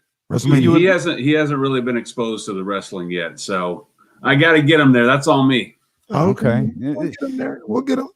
So, like, would you start him like more in like the old school variety, or you start him with the new stuff? I mean, we'll avoid the Attitude Era altogether. Let's just assume we'll avoid anything from like Peacock is avoiding the Attitude Era as well. Yeah, let's just avoid that and figure out where we start. Yeah, I think my wrestling lineage kind of went the way Kenny's went, where it was like late 80s, early 90s, and then I took a hiatus for a while and kind of watched it from afar, but not really, and maybe saw it a little bit more into the 2000s and that type of stuff. So I'll kind of bring them along through, my history, and you can't appreciate today unless you know yesterday, right? So yeah, sure. For sure, man. The network, and I'm sure, we joke about what they've scrubbed off or whatever, but they do, at least for me, they do a really good job with like the stories. You know what I mean? Like you don't have to go back and watch a whole WrestleMania. So what's the one, the WrestleMania Rewind or whatever? And it tells you that it's an hour long, tells you the story of why this is important, what led up to it, and then you get to watch the match. Like, I think they do a really good job of that kind of stuff. That's on WWE Network? Yeah. Mm-hmm. Okay. Yes. Yeah. I'm not subscribed. I gotta look into that. I don't know. I still watch it from afar. I don't watch a whole bunch of TV. So if I'm home, maybe at dinner time, it'll be on in the background. But yeah, I don't know. Today's world just isn't doing it for me. But I watch it still, just kind of keep up with it, just in case something pops up. Yeah, so. It's the male soap opera. That's a good call. It's not on the WWE Network anymore. It's on Peacock. Oh yeah, it's WWE section on Peacock. They're not even calling themselves the WWE Network. No, it's Peacock. It's on Peacock. There's a WWE section on Peacock. I got into wrestling, dude. I was like 4. Like I remember I didn't watch like WrestleMania 1. Mm-hmm. But I remember seeing like Hogan and Mr. T together. And then like my first like vivid memory was I remember the Saturday night's main event where The Rock, Don Morocco and King Kong Bundy were like double teaming Hulk Hogan and like they crushed his ribs, and Mean Gene is outside the hospital with the report. Yeah, and it's leading into WrestleMania 2, and it's like, yeah, that's what I remember. Let's bring in our man Warren. What's up, baby? What's up, Pimpin'? How y'all doing? Yeah, we good, man. What's going on out there? So excited for this, man. Can't wait. Man, we're happy that you can hang out with us. And even though the card is suspect, it's WrestleMania. It's WrestleMania. How can you not be excited in some respect for WrestleMania? That's right. And then I've never ever been to a WrestleMania. Of course, the closest one that I was able to try to get to was the one in Levi Stadium, which was a really good one. That's the one where Randy Orton hit the RKO off of Seth Rollins jumping off his knee. That was one of the great WrestleMania moments, if you ask me. Yeah, that was an all-timer. I put that WrestleMania on my list of greatest WrestleManias. Like it would, like I put it in my top 5. Like, where did I put that? Because I was there live. I thought it was a perfectly paced show. right? I thought it had like a little bit of everything. I thought they did a really, really good job of spacing things out. The great ending with Seth Rollins coming down and cashing in the Money in the Bank. Like, I thought that WrestleMania was really, really good. So let's just go there. Let's go there now, right now. All right, let's bring in our man Bryce here. Let's bring in Bryce. It's in the house. Bryce, what's up, baby? Nice. Not much. I got that thing behind me. I got it at that WrestleMania, actually. Okay. Nice. Okay. Does Roman anybody Reigns, here? Roman Reigns, when he walked down our aisle, and he stood up. He's probably about, if I'm 5'10", he's probably another, he was humongous. That's a big old dude. That's a big old dude. It was huge. So we'll go with Damien first. Crazy. Damien, your top 5 WrestleManias. If you have them in order, that's good too. But I put them in order for sure. Top 5. I put 30 in there. I thought the story of Daniel Bryan was a really good, like, show long story for WrestleMania 30. And even though it was like predictable, they got it right. Like, Daniel should have been the champion at the end of that. And then the shock factor of the streak ending, like the Undertaker streak ending, which, you could argue like whether that was good or bad, or like it's awful. But I put 30 in there for sure. I got that later for all you guys. I got a question about that. Remind me later. I went 31, the one we were just referring to a minute ago. Mm-hmm. I felt the need. I know the show isn't that great, but I put WrestleMania 3 in at number 3. I thought, Hogan, Andre, like, I remember that moment when I was a kid. Like, I'll never forget that. I went 19. You can't. It's in wrestling lore forever. Yeah. And and then even with, Bundy and the Little People, Aretha Franklin, like, there are so many memorable moments. And I know everybody loves, Macho Man and Ricky Steamboat. WrestleMania 19 from top to bottom was really good. With which one was that? That was the 3rd Hogan Rock match. Was that Hollywood? The Hollywood match? The Hollywood? Was that when he was Hollywood Hogan against The Rock with like the memes? No, sorry. It was the 3rd Hogan Austin. It was the 3rd Rock Austin match, not Hogan. Sorry. Okay. It was Rock Austin. And then I think it was Hogan and McMahon on that one too. I think Shawn and Chris Jericho were on that card in Seattle. Okay. Like, again, another really good one. And then WrestleMania 17 is the best WrestleMania of all time. Now, just to make sure I got my WrestleMania straight here, 17 is. There's only a million of them, Casey. Good luck. Is Rock Hogan, right? That's 18. That's 18. WrestleMania 18 is Rock Hogan. So what's 17? 17 is when Stone Cold turned heel and joined Vince McMahon, and it also was like, I think, the first TLC match. There's all of the other matches in it are good. Like, there's not really a bad match on it, but the overall show is incredible. So my top 5, no order. This one's gonna get a little strange. I got 30 and 31 as well. Okay. I'm gonna go 17. I don't really remember. I hear a lot of people that I respect. Damien, there's another podcast I listened to where they broke this down. 17 probably should be on the list, but I don't remember it. I think I was gone. I'm going with 18, the one with Rock Hogan. Okay. And 14, because I feel like that was just, I almost feel like that was Attitude Era at its prime, kind of. DX before it got out of control, Shawn and Hunter, and Stone Cold was on fire. Mike Tyson comes. I mean, the heat that they had with Mike Tyson was crazy. So 14 was the culmination of that. And this is one that might not be on anybody's list, but I loved it. WrestleMania 11. I thought that was great. I thought that was a really good WrestleMania. I thought Shawn and Diesel was good.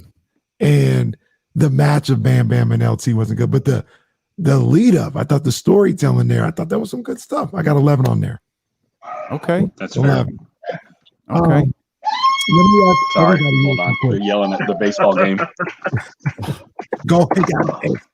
Go ahead, goddamn. Yeah, we 3-9, baby. So where was it at? Somebody was on here. WrestleMania 11 was in Hartford. Oh, yeah. Somebody, I'm trying to find it, but somebody put WrestleMania 6 in the chat, and I was going to ask all you guys. And Damien, you kind of answered it.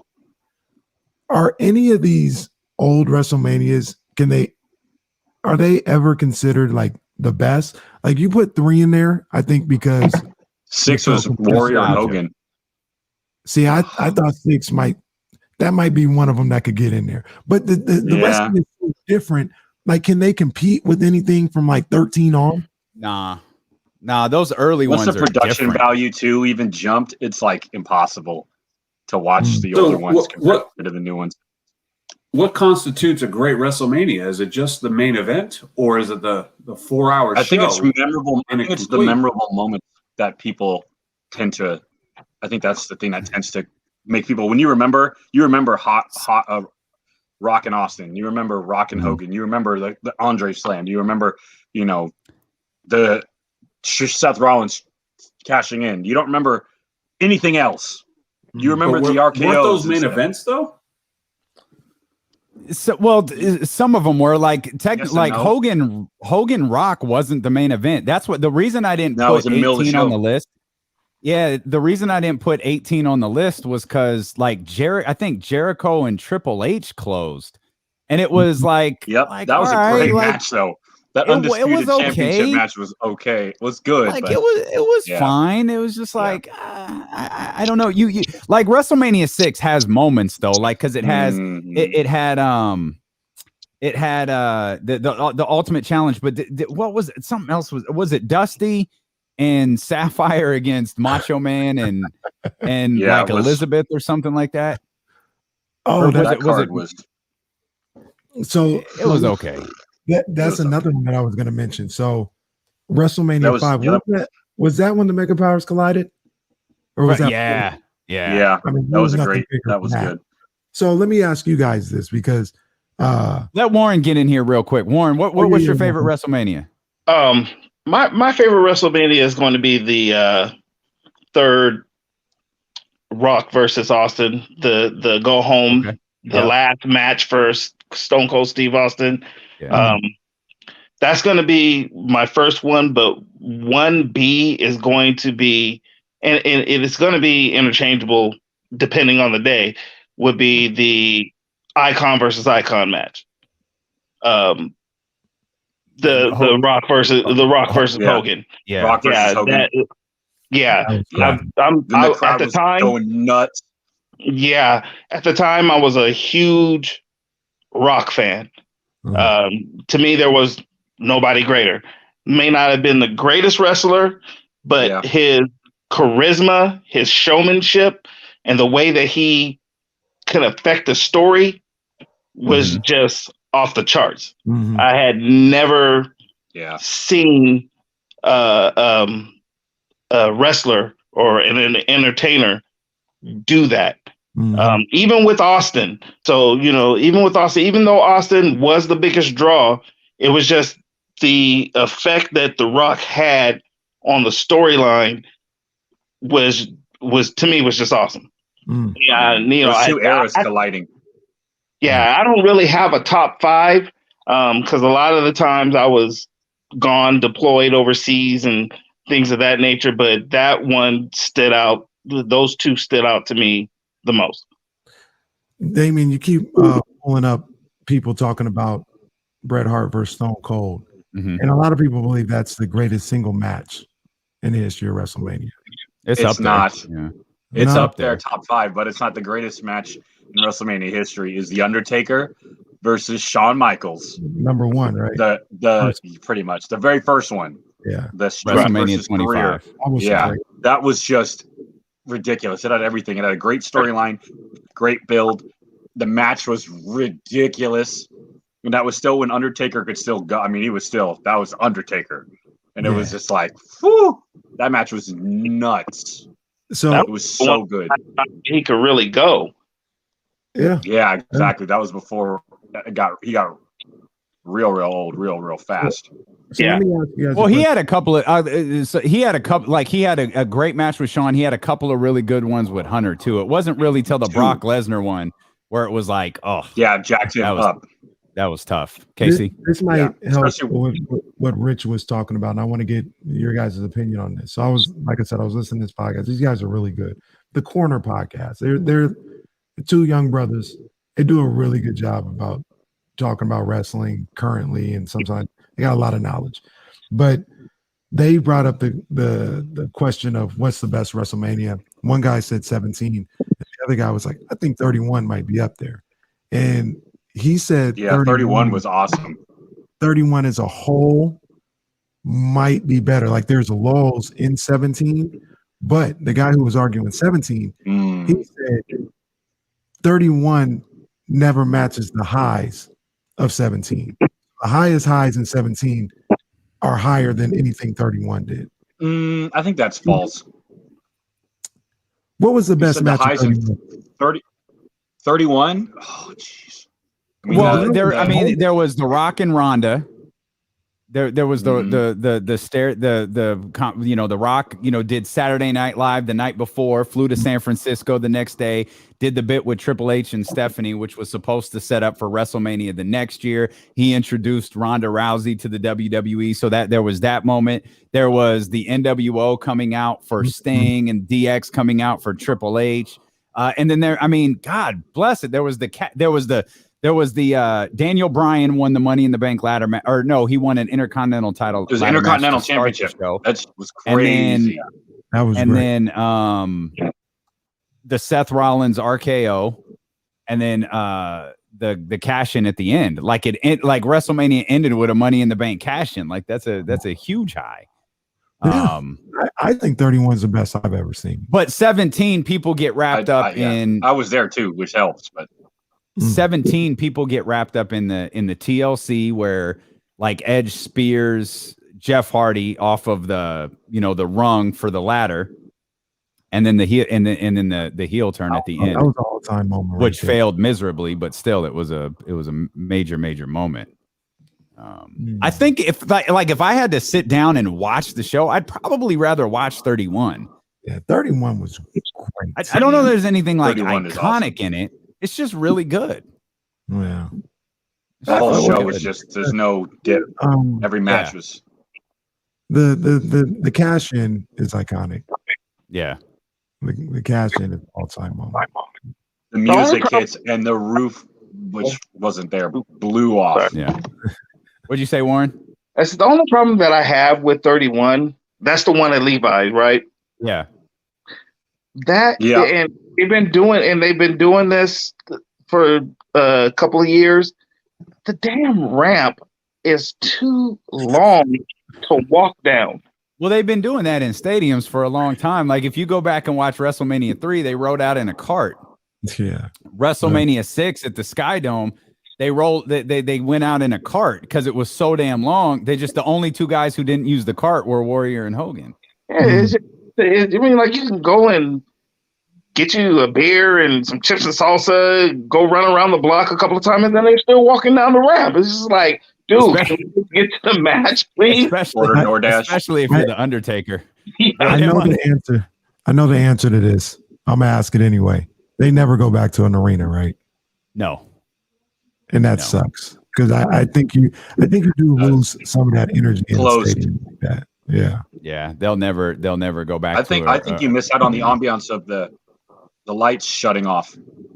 Yeah. Like definitely. Entrance, it was like broad daylight, and you're like, they didn't go back to the Superdome. They'll lose that element. To New Orleans. I think they'll come back to the Superdome. Yeah, that's. When you talk, you're not talking small arena like Golden One. You're talking. No, large. I was talking if they come back to like a 17,000 seat arena. They'll never do that. But they'll be in Vegas. They'll be in LA for sure. In Vegas. Yeah, they'll go back to Dallas. Yeah, I think SoFi is next year, right? 2 years from now. They gave it that gap year. Hey, is Ace trying to get in? Yeah, he's trying to get his camera and mic together. Oh, okay. Because it says he's not connected. I see his name down there. I can't get him in. Together, Ace. Oh, there's Ace checking in. Okay. Fellas, we're gonna let y'all roll. We're gonna bring Ace in here, man. We appreciate y'all. Bryce, thank you for all you do. Warren, we love you. Rich, thanks, you guys. Oh, wait. Before they get in, I gotta know. I mean, give me a match that you're looking forward to. Who's gonna win this WrestleMania? I'm actually looking forward to the triple threat with Roman Reigns just to see what they do, because all three of those guys I think are awesome. And the Roman Reigns heel turn was definitely not something many of us expected, because I thought he was the white meat John Cena style, like, oh, he's never turning heel. He's never turning heel. So I look forward to that. And I think Roman will retain again, but I think it'll be awesome, even though it would be cool to see Edge or Daniel Bryan, because I believe both of their careers may only have the next 2 years at most left, but it's Roman for sure. Gotcha. Okay. Yeah, I'm looking for the Roman and the triple threat match also, but I'm really intrigued and see what they're going to do with Bobby Lashley and Drew McIntyre.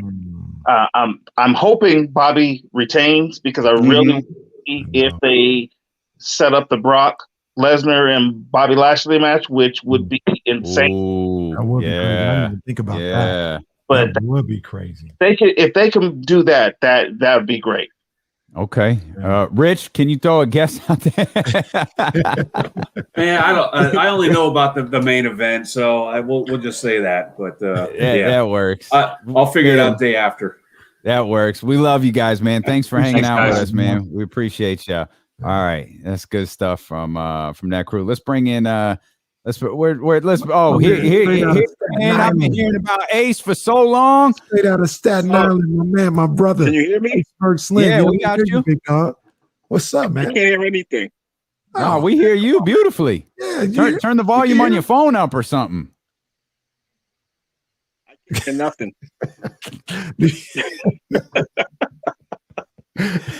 Yo. Oh see, man. You got some earpods? He can't hear nothing. Yeah, so we'll fit Ace out till he gets that figured out. You know what's funny is he probably just doesn't have his turned up. It looks like we're on his phone. He probably just doesn't have his volume turned up. Man. So Damon, go ahead. No, I was just saying I'm interested to see what Randy Orton and Bray, like you asked. Yeah. You asked if they'd ever do that the cinematic match again, like the Firefly Funhouse and the Boneyard match. That would be the perfect one to do it, since we're setting folks on fire and all that stuff. Like that'd be the perfect match to do it for. Right, that one is crazy. Hold on one second. Kevin Owens and Sami Zayn, that's an interesting one too, with the dichotomy a little bit different with Sami Zayn being the heel. Sami's turned into a really good heel.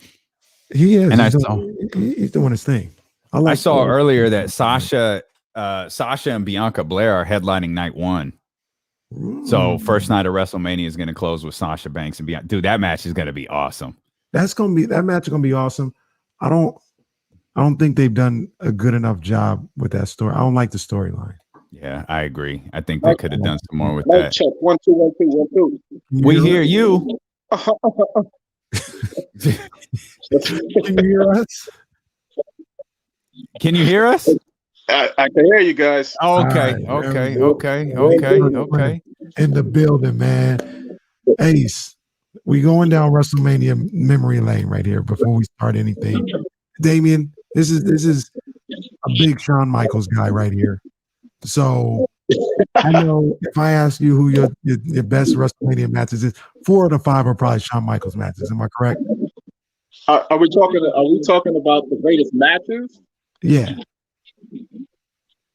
I'm gonna say WrestleMania 14 was good. Well, it don't have to be Shawn Michaels. I'm assuming that it's Shawn Michaels. No, they're not.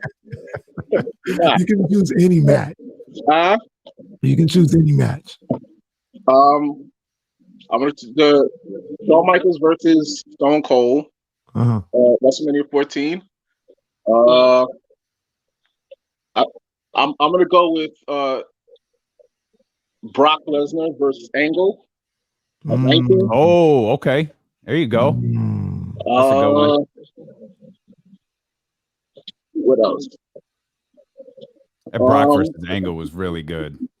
They had an Iron Man match on SmackDown once. That was ridiculous. Was that a 30-minute one or was that an hour? No, that was 60. Yeah, that was 60. I think that might have been.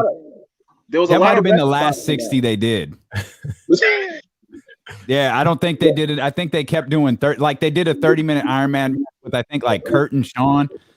Yeah. But I think the Brock one was the Brock Kurt Angle one was the last 60-minute one they did. You I feel got like there was one more after that, but it might Maybe. have been. Yeah. you got Icon versus Icon on your list? No, just because the build-up was awesome, the crowd was awesome, but the in-ring work did not live up to the bill. Hogan was way past his prime. As great as The Rock is, he's not the best in-ring worker.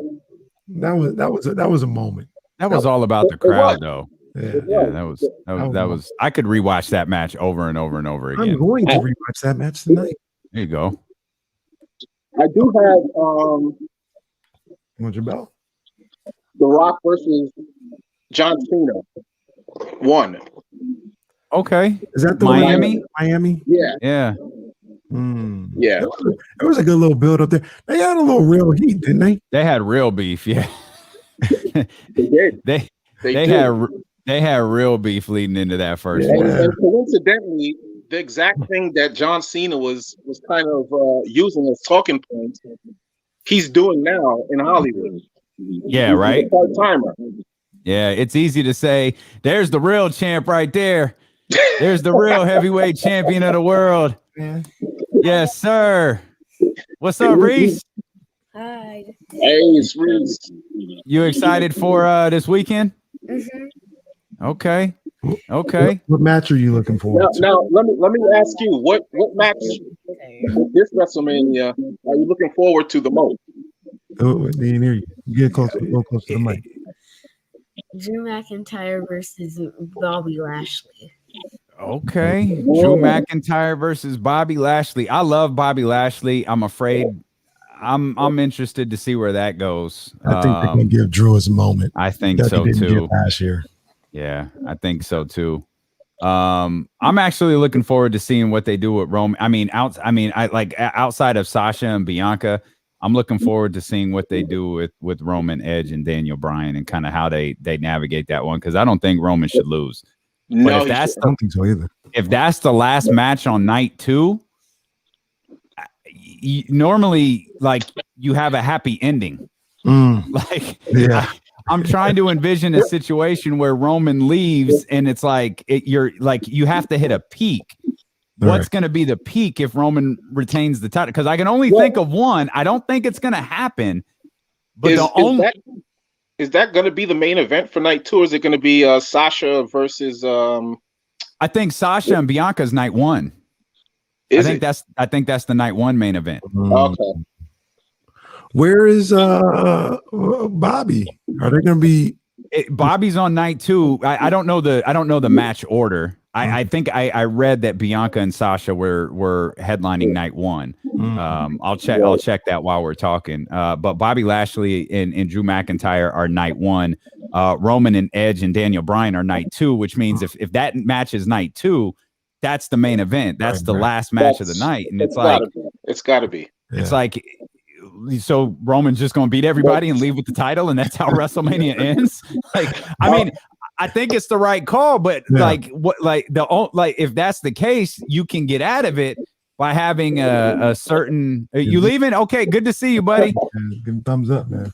Oh, you showing the belt? Oh. Yeah, that's the real champion of the world right there. That's the real champion of the world right there.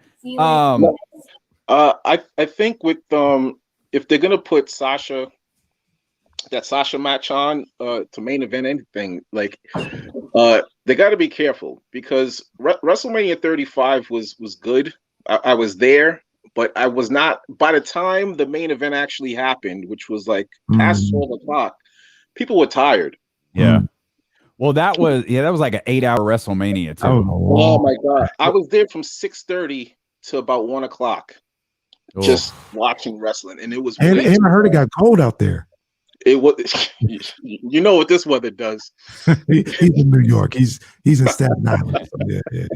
It's cold. And they botched the ending. Like, I thought the ending to the 35 thing was all bad, but that's the one. I don't agree with WrestleMania being 2 nights, but I would rather have 2 nights of WrestleMania than 8 hours of WrestleMania. Yeah. So I think you've got a good chance of the crowd still being, active if you keep it at like 3 hours and you give them the good ending. And I just checked the Wrestling Observer. It is headlining night number 1. So gotcha. And with the 2 nights, you don't need those filler matches that they have when they do it at one time. There's way too many filler matches in WrestleMania. And y'all know where it is next year, right? It's SoFi next year. I LA. thought you were going to Dallas. Oh, it's Dallas first. So They want to make sure. They are.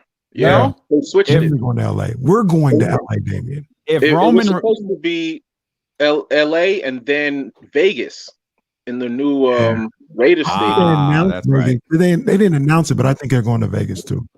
They are at some point. They are. Yeah. If Roman retains a certain people's champ could. Hey, look at that's what I'm looking for. Look at that's the money match. That's the it. money match. Yeah, that's the 110,000 that you could pull off in Dallas. Absolutely, if that happens. I think he should have one of those runs. Like, I think he should have the belt for a while. The Rock? He does. He needs it. Oh, I agree. He already had it for like almost a year, right? I think right now, if they give him the run that he's supposed to have, a real dominant run, it'll set him for the rest of his career. Much like when Triple H broke from DX the second time, when he became like the cerebral assassin, that heel run that Triple H had pretty much cemented him for years to come. Yeah, I like that. Especially like the matches with Mick Foley. Those are the matches that solidified him. Wow.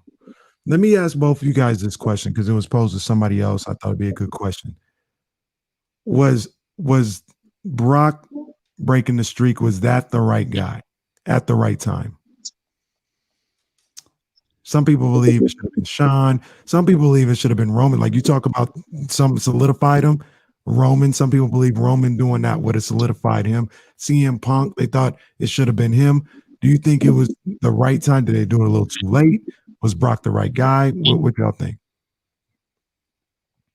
Well, yeah, so you mentioned Roman. From what I've always understood the idea to be is Brock's big thing was to beat The Undertaker, end the streak, and then run through the roster and set up his match with Roman Reigns. The idea was everybody was supposed to love Roman, and he was going to be the guy who beat the streak.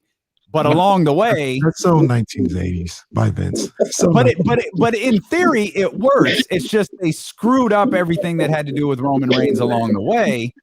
And they had to they set up the match. Everybody hated it, and they had the Seth Rollins cash in. That's how they got out of it, which that was genius because San Francisco would have booed the hell out of Roman Reigns had he won the title. And they left happy because of Seth Rollins. Wow. Yeah, I think it worked. Brock Lesnar was believable, right? As somebody who could beat Undertaker because he's beaten him before, so why wouldn't he beat him again? Especially coming off of his UFC run. And then after he beat him, he completely dominated in one of my favorite matches. He completely dominated John Cena. Yeah, that was the birth of Suplex City, wasn't it? Wasn't that the birth of that? Yep. Yeah, Suplex City, bitch. I watched that match. I think sometime last week.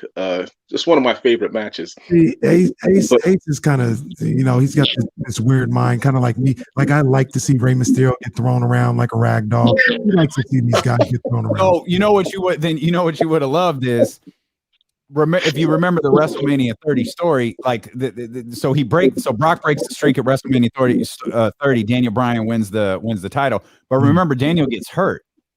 Like that was kind of the beginning of the end of his career. Yeah, it was after that Kane, the match with Kane. Right. Then So John Cena was supposed to be Daniel Bryan. That's how Daniel Bryan's title run was going to end. Is he was going to Brock Lesnar was going to beat the crap out of Daniel Bryan in the same exact way he beat John Cena, and that's how his run from WrestleMania to 30 to SummerSlam was going to end. Oh, yeah. I think it was the right call to do it with John Cena. John Cena's had such a run, and him winning the championship again. I think it was against Orton. How many times did they? Yeah. And people were fed up with John Cena at that time, and to see him get dominated like that, it brought joy to me. He beat the hell out of John Cena that night. And that was like, I don't think we'd ever seen, like, that was a main event at SummerSlam in which it was like 16 minutes. Yeah. Just Brock beating the crap out of John. Like that doesn't happen very often. And I think everybody was waiting for, like, how at 31, where Roman eventually got his moment, like started to come back on him. We were waiting for Cena to do that, and it never happened. He just kept getting like they teased it. They teased it when John Cena had like maybe 2 or 3 flurries in that match, and it amounted to nothing. I loved it. Hey, so real quick before we get out of here, I gotta ask you guys. Shawn Michaels putting away Ric Flair.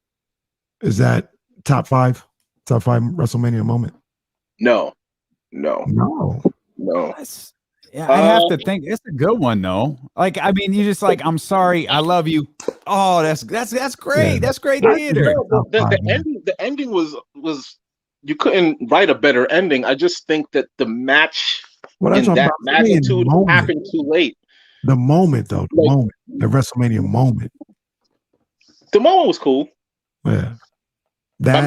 And given the fact that the whole match was planned out by Shawn Michaels, it was good. Yeah, that's pretty awesome. Yeah. And he made Flair look like a viable, contender, but I just think it happened a little too late.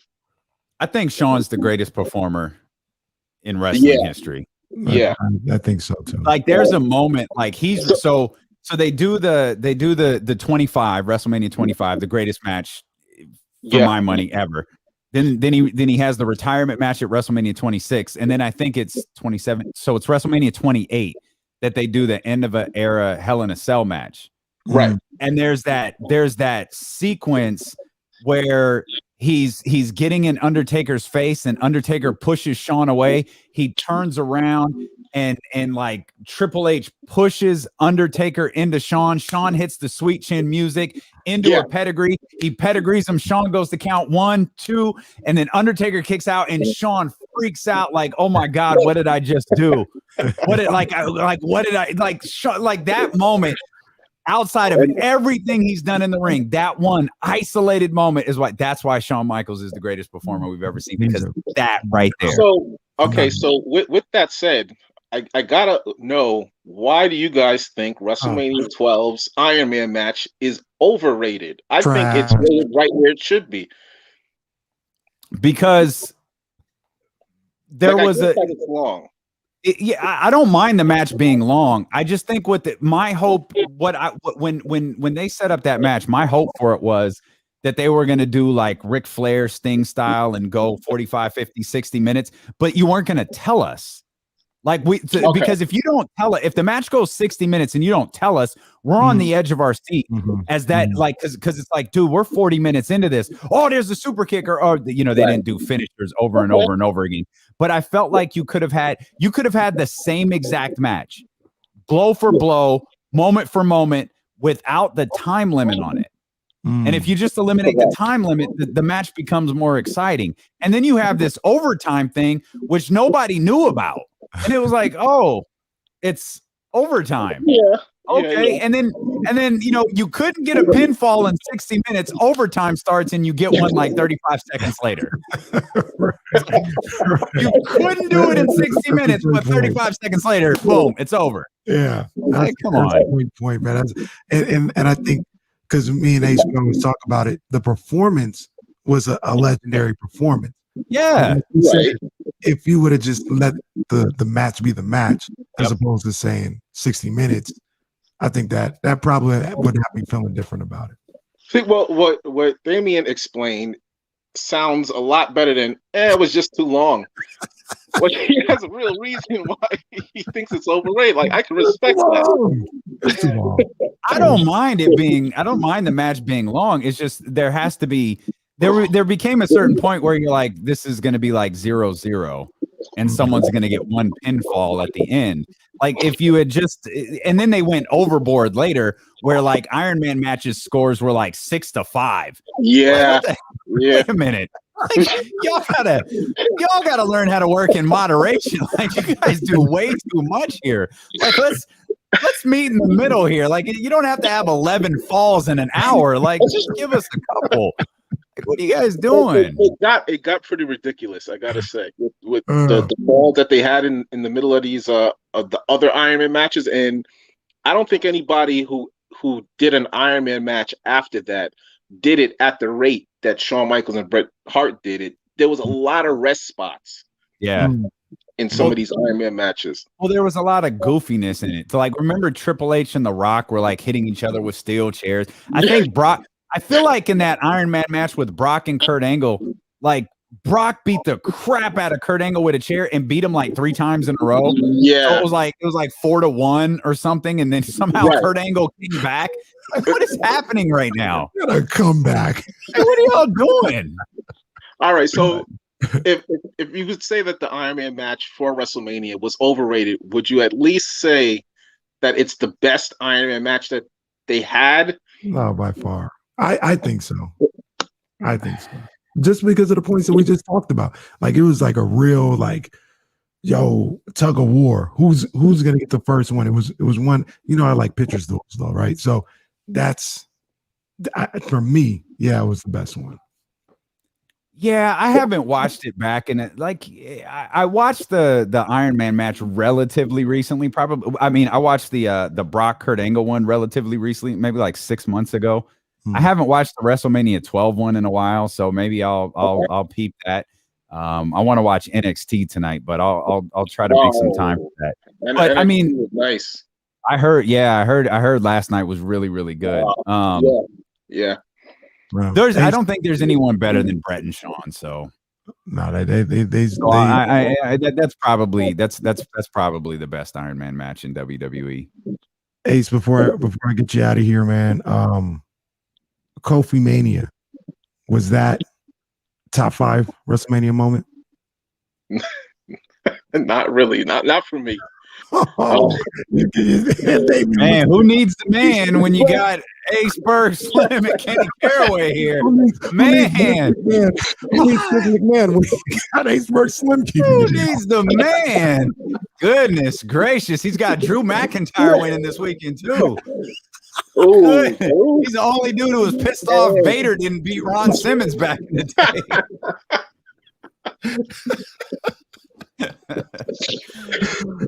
I'm hoping that Bobby Lashley wins.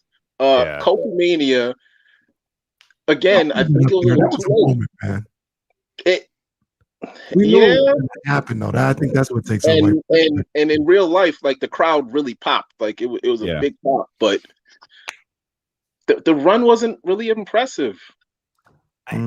So and then the way he lost it. The way he lost it was crazy. I think that's one of the biggest problems is the way that he lost it. It's like, it's like, has he ever fought for the title again? Nah, he just disappeared. No.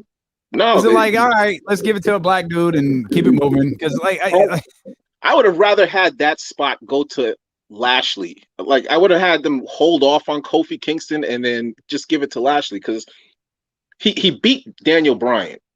Why would anybody think that Kofi Kingston would have a chance of beating Brock Lesnar? Yeah, I get that. Yeah. You're thinking like Vince McMahon. That is 100.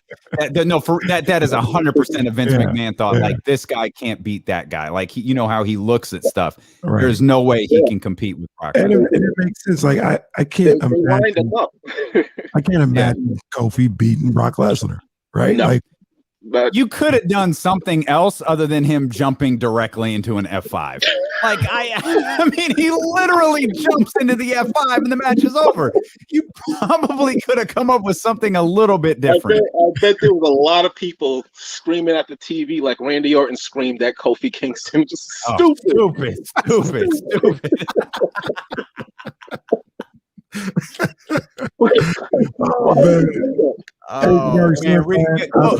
Man.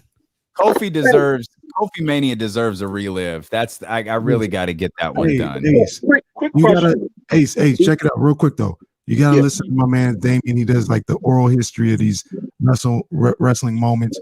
You gotta check it out, man. I listened to the NWO one. That was crazy. I need the other one too. I need the other ones. They're crazy. What were you gonna ask? My question is, do you think Matt Riddle is like Diet RVD? Oh God. I don't dig that character whatsoever. That's a great character. I mean, that's a great comp. Like Diet RVD. Like that character does not move me like at all. Oh, that is a trash character. Oh my God. I kind of like Matt Riddle. I know. Lightweight reminds me of RVD, but not as good as RVD was. I didn't like RVD either. Really? No. Like, he could go. Either. But like, it's not okay. He's the stoner. Cool. Like, no, but this ECW stuff was so.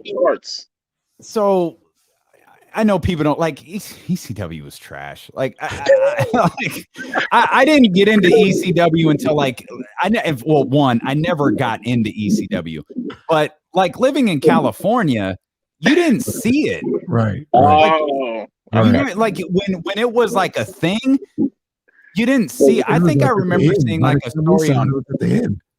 I remember seeing like a story on Current Affair about it. Like that was the extent of what I knew about ECW. And then it went to TNN, but it was watered down at that point. Yeah. And so it wasn't until like I got a little older and started getting like tapes and DVDs. I was like, okay, like I get it. It doesn't. The thing with ECW is if you watched it all the way through, like you watched the progression of like the Tommy Dreamer Raven storyline, I could see why you love it. But if you watch it like isolated here and there, it doesn't make a lot of sense. No, it doesn't. It doesn't. Yeah. And I've never been big into the blood, like the blood and guts type stuff that they did. That's never been my favorite thing. This guy got riddled scooting around on a scooter backstage. Get this guy out of here, bro. Out of here. But you know what? I think that the match with him and Sheamus is probably going to be a sneaky good match. Well, yeah, they love both of them. They'll probably give them 25 minutes to go out there and do a great match. Yeah, those are two of the company's favorites right there, isn't it? Yeah, man. Berg Slim, man, we're gonna close this out in a little bit, man. I appreciate you pulling up on us, man. We gotta it's do great to finally talk to you, player. You too. Yeah, appreciate you, man. Let's connect again soon. Will do. All right, baby. Oh man, that's good stuff. Yeah, man. That's good stuff right there. That's the encyclopedia I grew up with right there, that dude, man. So well, we hope that y'all a little experiment here on our end. We hope that you guys enjoyed. Yeah, I get it. I think it's overrated. Like I never got into it. People romanticize it, and it's just like it was like, yeah, guys, it wasn't that good. I mean, I don't know. I guess if you like that sort of thing, I don't know. Damien, did you ever catch? They had like one particular backyard wrestling that came on Access Sacramento out here. Did you like I saw it like once. There was I'm not gonna say I followed it, but there was maybe like a 4-week stretch where I was like, I'm watching it every week. It's like Kenny's soap operas. If you really if you take the time to watch it, and that's what I think that's where, especially us in California, we were done a disservice with, ECW is you can't follow, like, wrestling is about the stories. Like, we were having this exchange on Twitter this morning. Like, John and Roddy, they they're out the chat right now. They don't love wrestling. And it's like, if you accept it for what it is, like, it's a story. It's not an athletic like, it's not a game. Right. You know what I mean? They're not competing. Like, it's a story. And if you follow the story and you understand the story, you'll love it. I mean, a great match is a great story. Like a show, WrestleMania 37 should be a story. Every match should be its own little story. And if it's told properly leading into it, the match itself will be extraordinary. Absolutely. Without the storytelling, it's nonsense. Right. Nah, absolutely. I'm with you. So, let's get a couple predictions, man. So you Lashley, Drew. What you thought on that? I hate it. I absolutely hate it, but I think you're right. I think this was all set up to give Drew his moment because he didn't get it last year. Somebody, who was that? Warren, I think, brought it up, or maybe Bryce, and they talked about, and I hadn't thought about this, trying to set up Bobby versus Brock. So that gives me hope that maybe Bobby might get it. I hope so. Yeah, and we haven't seen Brock in a while. I don't think he's under contract. I know Murph is still here. Yeah, Murph is still here. He just sent me something a couple of minutes ago that said Nick Khan did an interview. He's the WWE president, not Gorilla Monsoon, but like the real WWE president. He used to be the lead agent at CAA. He said Becky Lynch and Ronda Rousey are expected back soon. So those are a couple of interesting notes. He doesn't say anything about Brock Lesnar. Glad to see Becky coming back. I'll just leave it there. I love the idea of Bobby and Brock. Like, I absolutely love that idea. Awesome. I don't like this Braun Shane McMahon thing because Shane's probably going to do something. He's going to do something crazy. He's like, it's like Shane's not going to stop until he kills himself. Like, dude, just stop jumping. Like, Shane, you're like 50 now. Like, stop jumping off stuff, bro. Like, we get it. You proved your point a couple of decades ago. We're good. There was a clip I saw. I don't know what match it was. And it's like really hard to tell because, like you said, he jumps off something every year. But I think he was at the top of the Titantron and just fell backwards. I was like, what? Steve Blackman hit him with a kendo stick, and he just takes the perfect bump and he just flops back. Perfect. Said, bro, you gotta what stop. Are you doing? Yeah, I'm good on that. Cesaro and Seth Rollins should give us a good match. This has to be Bianca Blair's moment on night one to close out that show.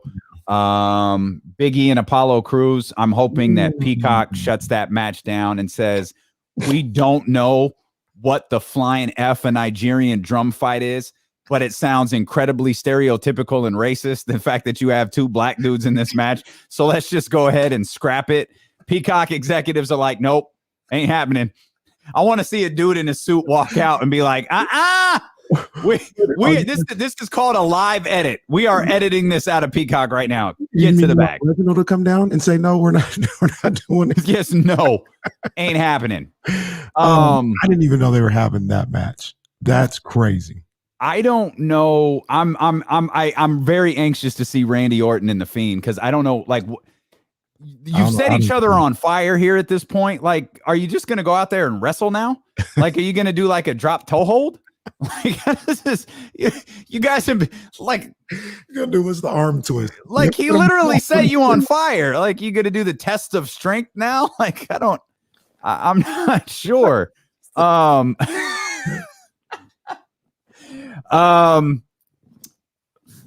They always like balance title changes.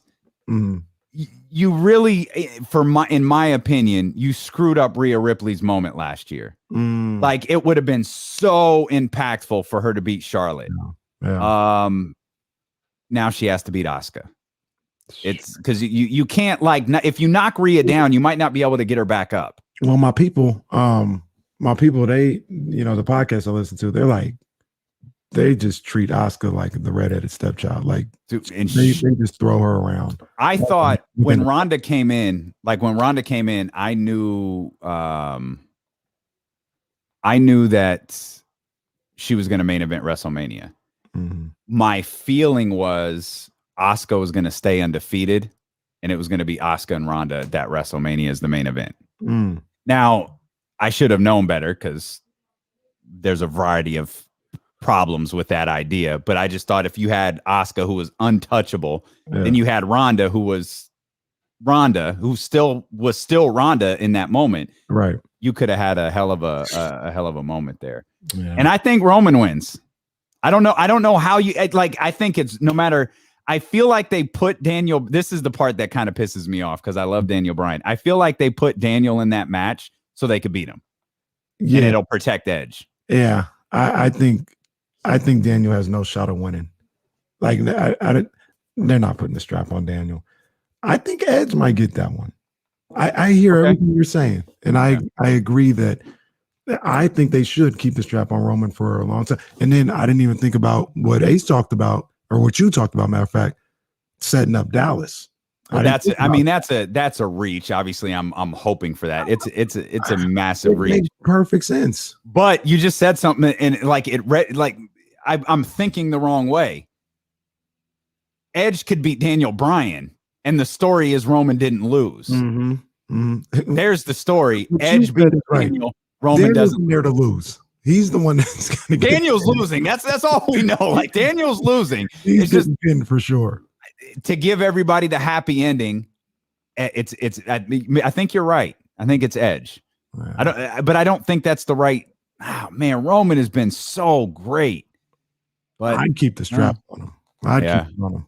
Yeah. But we'll see. Well, thanks for hanging out. For those that did a little bit extra long today, and I mean, and 3 people watching right now, man. Appreciate y'all, man. yeah, we appreciate it for sure.